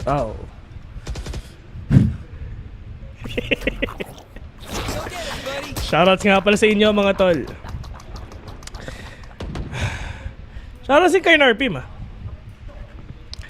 Papalawak yan ng empire niya eh. Oo. Ano ko nun eh. Ninong ako ng anak niya eh. Ay! Hop! Sined, ayan na. Pinakita sa kanya kung sino yung mas malakas, si Sined ba o si Panatek at si Sined yung nanalo doon. 4-3 already. Here's a showstopper. Nalalabas nga dito na Sined pero makakapitas pa siya ng isa, ni Woot. Pero not gonna catch anyone right now. Sagutan lang dito ng mga utilities right now. At ang bagal nila maglaro mga tropa. Ata Kaptan. Pero plant the spike already. 4 versus 2. Riens and Benji Fishy ang natira sa game na to. Oo. Baka sakaling magawa pa nila yung mga nangyari nga kanina ha. Pero kasi alam na ni Ata Captain kung saan na nga sila magagaling. This time, si Reigns na lang ang natitira. Mukhang save na lang din muna dahil syempre alanganin na kung i-exhaust mo pa yung utility mo na pwede mo naman ding i-save for the next round. And ang hirap na rin naman na ito. Then once more, kumpleto pagdating sa util and also yung mga arsenal din dito ngayon ng foot. So, yeah, best chance of winning for the next round is to save. Pero sana makaligtas siya, lalo na tinahanap pa siya ng 4 na natitira. At paano nila ito gagawin? Riens, the only man remain. Ito na ba yung oras ka na makakabawi na ang foot? Pero tapos na ang laban natin. At mukhang foot ngayon ang nangunguna. I mean, ito yung maganda. Laging tinatalo ng Team Heretics ang foot. And the best time for you to get that revenge is dito. Pabagsakin nyo na sila sa Masters. Oo. Sa international stage pa. Na hindi malabong mangyari dahil ito na nga, they have finally their lead. Consistency na lang, para managot dito ngayon na ang players ng Team Heretics sa lahat ng mga naging laban and rivalry nila from their region as well. This time out para sa ating mga teams, kinakailangan talaga dahil konti na lang matatapos na itong half na ito. Kalmado lang sila, boss. Except yung coach. Pero ito, I mean, pagdating dito sa foot, actually, hindi ganun ka-explosive yung ano nila, yung pasok nila eh. Talagang, all you need to do is get that play for picks, contact play, play for picks. If ever they have the opening already, pasok na sila. And, tulad nga nun, gusto ko talaga i-point out lagi yung sinasabi nga ng 100 Thieves na hindi ganun ka-solid mag-utility play ang foot. Pero hindi nga ganun solid yung utility play nila, pero nakakapatay sila. At yun yung importante doon. Kahit hindi man tumama yung any utilities at all, basta napatayin nyo yung game sense, okay na. Kahit paano kasi it makes may word pa rin naman kahit paano nga yung pagbato nila ng mga utility, no? Kung mapo-force back yung kalaban, kung kaya nilang ma-pressure out yung kalaban as well, and then win out the duel, laking bagay na rin nun talaga. Basta't sigurado din kayo pagdating nga sa inyong magiging tutok and aim and everything else. Pero foot, now, Ata Captain with that ultimate, I don't think na pwede niya pang kayang niyang gamitin yan at the moment. Pero kasi sa lahat ng AoE na meron nga ngayon ng Team Heretics, I hope it's worth it dahil nga they're just on the thrifty. At yun na, ang unang pangunahing kill ni Patitek. Madadrop pa yung spike sa kanilang harapan na yan. Ito na nga papasok sila mga tropa. Meron pa dito yung thrash. Spike is drop as well dito lang sa may hook. May smoke pa, may natamaan yung thrash na yon. At iyon si Yeto J. Kala ko hindi pa mapapatay, pero importante wala na siya. Riens na lang nag-iisa, 2 pa kalaban niya, pero through that smoke, ito yung mga players ng foot na babawiin na. Never nanalo ang foot, ngayong taon na never nanalo ang foot ng isang mapa. So, ito na ata ang pagbangon ng api para sa kanila. Pinaka-importante pang series na ito ha. Makakalaban na nila ang Team Heretics na lalo na they are on the elimination round. This is a really important round for them para magkaroon ng ganitong klaseng momentum and also the opportunity pa para ma-overwhelm itong Team Heretics. And then, doon na tayo magsisimula din forward para sa side ng food na ituloy na lang din itong mapa na ito in their favor. And dito naman, talagang last year pa naman talaga nagtatapata na sila eh. The last time na nanalo ang foot sa Team Heretics is actually last year, October. So medyo matagal na yun. Isa lang yung napalitan na player. Si Patitek lang. Siya lang yung nagbago. Pero yung the way na nilalaro ng foot to, talagang mas ino-overwhelm nila yung mga kalaban nila. And to the fact na yung foot, nakakabawi na sila dito, pero yung Team Heretics, nabawian na rin nila.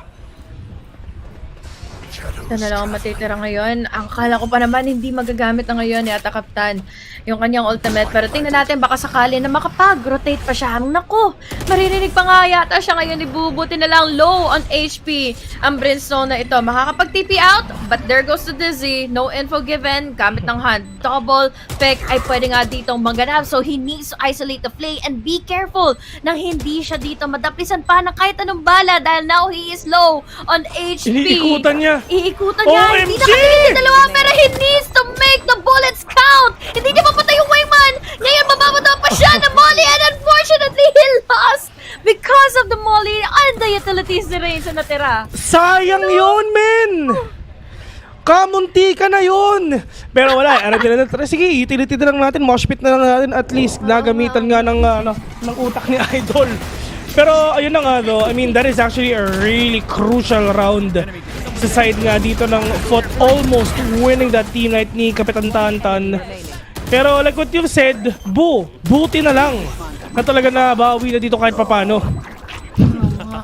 Grabe, ang lala nun dahil all the way from the back, that was such a good opportunity. Pero kasi nakaka-pressure, ba't hindi na mamatay yung wingman pa? Oo. And again, nandun pa yung mosh pit. Utility-wise, pabor talaga ito muli. Para nga kina Mr. Fallen. Oo. So now, 6-5. Paano ba nila gagawin to I mean, yung last time na nagtapat sila sa bind, 7-5 yung score lamang ang Heretics.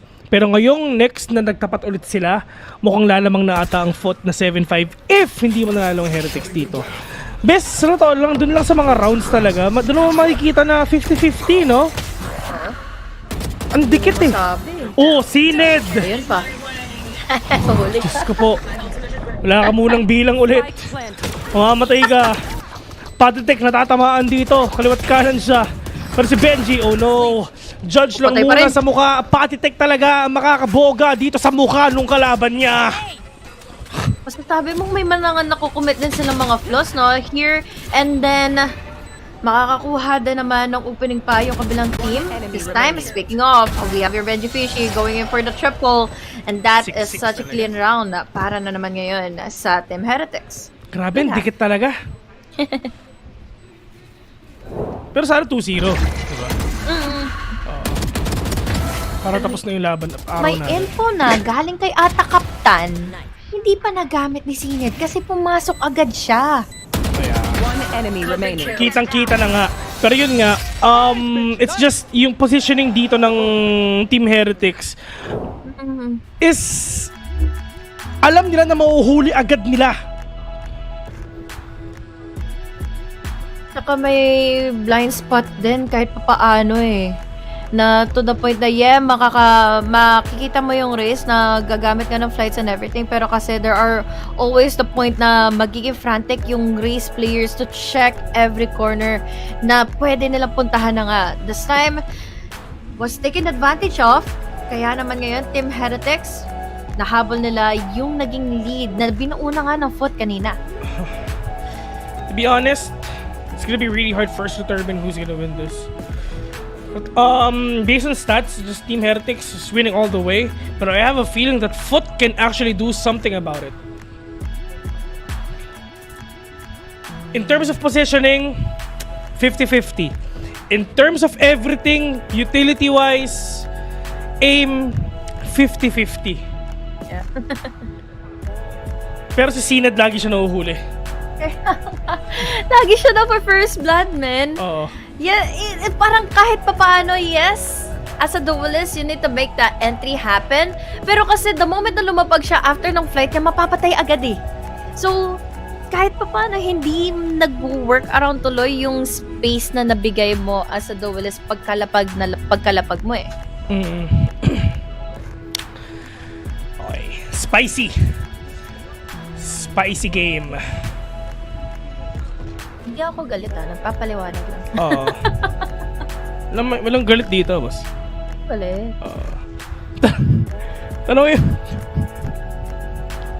Tanungin mo si Patitek. Kung galit. Please! Gusto ko pang umabot this year ng champions. Bakit? Bakit? Tatanungin mo alam kung galit siya. Oh. Ang tagal naman ng time ng halftime na. Kasi the more na matagal yung timeout, the more na makakaisip ako ng mga kung ano-ano eh. Kaya tapusin na natin to, men. Nagkamali siya. Nagkamali. May nagkamali si Wood.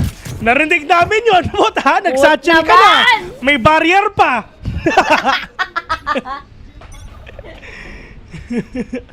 Okay sana kung nasa defense eh. Wala. Oh, ge. Ay, nako. Ano ba sila dito? Ala ka. Papasok na nga ata sila. Hindi ko kailangan ng dalawang satchel, boss. Pero lahat sila wala makikita dito. Lahat sila natamaan sa mukha ng Dizzy, mga tropa. Pero habang nangyayari yun, si Woot nakadalawa na. At ito na yung inaantay nga natin. Yung aggression na ginagawa ng TH or tamang hinala. Oh, yung mga corner na naman ito. Ito yung mga flaws talaga, no? Na parang masasabi mong yes, pwede mong ma-oversee na hindi, na again, na matatake advantage kasi yung attention mo na pwede nga mahate every single time na papasok nga lang din for a retake. But then, kung babalikan nga natin, naipit si Ata Captain doon sa utility na nabato nga nila Patitek. So, lot of pressure, given the fact na hati nga talaga yung kanilang attention. So, unfortunately for Foot, nako, nabitawan nila yung opportunity nila for this half na magkaroon pa ng momentum. I just wanna say na super solid Dizzy play doon, men. Lahat na pumasok sa site, men, wala talagang nakita. Diyos ko, ang ganda nung Dizzy na yon. Pero, just too late for them to recover. I mean, nasa loob na yung mga kalaban mo. Wala nga sila nakikita, pero they're up and ready for them to take that fight na panalo nga sila. Pero, apat ngayon ng tao nga dito lang sa may A, mga tropa, pero makapapasok na rin ata sila. Diyos ko, lahat na natatamaan sa mukha si Jano Gibbs, natamaan pa. Pero right at the corner nga dito sa side ng Foot, magkakasama lang yung tatlo at nakasalalay sa kamay ni Patitek na mabawi na to. Makikita niya si Cracks muna. Wala siya naririnig dito kahit isa. May hunt pero di na gagamitin. Nakapitas nga siya ng isa dito pero that is retaliation by Yeta J. Hirap ng pwesto niya doon dahil, again, Crossfire, ready for the trade. At least may info na sila na may ready na rin at may malapit na rin para sa magiging flank. Ngayon, hindi pa nila nakikita. Mas hindi sila nakita ni Ata Captain. Buti na lang, again, this is the buy round once more for Team Heretics. 3 players left alive for Foot. And right now, for Team Heretics, at least yung initiator lang naman yun wala eh. So makakabay pa naman si Rians dito. Meron pa naman siyang Dizzy though. So open pa naman yung talagang sobrang open na pagkawin nga ng Team Heretics. Well, lamang na lamang sila eh. You have the Guardian, Bulldog, pero one tap ni Sined, bumabawi na. Walang tao dun lang sa may Cubby. Si Woot muna makakaharap mo. Rians will catch one. Yung isa na sa may Hoka, Sined denying that satchel, but Woot will take her down. Boo! Get that final kill. 8-6 already. Now Team Heretics, dire-diretso na sila. Yep. Pero magastos pa rin naman yung second round na yun for this half, especially for Team Heretics dahil dalawa lang din yung natira. At least, kahit pa paano, round the zero round. Pero kasi ang magiging problema dito is paano mo na matatapatan pa yung complete buy from Foot. At masasabi natin yung momentum din is slightly shifting in favor of Team Heretics. But then, pagdating nga sa mga flaws and taking advantage nung mga flaws na ito na always, all the time nakukommit nga ng kabilang team, ito ay pwede pang mas pumabor nga muli for Team Heretics. Saan ba sila pwede pumunta? Napakadaming Ecobs na nandito na mga tropa. Pero Woot muna makakapitas sa isa. Oh no, may showstopper na siya. Nasa ba yung mga kalaban niya? He will actually take down Ata Captain as well. Pero meron pa. Nandito pa si Yeto J. Nasa teleporter lang siya. He is so stuck there, Step Pro. At para dito gagawin, naka-bulldog lang siya. Pero ngayon, the clock is ticking already. Yeto J, akala niya wala ng tao dyan. Pero siya pa rin talaga makakakuha. Cracks and Mr. Ford ang natitira. Apat pa kalaban nila. Pero pagdating naman dito sa Team Heretics, lahat ng posisyon talagang covered na. May tao sa may U-Haul, may tao sa may lamps, may tao sa may showers, may tao sa may short. Lahat na kompleto pa. Cracks will catch one. They will catch two actually. Pero yung paint shell, oh no, sobrang sayang kasi hindi nga nila ginamit. Pero tamang hot na din talaga. Pero Cracks pa rin talaga mananalo sa 4v versus 2. At sobrang sayang nun sa Team Heretics. Super commendable yung round na yon for Foot, especially na numbers were in favor of Team Heretics. Tapos time and time again, parang nagiging mali yung decision nila to go in for the duel and instead na mag-wait around for the time sana. But then, let's give it to Cracks. Tapos na Mr. Fallen lang din na paulit-ulit nga ditong binibait out yung mga picks, wait out pa yung pwedeng gustong mag-trade off para sa side ng Team Heretics. So, again, one more round para mahabol nila yung Heretics lead. Matinding habulan talaga yung mga pinapakita nila. Pero sabi ni Sined, hindi ako makatama. Bobogain ko na lang kayo. Pwede ba? Judge na lang, boss! Judge na lang, oo. Oh! Op! Ito na yung Yan lang. Boga Flame! Pero Wala saan. 1-to-1 trade. Sobrang sayang nun. Oo. Yeto J, nasa loob mga tol. Boo, Kalalabas. nagpakita na siya. Pero yung wingman muna talaga ngayon pwede na makita. Yeto J, take it down Wood. Rians will catch one. Mr. Fallen, talagang trades off na talaga ang ginagawa nga nila. Pero Politic ang Boo na talaga natitira dito sa game na to. I love the smoke dahil naiipit yung mga nasa nanggagaling ng defenders man eh. Yun, may pangatlo pang smoke coming in from Boo. Magiging problema dito is yung mga pre-fire. They're just spinning on the spike. Meron pa tayong hunt na kasama. So now, at the captain, with the reaction time, wingman na kasama para madanay nga dito yung pagde-defend ng Team Heretics. It's all down to a 1v1 situation against the controllers.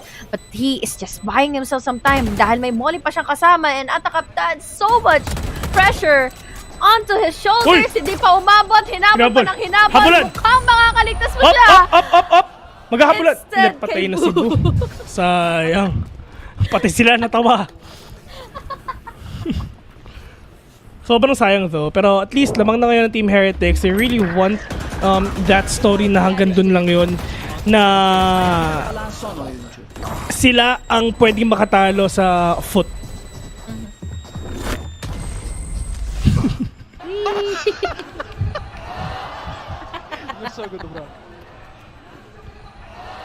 Understandable. Kailangan niya iligtas yung sarili niya instead of the other guy or mahuli ang lahat. Yep. And ito ang pinaka nakakatakot. Ito yung mapa kasing pinili nga ng foot.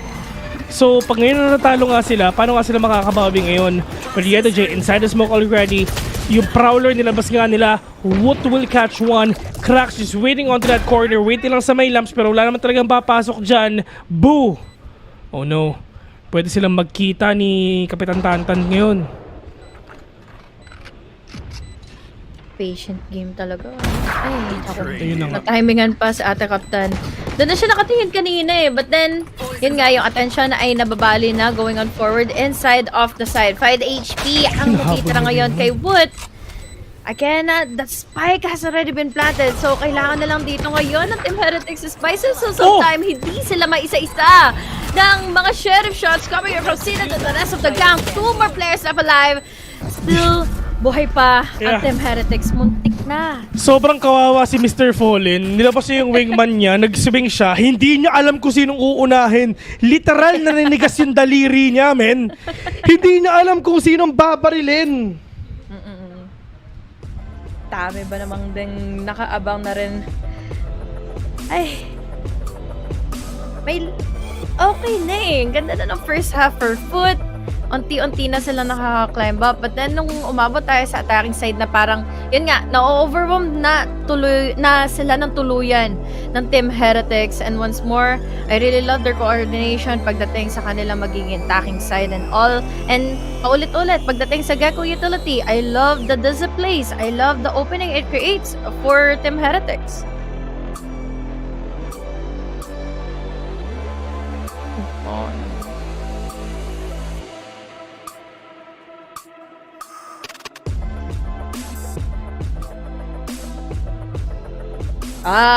Yung may collar. I love that. Oh, pogi nila dun.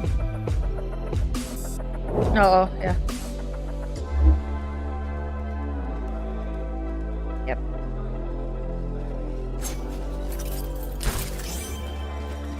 Exactly. Pati yung design pa talaga. Graffiti halos din yung design. There.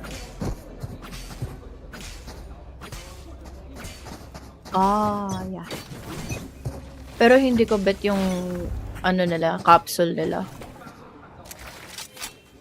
I think green kasi yung case ata eh. Navi! Yeah, Navi.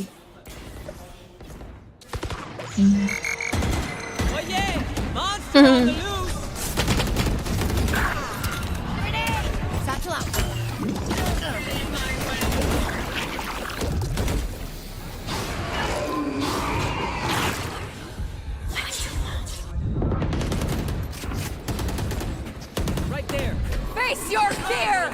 Up for more?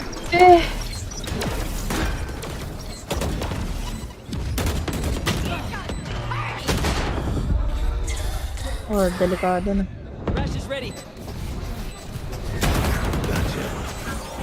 Oh my God.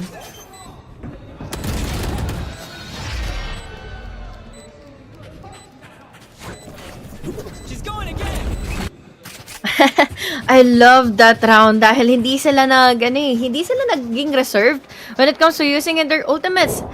Pinush back ang foot from trying to defend inside the off B side. Kahit meron pa tayong showstopper dito, yun ang importante. Madenay nila kaagad immediately into the early round para makapaplant sila safely ng spike into the site. So, understandable why they use their utilities and ultimates bago pa man bumalaga nga si Syned earlier on. So, pressure is given. He was forced back. 7-11 ang scoreline.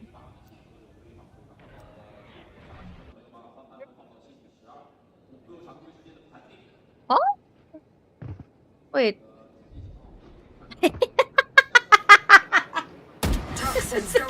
sige.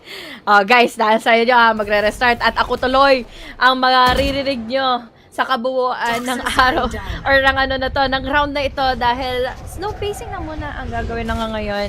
Team Heretics with just 2 more rounds remaining for this round. Let's see kung ano na nga bang gagawin nila dahil ang hirap sabihin eh. May trash pang kasama eh. Tingnan nyo, pinag-overthink nyo tuloy. Si VIL. Tapos sabi sa Twitch lahat, Facebook wala daw eh. Kung baban ko kaya ang tigi-isa-isa ha? Right there. So yan, naririnig nila ako tumatawa mag-isa. Ha? Eh kung ipagta-timeout ko kaya ako isa-isa. Hop! Pagbalik nga dito mga tropa. What? Time first ka muna. Pinatay ni Syned nga dito si Wood, yung showstopper walang nagawa.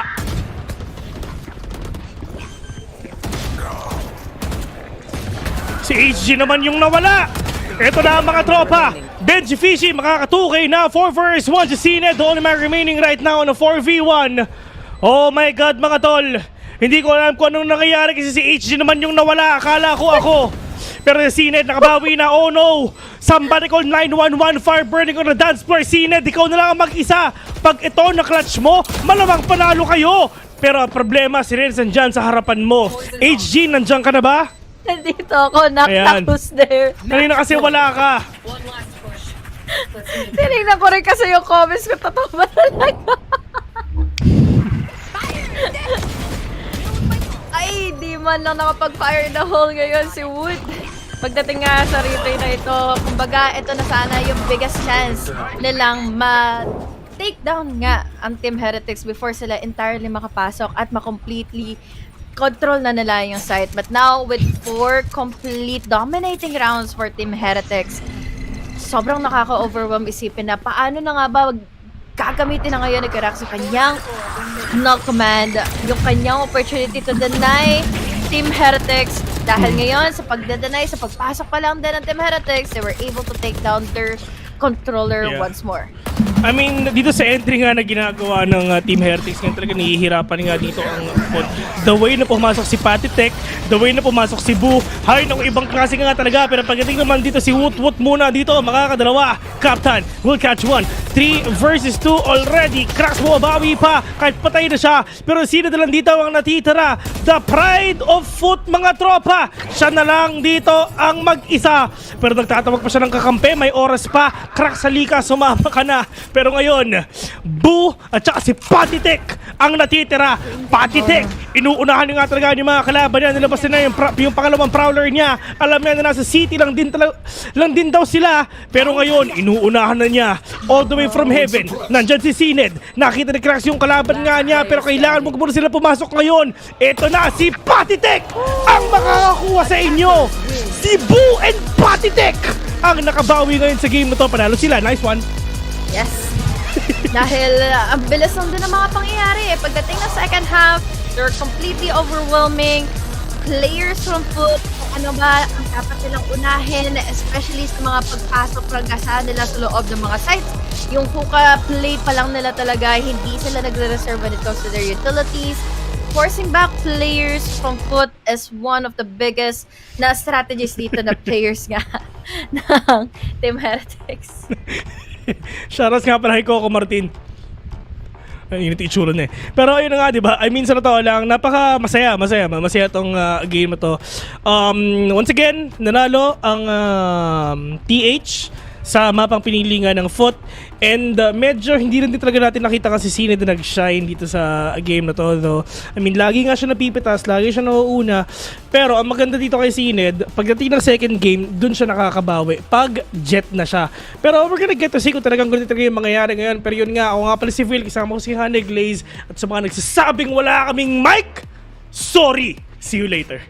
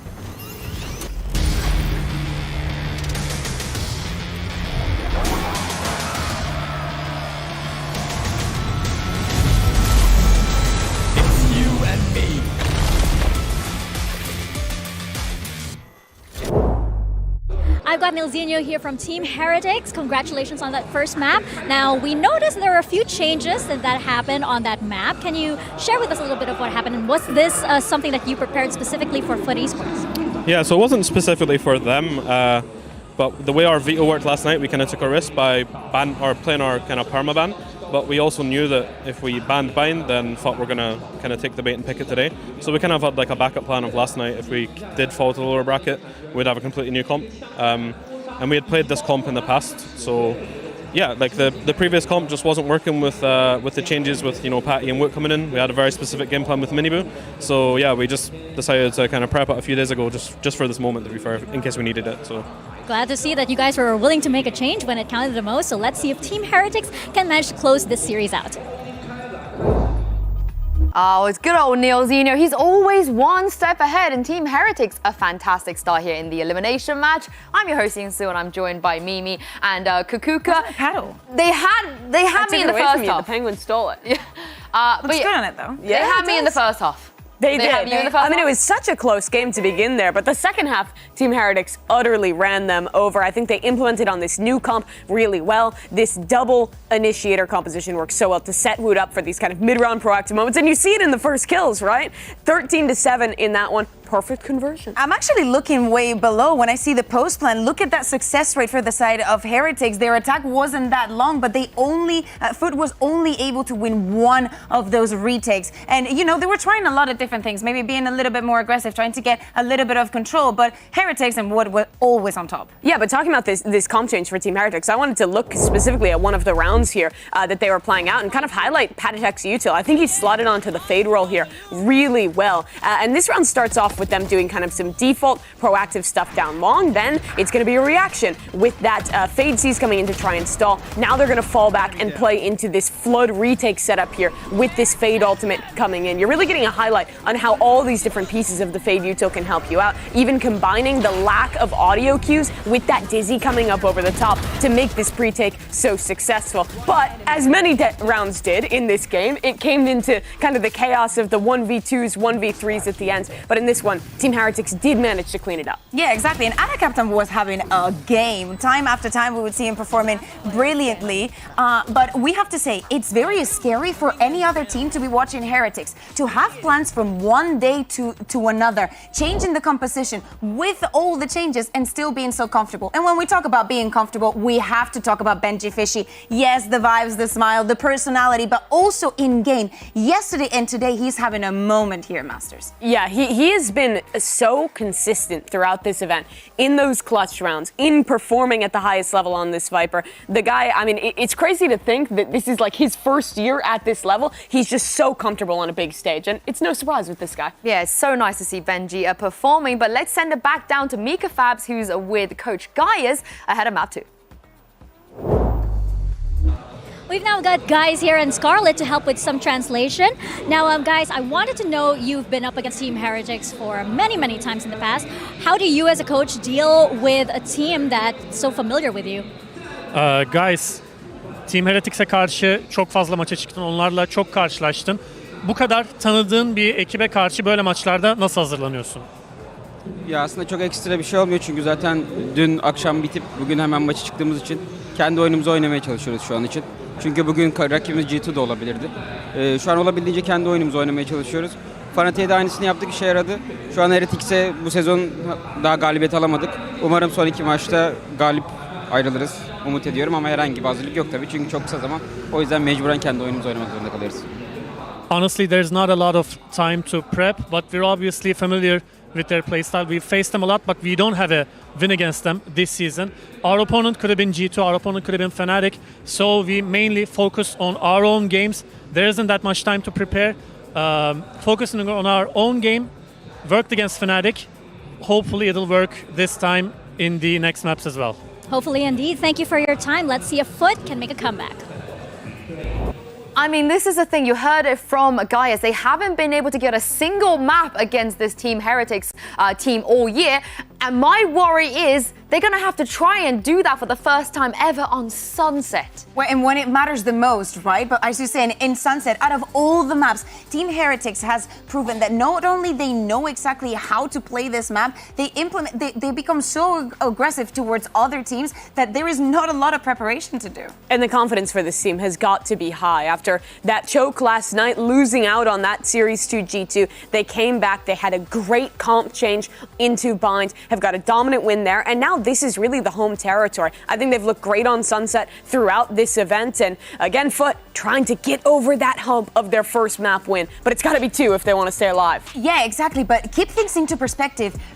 Heretics has been in this position before where they win that first map. It happened against G2 twice, right? And that has to be in the back of their minds now. They can close this out and just go to the Mercedes-Benz Arena, but they have to keep their mental in the game because Foot, starting on the attack, do not forget what happens against Leviathan on this map. They just ran them over, and Krax was the man of the hour. They absolutely did. Krax was great here. I think Yedijay also steps up. Foot's going to be playing on their defense, a lot of 4-1s, and put a lot of pressure on that young player who's always stepped up to the plate. But Team Heretics on this map, as with pretty much all their maps, they do a great job of setting Woot up to be a star. The young Turkish player has a chance to eliminate Sine. And this is What's up mga tropa? Nihaw sa inyong lahat. Pero yun na nga mga tol, nagbabalik nga tayo ngayon sa second game ng Team Heretics versus Team Foot. This is gonna be the end of their story o magpupush tayo sa game number 3. Kasama ko nga po pala ang pinakamagaling na caster na si Miss Maria Angelica Cortez. Kamusta Maria? Okay lang. Okay lang dahil kinakaya pa rin naman after ng mga napanood natin kanina ng mga games, ng mga maps, ng mga rounds. Akala natin kakayanin na ng Foot, makabawi nga into the second half, but unfortunately, yun na yun nangyari. Talagang all throughout confidence and pang-overwhelm ng players ng PH. Yeah. Bakit? Alam mo ba kung saan yun? Oo, alam ko kung saan yun. Oh, saan parte yun? Terracotta yun. Oh, alam ko yun. Oh. Sa may kanang ka dun sa may Caloocan, tapos kumaliwa ka. Pero sa Painshell already pa rin ang problema. Diyos ko, natamaan nga siya dito ng tripwire. Woot will catch one. Pero putting it on the side ngayon, Foot, Diyos ko, kinakaban nga rin sila kasi kulot sila ng isa mga tol. Oh no, wala sila makita dito. Yet Jay will catch one. Pero tapan jump kasi din talaga. Pero si Rien sa kadra pa pa. It's all up to Krax! Shutay ka muna! Tay, pats ka! Tasha ka wala doon, man. Ang bilis na reaction tayo ka agad na ilabas nga yung shock dart na yon. And understandable dahil alam na rin naman na nila kung saan last scene nga itong mga nakatapat nila kanina. But then again, sa pagpasok nila, going into B site, ang bilis na nagkapalitan ng mga trade-offs agad.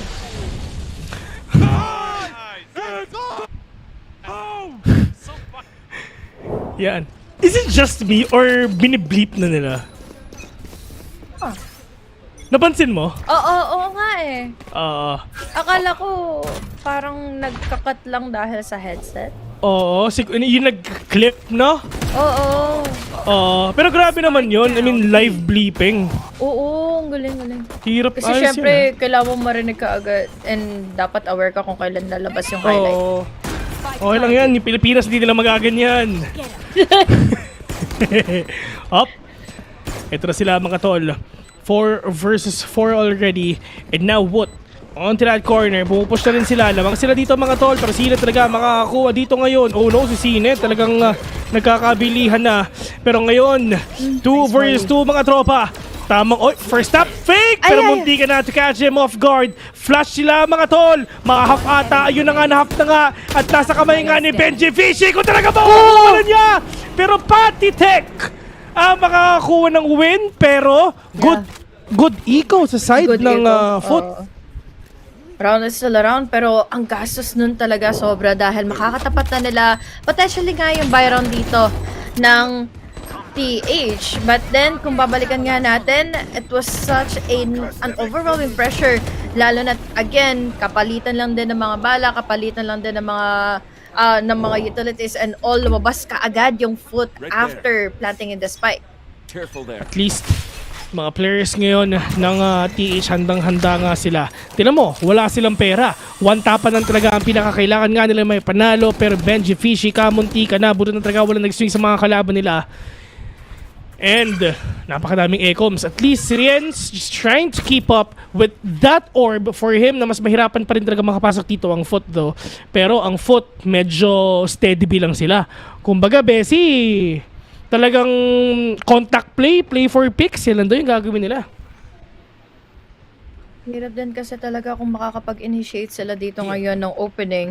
Lalo na't ang iisipin pa nila is the trip wars or kung saan magiging ready yung mga one-taps and even amplify in the smokes, lines even. But now, may pangsira kasi sila ng utility ngayon eh. But then, hindi naman sila naging ready kung saan pwede na magkaroon ng pick, ng space. Si Benji Pichi for that one tap. Bu as well. Tatlo na lang kaagad ang natitira mula sa kabila and make it 2. Make it 2, 4 versus 2 already. At lumalamang pa rin talaga ang Team Heretics ngayon. Mr. Fallen onto that corner. Magpupush na nga rin ata siya. Pero kamunti ka na si Mr. Fallen doon. Lamang ang Team Heretics in terms of head count. And what a really beautiful flash that Paritech did. Oh no, mukhang pupusuan ulit ni Paritech to. Ginawa na niya kanina. At gagawin ulit nila ngayon. Ang puso ni Paritech, matibay ang panindigan. Matigas ang loob ni tropa. Di bali na daw na namatay silang lahat from winning the second rounder earlier on. They can still win another. And yun na nga mismo ang ginawa nila. And oh my God! After the second shot, or after ng unang shot na yun, there was another one na ang ganda lang din ng reaction. Ang ganda ng space na meron sila. So, oh no. Biniblip nga nila. Oo nga, no? Biniblip nga nila. Iba ang paninindigan ni Paritech. Pag ito tumakbo, pag ito tumakbo sa Senado, alam ko na.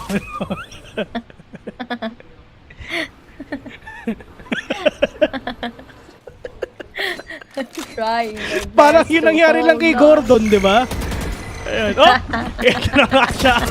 Yeti J will fall down. Paritech pa rin talaga makakakuha. Ayoko na. Ayoko na i-custom. Spike planted. Say, palit nga tayo. Kailangan mo na ng tulo eh, no? Gusto ko pang tumagal, 4 versus 3 already. Paranoia will connect onto cracks. Pero let's see kung kakayanin pa ba nila. Pero nga si Reds muna mawawala. Oh no, kung anong ginawa ng kalaban nila, yung tinisagot nila. Pero kalampag ng papag mga tropa. Benji, Fichi, and Paritech dito ang natitira at mukhang mananalo na ata sila. Yung oras nawawala na. Pero Benji, Fichi naman ngayon talaga mamumuso para sa kanila na halftime niya! Pero Benji, Fichi! Meron pa! Meron pa! Sasaksakan niya! Pero asan pa yung pangalawa? Ayun na nga, kamunti ka na!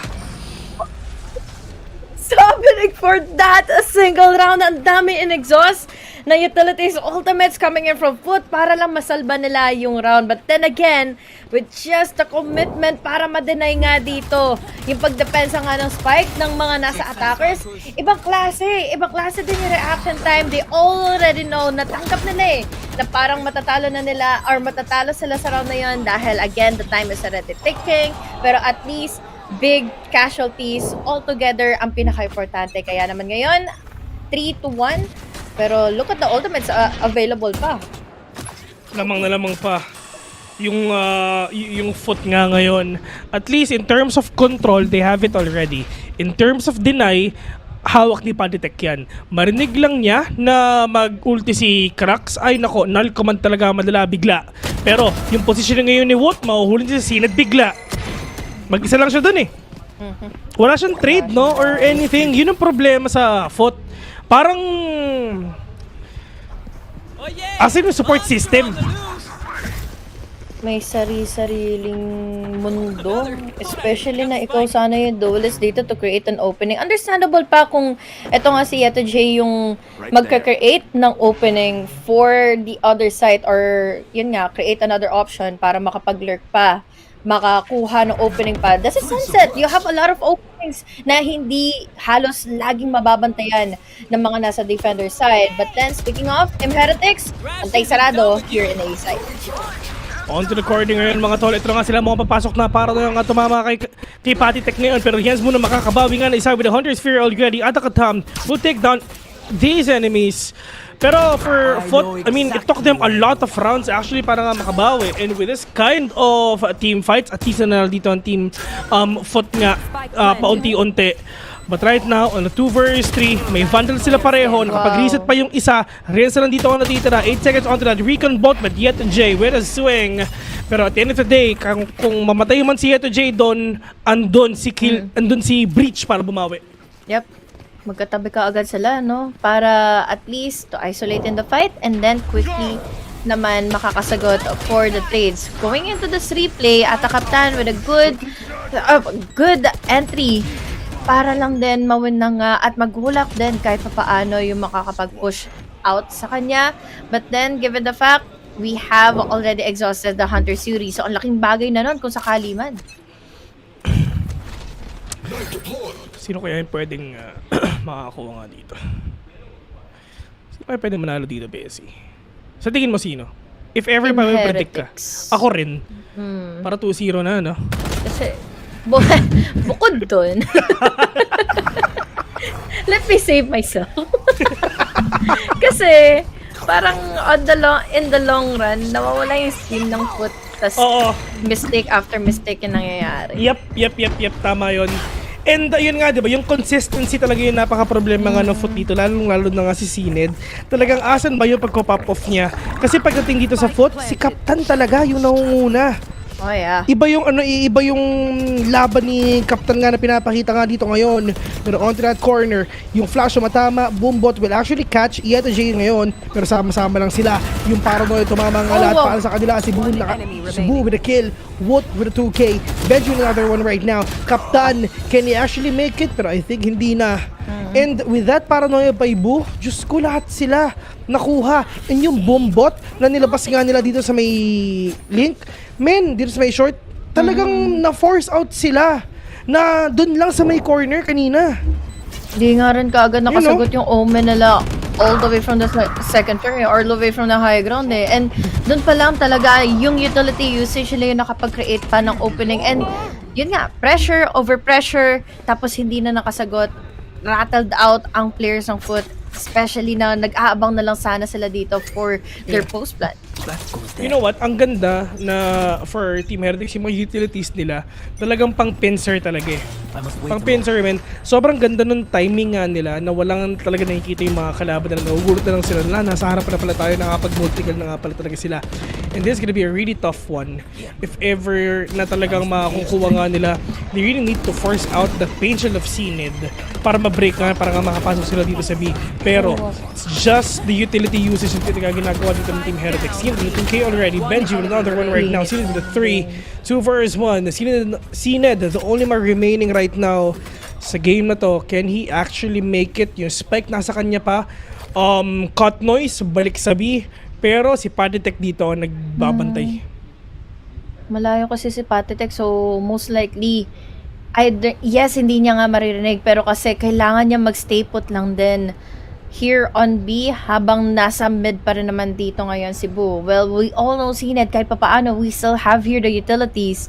Pero kasi kapag narinig mo na kaagad, meron ka ng plan B kung sakali man na ma-overwhelm ka nga ng utility dito ni Sined na hindi naman din alam ni Sined kung saan manggagaling dito si Boo. Ubus oras lang, men. Hindi gagawin dito sa Patitek, men. Hawak ni Boo yung mid eh. So, kung ano gawin mo, dumiretso ka man dyan, talaga makukuha na talaga agad niya yan. Pero ito na, nagkakarinig ka na mga tropa. Ayun na nga, Diyos ko.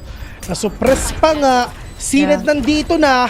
Pero yung mga players ngayon ng Team Heretics ngayon talaga makakakuha. Dalawa pa yung smoke ni Boo. May flash pa sila. Baka mabu. Yun na yun, oh. NT. Ang masakit pa doon, hindi niya man lang nagamit yung utility niya para at least, yun nga, madanay nga yung retake, ma-defuse or mapigilan. Ayun. Pinagbabaril, oh. Gigil na gigil si Idol, oh. Ngiti siya. Ganda ng ilong ni Idol. Sana all. Ilong ko kasi parang na showstopper.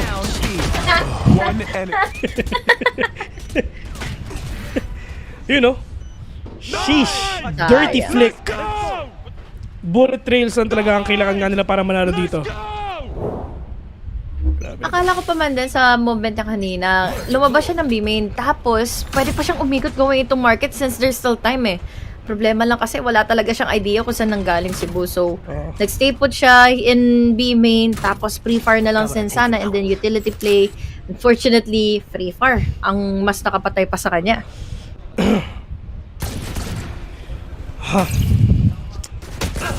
Mainit. Ito mga players ngayon ng TH. Riens will catch one pero nasa ba yung iba? What will swing out? Sined. Munti ka na siya hindi nga makapitas dito. And para sa akin, dito sa side nga ng foot, kung mamamaan nila yung mga kalaban nila, they need to start now. Showstopper, to get that delay, all you need to do is wait. Pero inahanap na talaga nila ma-dissipate itong showstopper na to. Si Boo hindi pa talaga nagkakatamaan and that will give them that time for them to recover. Pero in terms of recovery, ito na ang pagbangon ng api. TH papasok na. Naku, hindi lang nila natamaan. Oo. Yun na lang talaga eh. Duel na lang din talaga. And again, opening na sana yun. Going into the backlines, going into Boba. Tapos, overwhelm. And then, hati ng attention lang din. Distraction play all over.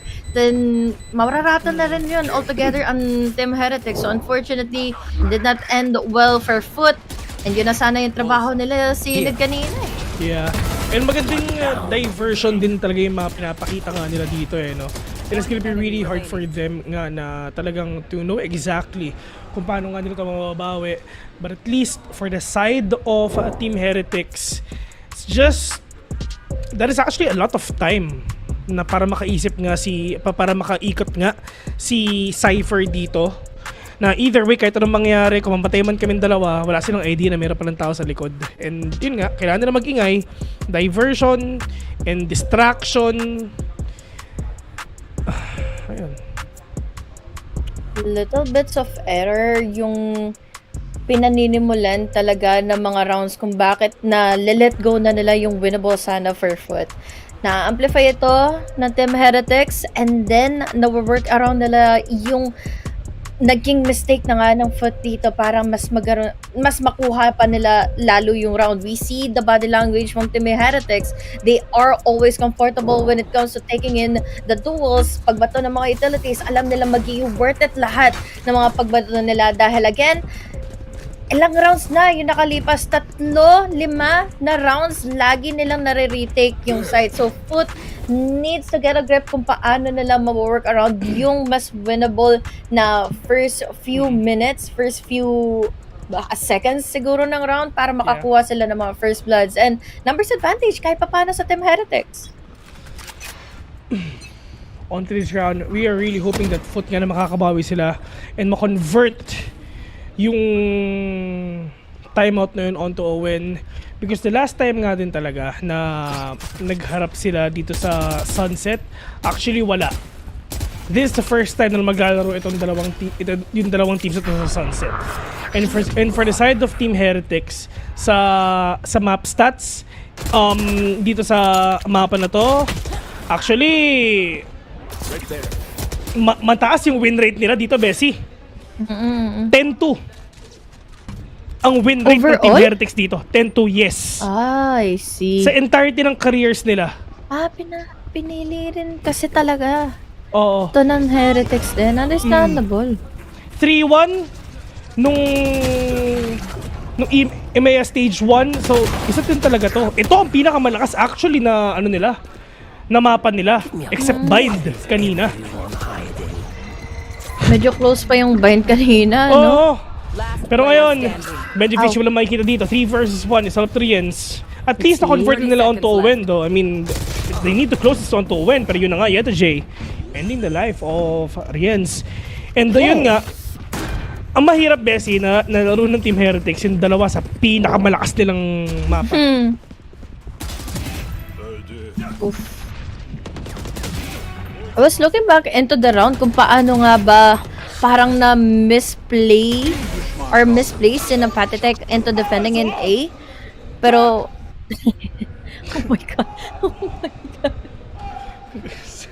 Parang iiyak ako kung sinigawan ako nila. Alam mo kung ganon, kunyari maglalaro tayo, tas kunyari hindi clutch mo, tas hindi mo na clutch. NT!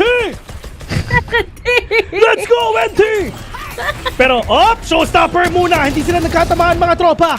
Pero tamang anime fight lang talaga pinapakita nga nila. Pero Sined wala ng buhay ngayon. Diyos ko po, sumabog pa mukha niya. Pero 1-to-1 trade lang ginagawa nga nila. Captain, nakabawi pa ng isa. Riens, mabawi ba? Will take down Cracks right now. Recon bot, nasira na. Alam nila na meron tao sa loob. Pero magmamba out na siya. 3 versus 3, may kalampag ng papag pa si Mr. Fallen. Si Riens, may Hunter's Fury pa. At pwede nila mapigilan to. Pero ang problema, yung spike malayo pa. Literal, sobrang layo talaga. That could have been a better way to tackle down that showstopper from Sined na meron, mas kasama mo yung breach kesa sa kesa sa Gecko eh. Imagine how the utilities na pwedeng iwasan lang din from Gecko. Unlike the breach, yes, meron kang fault line dito, meron kang blinds, and that could have been a better opening. But now with Boo creating an opening all the way from the back, going in for the flank, we're down to a 2v3 quickly. With that blind, hindi pa nakasagot ng maigi si Yeto J. Now Fallen na lang ang matitira. He still has one blind, pero kasi namoli lang siya, pre, wala na rin talaga siya magiging kawala pa. Paano nila ito gagawin mga tropa? Lahat sila nasa loob na at yun na nga, 7-3 already for them to close out this game. And tulad na nangyari, tulad na first game lang natin, talagang if ever you're gonna pick one though, I mean, syempre sa attacking na talaga. At yun na, kitang-kita na nga, talagang huling-huli na. Well, mas comfy dito ang mas comfy talaga dito ang Team Heretics onto defense as well, na kahit anong piliin mong side, talagang syempre malakas nga sila. Pero sabi ngayon ng Team Foot na we really need to pop off. We really need to overpower them and maging aggressive nga tayo para mahirapan na yung iba na makabawi. Meron naman silang mga ultimates din na available. And speaking of, eto na, hindi na nila pwede pang i-reserve pa ito. Ang problema lang din, all the way from the backlines nag-aabang yung Heretics. So they still have time to make an exit. Wingman trying to go in for the plant. Pero, that was a good bait though. Para at least mapatay nila yung Wingman. But Veggie Fishy, even the concussed, going in for the kill. Sumunod naman dito si Rage. Hindi nila alam kung saan nagaling si Wood. And Wood was able to go in for another patatech. Ang sumunod kay Ata Kaptan, and that was such a huge waste of utility dahil hindi nila na-compromise pa yung positioning ng Team Heretics. Actually, na-compromise sila si Benji Fishy pero nakapatay pa siya even though na nakastun siya. Yun yung mga 90% luck eh. Oo. Sobrang swerte niya nun, men. For sure, yung Foot bad trip sila doon, promise. Pero ngayon, alam mo yung isa sa mahirap sa Team Heretics, ito yung katapat mo, they have that double scan. 30 seconds left. Nawala dito ang Foot. I mean, yes, you have that detain blinds ni Cracks. The blinds, you have a lot of blinds actually. You have a total of 5 blinds na pwedeng ibitaw sa isang round. Minimum pa yun. Minimum pa. Kasi minimum pa yun, oo. Magagamit mo ulit si Dizzy. Oo, gamit mo 3 beses actually. So pwede maging 6. Hapdi nun. Ito, Jay. Okay lang. No time. Hirap ng round na yun. Nakakasama ng loob sobra dahil who would have thought na mabubuhay pa doon si Benji. That was a good strategy sana dahil na-bait out na nila yung mga lumabas coming in from Team Heretics. Pero ano ang nangyari? Ang bilis ng sumagot from Boba etong sina Reigns. Biglang nanggaling lang din na market si Wood and all over na din ang mga players from Foot. So hindi nila malaman kung paano nila mapapatay isa-isa dahil bigla-bigla lumalabas yung Heretics. So 8-3, baka pwede pang maging 9-3 nga for Heretics ngayon eh. Sined can't do anything at all talaga, no? But right now, talagang si Boy, no? Grabe yung confidence niya. I mean, mag-isa lang siya doon, wala siyang katrito kahit ano, kukunin ko yung orb. Pero Sined with double satchel already, but Boo with a deny. Yun na nga yung sinasabi natin, Sined can't do anything at all. Still lagi, Sined. Hindi pa nga siya nakakapagbigay ng space na pwedeng makontrol pa mismo ng Foot. Now, Oh 0 my points. Masascan pa ngayon together with that Molly. Oh my God. Force back na naman ang Foot. They need to decide quickly kung dapat na nga ba nilang rotate pa. Itong problema kapag napatay na kaagad si Sined or kung nabawasan na kaagad yung Foot, parang wala na silang iba pang option and para na silang napipindon. They are caged already into thinking na A-site na lang yung pwede nating puntahan ngayon even though na 30 seconds na lang ang natitira. Ang ganda na sana nun. Ang gandang utility play na sana yung ginawa ng Foot dito. Paranoia and a fault turn as well. Actually, tinamaan ng matindi si Benji Fishy pero buhay pa siya. 9-3 already. Team Heretics, ladies and gentlemen. Sila nangunguna ngayon. Pero, paano bang aggression ang papakita ng Team Heretics? Sila na yung atake ngayon. Attacking, tapos iisipin mo pa kapag na-scan ka na 0 point or kaya ng recon is compromise na kaagad. Alam na kaagad ng Team Heretics kung ano yung mga plans nila going on forward. Pero going into this round, it's just really unfortunate to see na hindi natin nakikita yung ultimo highlights nga din dito ni Sined as a duelist for the team. This is actually one of the most crucial rounds na nakikita natin ngayon. No? I mean, for the side of Foot, they really need to win this no matter what. Sa lahat ng pressure na nasa kanila, ito yung kailangan nilang maipanalo. Kasi kung hindi, Diyos ko, double digit na yung kalaban nila. And parang nga napag-uusapan natin kanina, lahat ng games sinilaro ng Foot and Team Heretics, lahat yun double digit. 10-13, tapos lahat yung double digit talaga. Nag-OT pa. And if ever na manalo ng Team Heretics dito, this is the first time sa taong to na single digit lang ang Foot. Kumbaga, no chances na maka-comeback pa yung Foot, ano? Dahil, is really strong of a dominating play ever since the start pa ng half na ito. That's 5 rounds na lagi nilang nare-retake yung mga sites. So, hindi nila naka-counter out yung plays or yung pagkuha nga ng mga first kills mismo ng Team Heretics laban sa Foot. Dadagdagan mo pa yung mga times na ready na kaagad sila dito with their plans to take advantage of their mistakes. Tapos yung mga retakes pa na sobrang pulido na nga din on the first half. First half pa lang yun on their defense. What more on the offense, on the attacking side. Naganado pa naman sila dito, especially na sobrang on point na, sobrang nasa momentum na sila Benji Fishy. Lahat on point sa Foot talaga, no? And ngayon, grabe naman yung gaming sleeves nila. Arm sleeves. Ang ganda. May Heretics logo. Nagkaroon ako ng sleeves dati. Nung napilay ako. Oh? Kailan? Oo. Dati pa yun, tagal na yun. Oo, buti nga, napilay ako, so nagkaroon ako ng ganun. Tapos may plaster, ganun. Kala ko recently lang. Gets mo ba May yung sinabi ko? plaster? Oo, yung plaster. Yung Oh my God ka!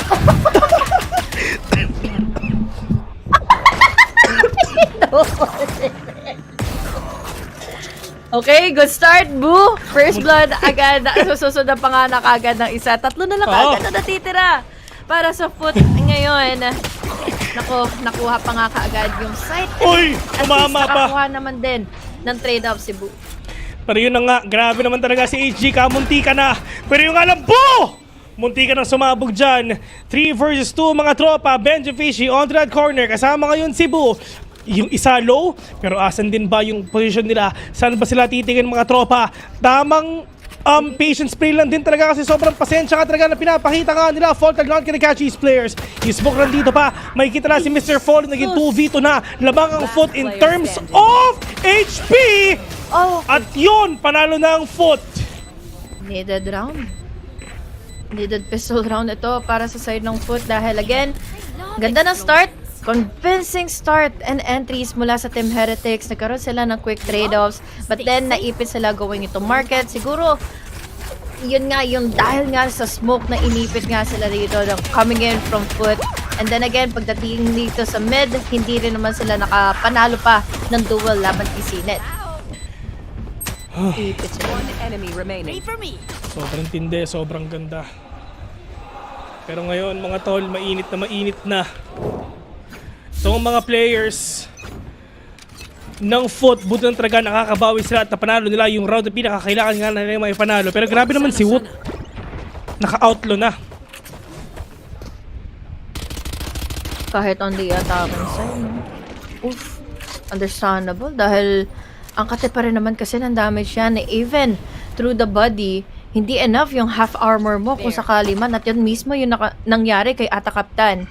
Now, try niya sana kumuha dito ng orb, but it was so risky. Lalo na't hindi dapat Cypher ang kasama mo kung sakali man na gusto mo sana kumuha at makasecure ng old orb eh. Yeah.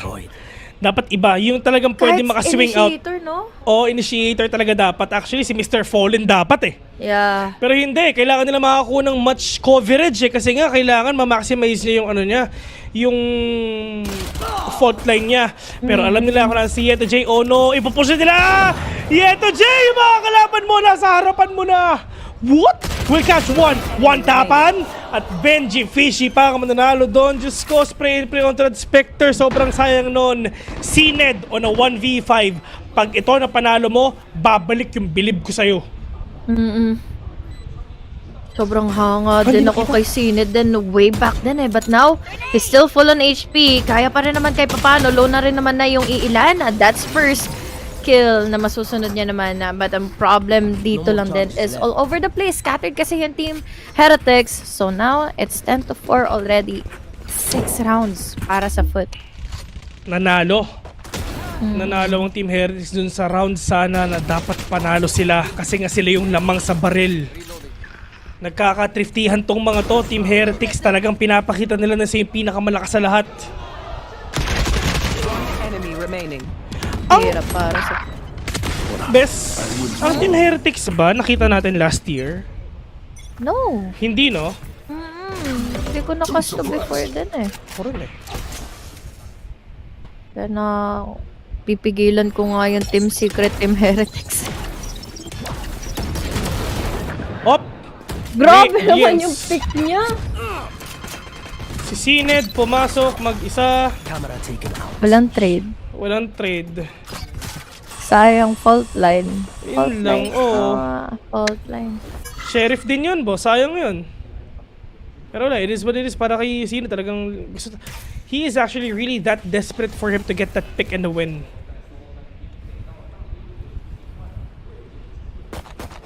Desperate attempts, desperate measures na rin yung talagang ine-exhaust nila. And speaking of, they're trying their best para makasecure sana dito ng mga flanks to cover up the backs na pwede pa makakuha ng mga pick-ups as well. At mukhang isa-isa na itong nangyayari per Foot.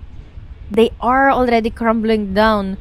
At little that they know, meron pa kaagad nagro-rotate at meron na kaagad na pwede makapag-cut off ng rotation given the time.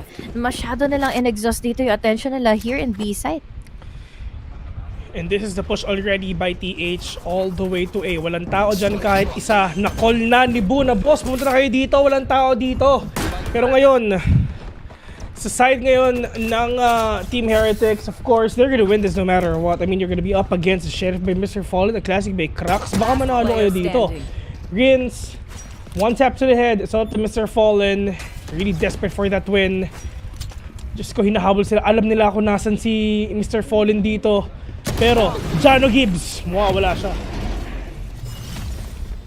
11-4. Nagka-crumble through lang talaga eh. Dahil, yes, this is Sined, but Sined is not really doing the Sined usual things. Laging na for first skill, hindi niya magamit halos yung utilities niya. Yes, we can see him going with the flights, pero not enough to make an opening talaga. Hindi man siya makalapag nga mismo, especially inside of the site. So, unfortunately for Foot, ang daming hirap, ang daming pressure na kailangan nilang isipin at the moment. Hindi mo alam kung ano talaga uunahin mo, boss. No? Talagang medyo delikado nga talaga, pero eto na muna talaga pinapakita nga nila. Showstopper muna! Diyos ko! Hindi pa sila nagkatamaan actually, hindi pa tumama yung showstopper ni Sined doon, sayang.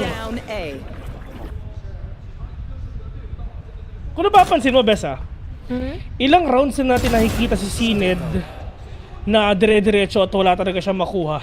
Ilang rounds na? Tagal na. I lost count.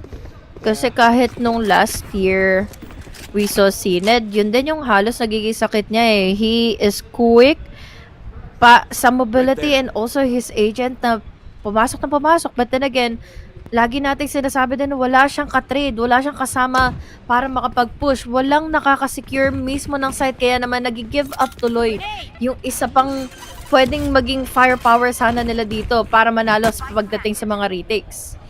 And on to cracks and Mr. Fallen, it's just they're really crumbling down so hard. And for the side of Sined, ilang beses din siya nagsiswing na talaga napipita siya at walang sagot, walang trade, walang anything. Ilang beses na rin.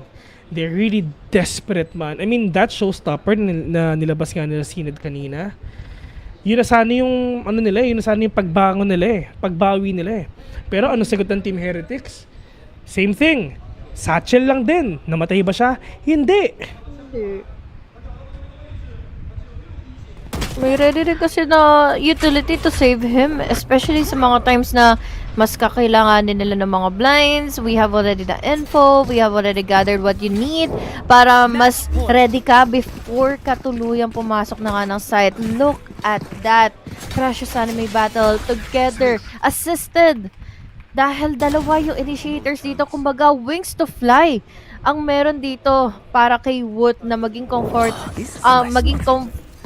nga sa pagpasok sa mga sites dahil dalawa yung initiators niya. We have blinds, we have info. So, everything is just falling into place para sa Team Heretics.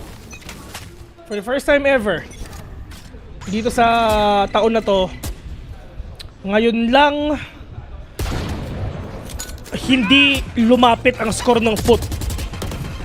Ngayon lang. And sa ngayon ng Team Heretics, just one round lang talaga ang kailangan nga nila mga panalo. Broken by pa yung mga kalaban nga nila. Isa naka-outla pa, Bulldog, Guardian, Vandal, Phantom, yun lang yung gamit nila. Partek will catch one, and this is the aggression they need. Number one, they have the aggression, they have the advantage, they have the comfortability, they have the confidence as well to stomp foot ngayon. Mr. Fallen, tignan natin AG kung makakaisa pa sila. It is big of a question dahil nagamit na nila kaagad yung fault line. Wala man lang nakakapagbantay doon dahil expected, anticipated na nila ito at dalawa na kaagad na napapatay ngayon ni Woot. Dalawa na lang din ang natitira. They have here the trash, pero look at the utilities reserved para maprotektahan nila yung spike from being misused by Foot. Team Heretics will be proceeding in for another round, for another bracket dito sa lower bracket. And yun na nga, I mean, just the same story all over again. Ngayong taon na to, hindi pa rin natatalo ng Foot ang Team Heretics. This is their ultimate kryptonite, mga tol. They tried so hard. At the end of the day, may dalawa tayong teams na uuwi, which is ang Foot and Team Paper Rex. Ang sakit.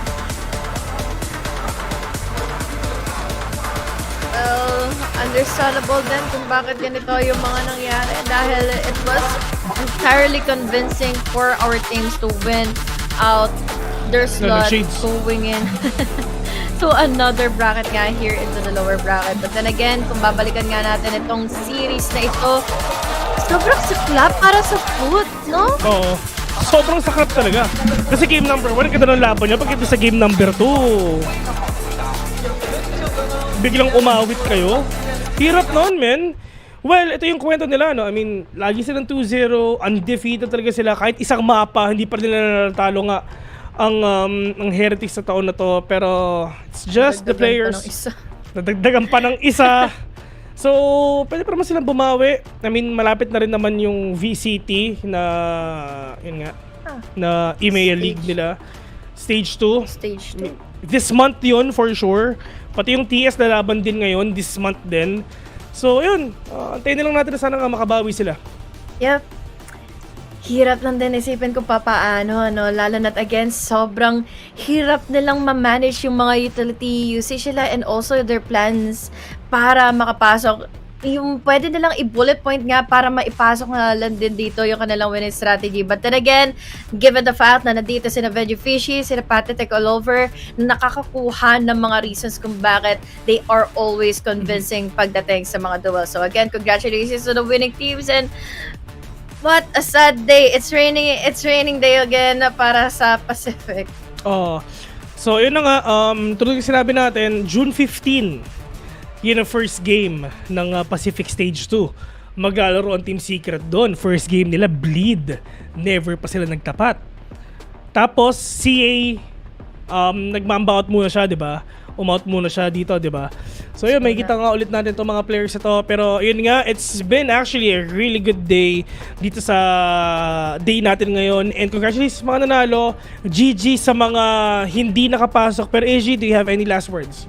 I am tired. That was such a tiring game kung isipin natin na mga nagkaroon ng game 3 kanina, and then such a fast game na nagkaroon din tayo na 2-0 here. So really happy to see and watch kung ano bang nangyayari na nga dito in the playoffs ng Masters Shanghai. Yeah, yun na nga. Maraming salamat sa mga nanood. Pero ngayon, babato na namin kayo sa ating main stage para sa interview ng ating mga players. Yun nga, kami nga pala ang inyong mga casters, Villain Honey Glaze, Villain Double E. Maraming salamat sa mga nanonood. Kita-kits sa susunod. Enough, we just come with standing, we played for fun and we are still top 4. Imagine how we're gonna play with the Minibu. Just this. I'm waiting for Minibu. 他说：“其实他们现在真的非常非常开心，这一切对于他们来说就像是做梦一样。他们现在成功进入到了上海大师赛的4强，对于他们来说，真的这一切非常非常的开心。而且可能这次的比赛他们确实没有那么多的时间去准备，但是也达到了一个很好的效果。而且这回可能没有 mini 部和他们一起来参与比赛，他们很想念他，但是也相信之后他们会在一起打出更好的成绩来。那接下来第二个问题可能想问一下，因为其实在这次的上海大师赛，Wood 选手也是转变了位置。” 想问一下他在队伍里打决斗的感觉怎么样？同时对他来说这个转变轻松吗？You've changed your role in this Masters. So how's the feeling of being a duelist in your team? And was it a smooth transition? Like it was hard when I was start tracking in duelist with team because you need to like more comms, more fundamentals. But I think I adapted well. I'm just trying to do my job in the team. I don't want to do any extra. I want to just win with my fundamentals. So I adapted well, I think. But I don't want to play that much entry. So you're enough for the duelist? Yeah, I want to play flex.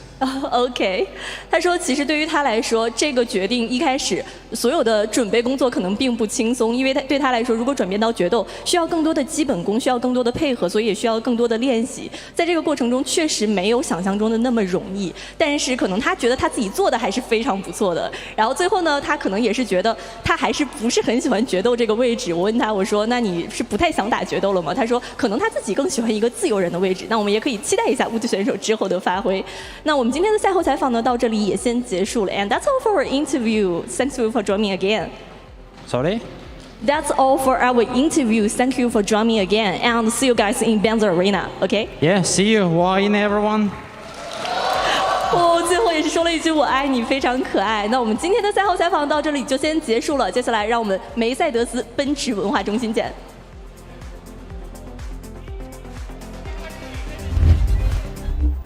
Oh, what a fantastic series that was for Team Heretics. Kakuka, you were right and I was wrong.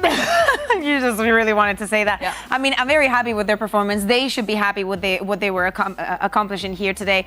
We know that this was a very young team. At the beginning of the year, even just talking to Neil, he told me that this was a long-term project. They didn't expect it to be this way. Yeah, and they're still playing with a stand-in. They're now a top 4 team in this tournament. An incredible run from them. But of course, that means we have to say goodbye to some of the favorites here in Masters Madrid. Paper X definitely the fan favorite, and I think a lot of people expected them to win this event, but they got knocked out in that great series against 100 Thieves. Another heartbreaking loss for this Pacific squad, still unable to find that trophy.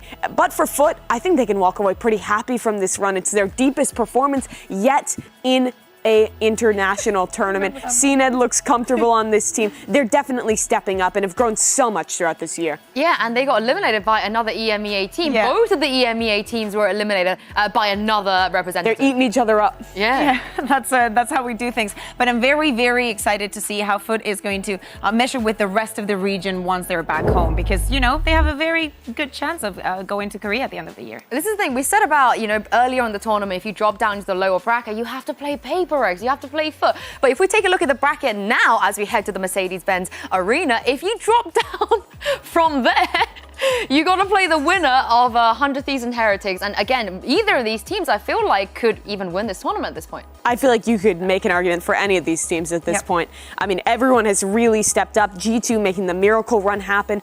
Gen G with a flawless run thus far, looking to make a do of losing the Madrid finals, and both 100 Thieves in Team Heretics. I think really hitting peak form in that lower bracket. Gen G looking the best. Any upset can come from the side of Heretics, but so far, Heretics has, you know, defeated the Chinese teams and EMEA teams, right? Like, I think that the 100 Thieves Heretics is going to be a before and an after for the organization. Yeah, I'm looking forward to seeing EU go up against EU, of course. I had to. But yeah, this was our last day here at the VCTCN studio, and we're moving into a bigger venue for the final 3 days of competition, the Mercedes-Benz Arena. Of course, you guys just saw the schedule. You know what's coming up. But before we round everything else off, there's one thing we need to do. What's that? I believe, Mimi, we have a birthday girl in the studio, right? Oh, so, happy birthday, Bea. Oh, thank you, Mimi. Yeah, and we actually prepared something for you. Oh my God. Because, you know, every day is Ryan Central's birthday, so it's not often that we get Kokuka's birthday. Once a year. I'm so happy to share my birthday with Ryan. This is on fire. That's how much we love you. And we should probably, okay, you have 4 more candles. You have 4 more candles. Was that supposed to be on fire? Okay, let me think of what wish I went. That concerned me deeply. What, did you wish for a Heretics win for the tournament? I guess that we will know in the future. Okay, we will know. You're not going to tell us. I'm very powerful. My wishes are very powerful. In case you guys at home wondered, it's also Mika's birthday tomorrow, so make sure you send her a lot of love on social media. We are going to be away for a few days, but the next time we'll see you guys will be at the Mercedes-Benz Arena. Everybody have a lovely rest, and we'll see you then. It's your cake. It smells like it smells like we're going to die. Hopefully we live. Back at Chance, Boostio had the formula to take down this Paper Eggs team, but what happened in the past does not matter anymore. It's elimination today, and Paper Eggs have a very, very tough job ahead of them. Cryo. Johnny on the spot, accurate with the aim. 3 kills for him, 3 rounds for 100 Thieves. We'll just be fighting him straight up. It's something, the counter spam here from his Asuna. Absolutely gorgeous. The follow-up, even more beautiful. Swing coming in, the Tink is there, but the kill cannot be found. It's all on EU. Finds one, finds himself a second. Time bought, the push for it, and Mind Freak confirms the kill. Really spotted, but Mind Freak able to find one, but Bang putting down something. Bang putting down Forsaken. This Jing trying to swing out of his cove, and Cryo says absolutely not. It's happening again. It's like Ascent and 100 Thieves kick off this series 13-5. A dominant start on their map pick. Asuna able to find one, Forsaken dead. Jing swings through, however, and finds them both. Paranoia at the ready, set. They're all in, but Forsaken guns down 3. Cash hasn't been built up super well for them. In perfect position, Boostio still gets the shot. Denies the ace. Something hearing a little bit of noise. The Thrash gonna be coming in. He tries for the timing and he finds it. Something drifting around the back. Boostio cleared out and Something finds the third. It's everything we wanted and more. Elimination on the line, and map 3 delivered. Brought to you by Paper X. Able to find Forsaken. That's going to be the instant res coming through, and something over the top of Yellow. Drops down, finds Boostio. Takes his head off.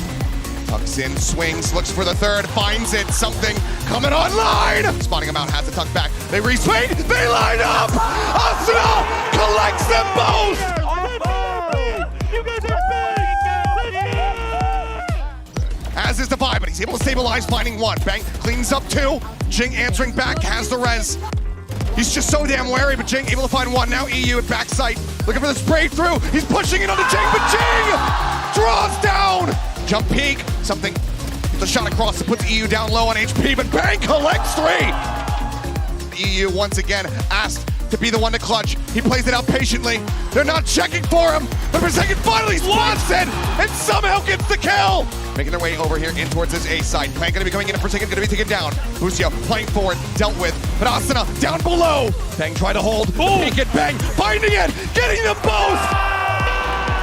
They fought tooth and nail to get to overtime, but Paper Rex cannot extend the series. They cannot reset it. They cannot get revenge on Boostio. He once again sends them home trophyless.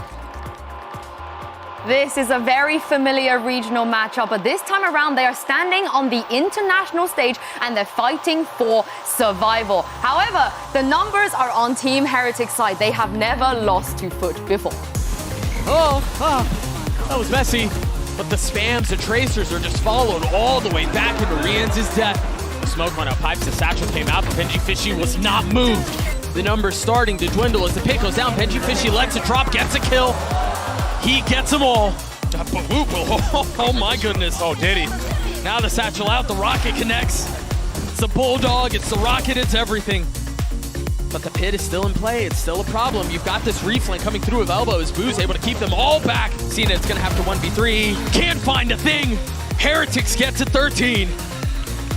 Now paranoid and now dead. But there are layers to this, but all of the layers are crumbling. Every single one of them falling apart. Benji Fishy still tucked in his cage. He's not even the one who strikes. Now finding his timing, but CNET, what a hold. He gets 3. Let's go!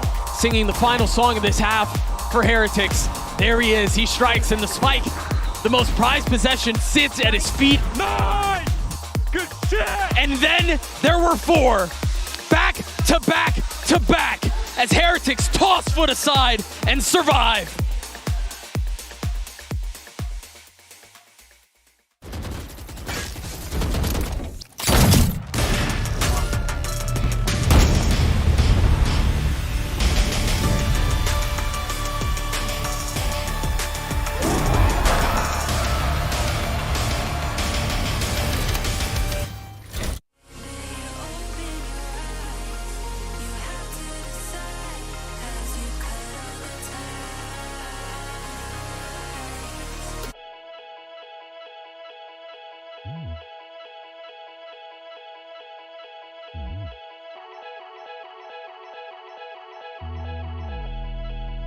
Took a dive in the wishing well,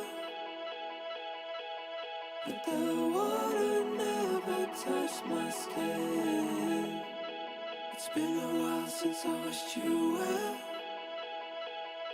I can't remember how we passed that time. All these faces staring at me, getting closer to the sun. All these voices shouting at me, wish you'd never see me drown.